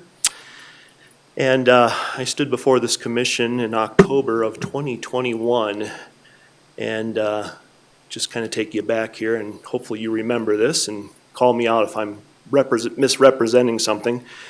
Back in 2021, we were struggling that we had enough physical units in Rapid City. Interest rates were 3% or less than that. We were coming out of COVID, and construction prices were down. The commission, the Pennington County Commission, was generous and granted us $2 million to move forward with a 65-unit workforce housing complex on land that we own across from Vicky Powers Park. We took that $2 million, we put it in the bank and got had formal plans drawn up, went to bid, and the bids were actually opened in October of 2022, so 12 months later. And in that amount of time, construction costs had gone up 20%. A project that should have cost $10 million in 2021 went to $12 million in 2022. And interest rates doubled. They went from 3 to 6. They're probably higher today. We went ahead and there were many advising us, well, just go ahead and build it and then you can just refinance when interest rates come down. And I'm glad we didn't do that. We've had the $2 million in our account, and we've been trying to come up with a strategy to move this project forward. In the grant agreement that we have originally, we were supposed to carry this across the finish line by December of 2026. I am actually here about a year and a half early to kind of talk a little bit about a strategy that maybe we're interested in pivoting on if you'll come along with us. One of the things that we've recognized is that not only has construction costs gone up and interest rates gone up, but so has vacancies. If any of you are part of the email that you get from Elevate, we're seeing vacancies in Rapid City of 20%. And we just don't believe, as a housing authority, that that's necessarily a great environment to be building into. But what we do recognize at the same time or simultaneously is there's a lot of properties in Rapid City and maybe in the county, properties that we think that we would be better at managing and owning. We think we would be more effective in doing that. And just kind of give you an example, and I'm not here to disparage anybody. The property is for sale. I've been very vocal that we're interested in it. Knollwood Townhouses north of town has had a checkered past. I've actually heard some good things recently. But there's 119 units at Knollwood. That project today is 27% vacant. And what I'm asking the commission to consider today is to give us some flexibility to utilize that $2 million to put together with $3 million that we have as a county housing authority. $5 million would be a pretty good war chest for us to go out and to acquire off the private market properties that have been, like I say, maybe haven't been managed to a standard that we're used to in Rapid City. What that does then is it allows us to move quickly to identify those properties. We are able to acquire these properties with very little with regard to any type of contingencies, a cash purchase.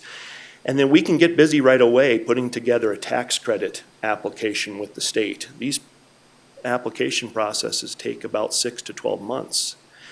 And then, as part of that, and I've been to Pier in August. They want to do business with us. We have great relationships with South Dakota Housing. And then what we would do is through that process and approval, we would put together a limited partnership, like every tax credit deal is. And then the limited partnership buys the housing authority out of it. We get our $5 million back, the $2 million and the $3 million. And we could really kind of use this as a revolving fund where it's maybe Knollwood now and it's another property. We talk at the Housing Commission of there's a half dozen properties at any given time. There's a pretty well-known owner right now that's under bankruptcy, has declared bankruptcy. Many of their properties are already under foreclosure. And I think that this would just position us to do that. My plan, by the way, doesn't mean that we don't go in and build workforce housing. If economic conditions change, maybe interest rates come down, building costs come down, then we still have the land out at across the street from Vicky Powers Park. I think one of the things that I'm just being considerate of is we just have this $2 million just sitting in a bank account, and it could be really put to use today to really protect some affordable housing that we have in our community, maybe change the trajectory of the families that are living there. Again, Knollwood, 119 units, a 27% vacancy is 32 vacancies. In essence, we're bringing 32 property or units back online. I know it's not sexy like brand new development. I love the smell of fresh paint and new, everybody, but maybe the environment we need to be working at right now is to go out and identify those properties that just need a little bit of TLC or a lot of TLC and just try to affect change that way. With this deal, with your agreement to allow us to do that, we think we would really have a compelling argument right now to the current owner of Knollwood. He is out of New York. And again, we're looking at a cash deal, little to no contingencies. This would take us out of the financing contingency and. So Brian, Yeah, go ahead. not to interrupt you, No, but you're what fine. would change for the agreement in order for us to do something different in the Housing Authority? Yeah, the board agreed, when the board agreed to this, the board, the restriction were that the $2 million would be utilized to develop workforce housing at Vicky Powers Park. And I'm asking for flexibility with the $2 million to do, to add not only that, but we might even look at workforce housing on other property we own. As you know, some of you, that we will be probably demolishing Edwards Manor south of the hospital. Beautiful piece of property. Maybe that makes sense for us in the future to develop some housing. Or utilizing the $2 million for acquisition and rehabilitation of properties that we've identified that maybe it's, to kind of root out blight and to help those families. Did I answer your question? Yes. Does anybody have questions for Madam Chair, Brian? yeah. Commissioner Drews? So I think the 2 million that we transferred over to your office, to Pennington County Housing, I think that those are ARPA funds, and I think that's what triggered, the December of 2026. So how does this impact us on that? If you don't have something in the works by that time, does that money then revert? That's a great question, Commissioner. And when I was working with Jordan, I have asked for no extension of the deadline. We are prepared to get moving quickly. We've already got a plan in place. Internally, we've got assumptions that we could begin thinking about closing on a property as early as October of this year. And so really, as far as expending those funds and getting them out the door to help low-income families is something that, and Jordan asked me, he's like, do you need any additional deadline? And I said, I just don't think we do. That's just not I hope I'm answering your question on that. You are, but I'm not sure we have that we can provide an extension even on that. But as a point of clarification, I did reach out to the auditor on this, and she clarified that these are not ARPA-tied funds. They were the reimbursement we'd received from some of the CARES Act funding. So it doesn't have the same restrictions as the ARP funds. Okay. Oh, that's good news. Any other questions for Brian? Commissioner Durr? No questions for him, Oh, but I sorry. think Knollwood, if it needs paint, I think you put your board of directors to work on it and have them start painting. Already did that to a couple. Nice. Mr. Drews? All right. So I do have some questions, and it's related to the county funding Pennington County Housing. And so I don't believe anyway that typically that counties, use their funding to fund, a housing authority. And so could you explain how Pennington County Housing, the structure, the relationship with the county, and how you typically get your funding and your income?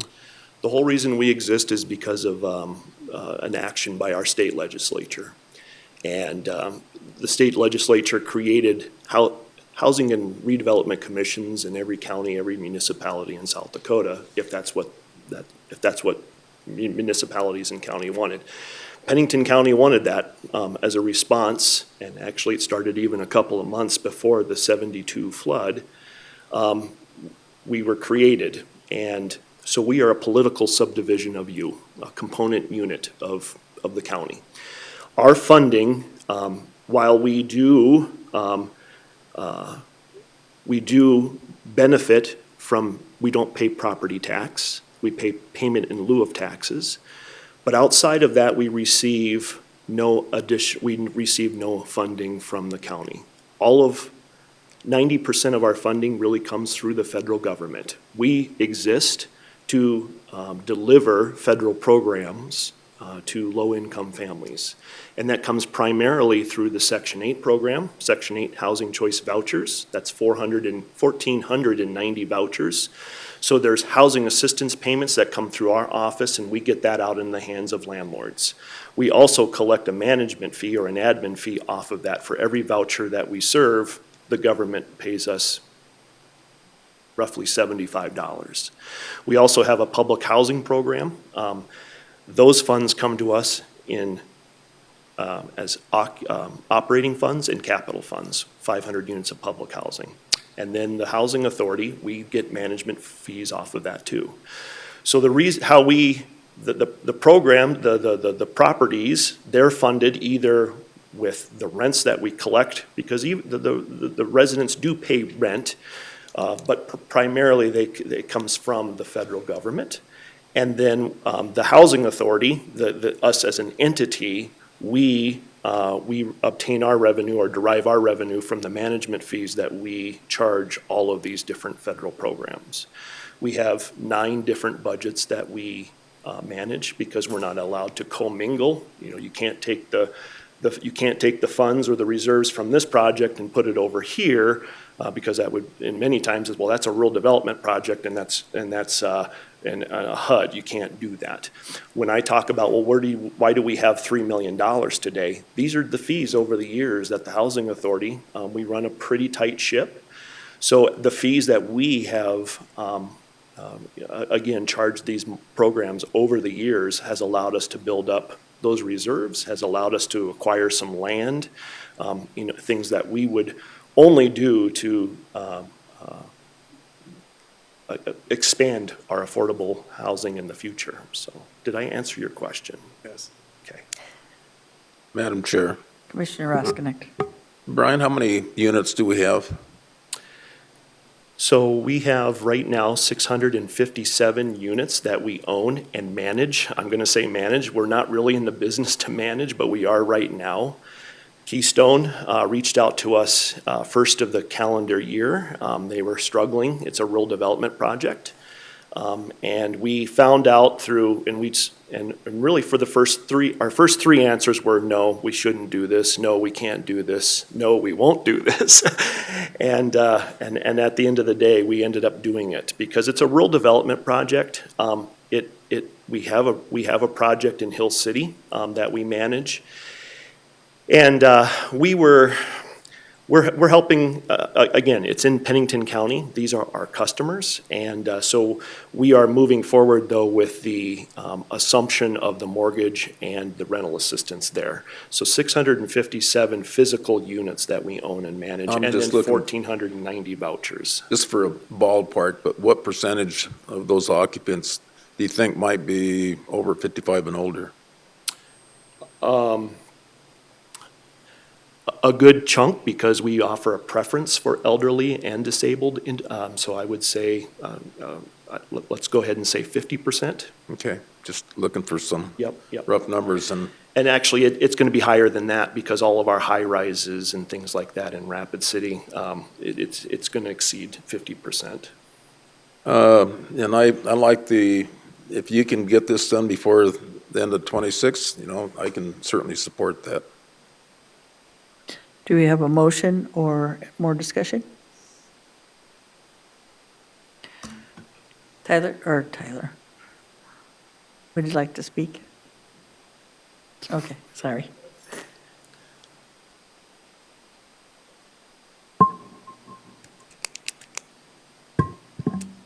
So my follow-up comment on this is just going to be, I look at an entity that typically does not get money from the county, that has standalone resources and, financial flow, and I'm looking at the county that can't balance a budget. And I can't even, I've done the history, I can't recall the last time the county passed a balanced budget. So those are my comments related to this, so. Madam Chair, Commissioner Drews. I would make the motion that we give the flexibility to Pennington County Housing Authority relative to the $2 million that the county previously provided to them for housing. I'll second that for discussion. So Gary, or Commissioner Drews, are you still satisfied with the December 31st, 2006 deadline? Yeah, with the comments that were made, since this came from other funds rather than directly from the ARPA funds, as my understanding is that it could go past the December 31 without being in any kind of conflict. I don't know, I guess I'd feel more comfortable if there was some kind of a time frame associated with that motion. Commissioner Roskinick, Mr. Ockbach said that it would be okay by 2026, by December 31st, because he would probably have the agreements, which I don't know. Right, and if that's part of the motion, I'm good with that. Okay, that's what he said. Right. Okay, I agree with that. okay.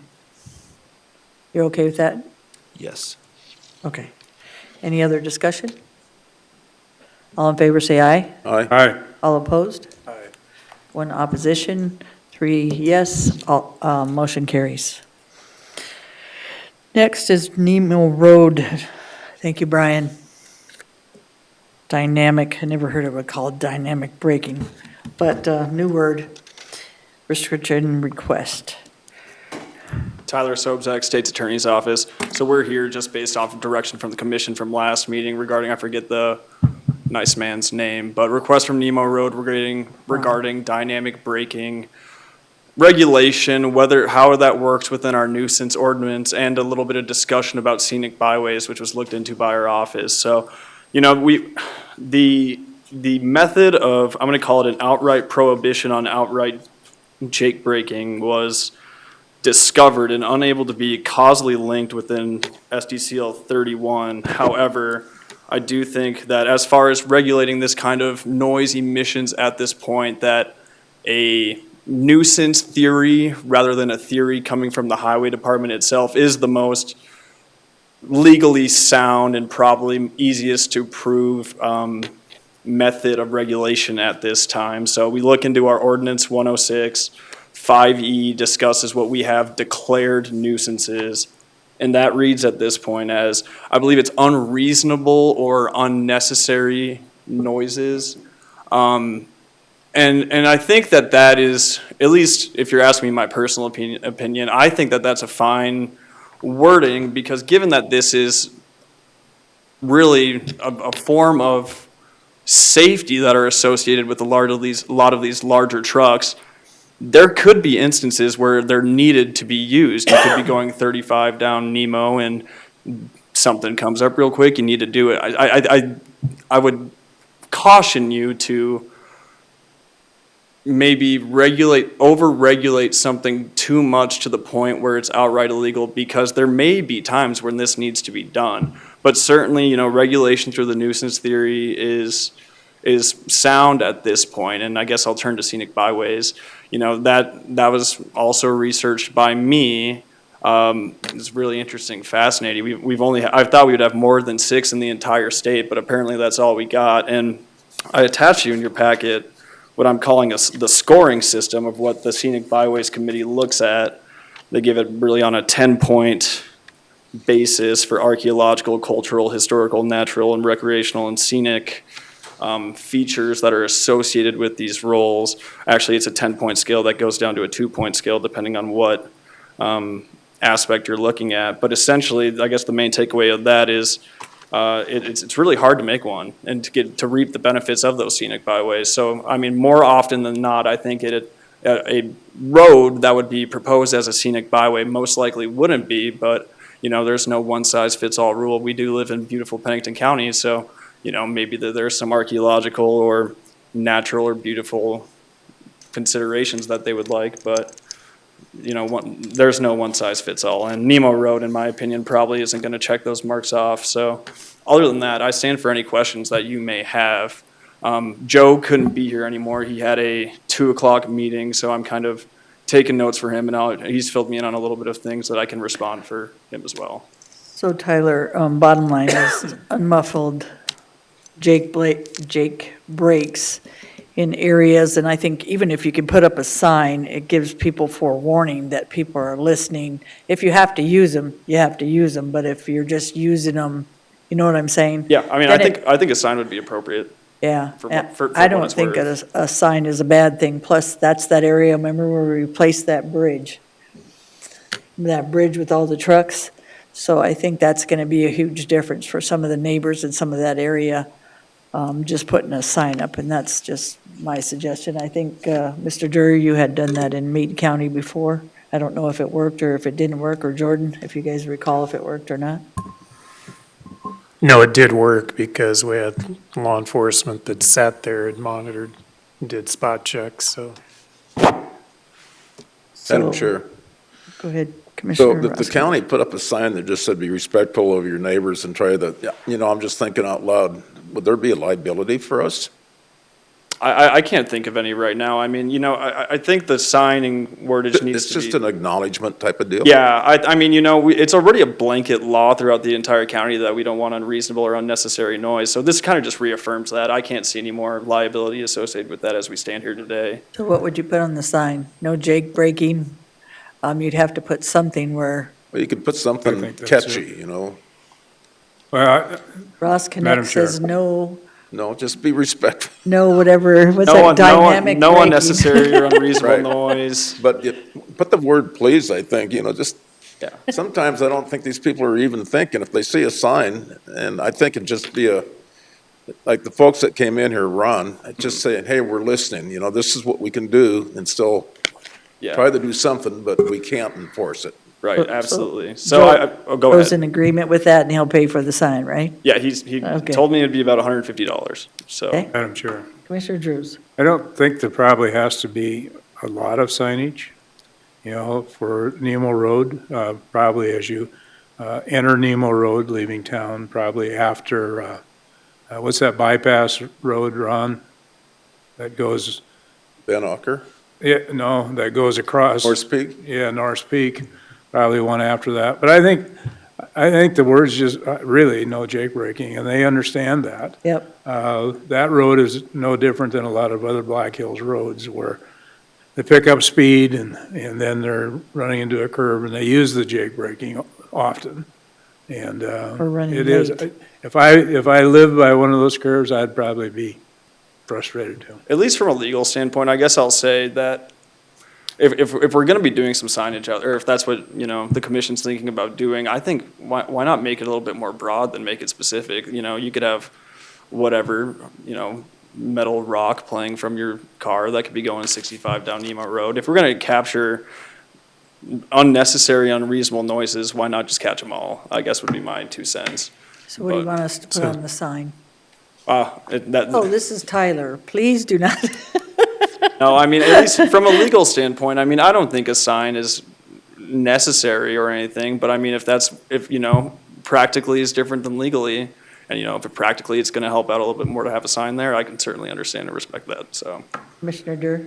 Yeah, a couple of comments. I'm into the no jake break sign.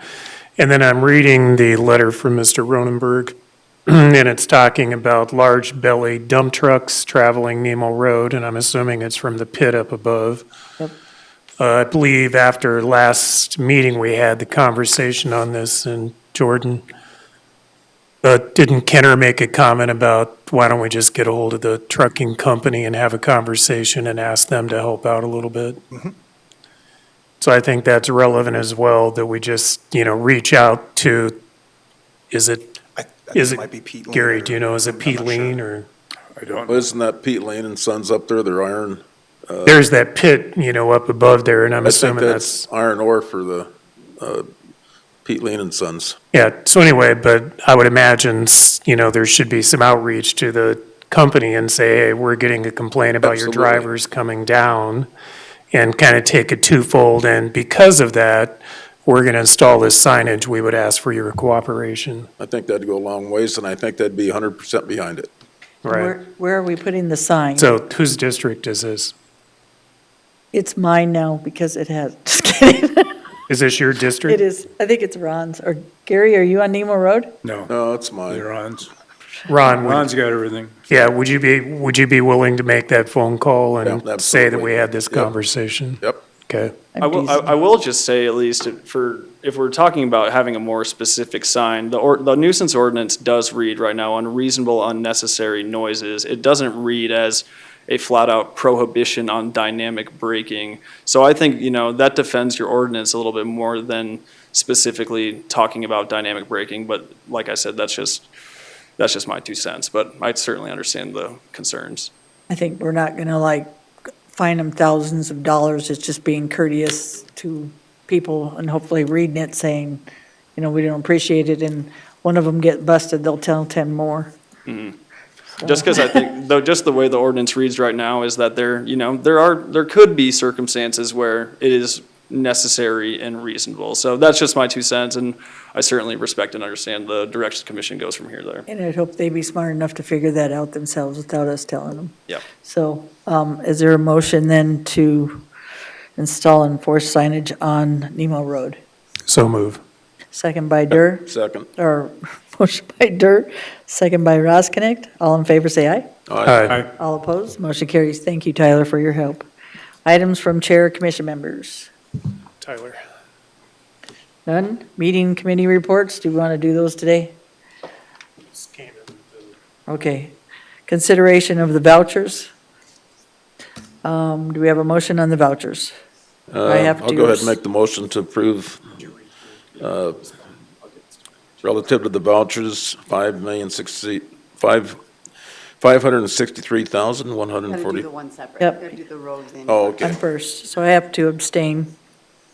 okay. So someone else have to read the motion? For the $1,350 for the rows in. That's gotta be separate. So does somebody else have to read it since I have to abstain? Or I I'm just going say to make a motion to approve a voucher for the Rose Inn LLC in the amount of $1,350. Okay, I'll motion second by that Dur, motion. second by Ross Connect. I'm abstaining. All in favor, say aye. Aye. All opposed, motion carries. Motion 2. The motion to approve the remaining vouchers in the amount of $561,792.85. Motion by Dur, Second. second by Ross Connect. All in favor, say aye. Aye. All opposed, motion carries. Do we have an executive session? Not that I'm aware of. Nope. And how about a motion to adjourn? So move. Moved by Dur, Second. second by Drews. All in favor, say aye. Aye. All opposed, motion carries.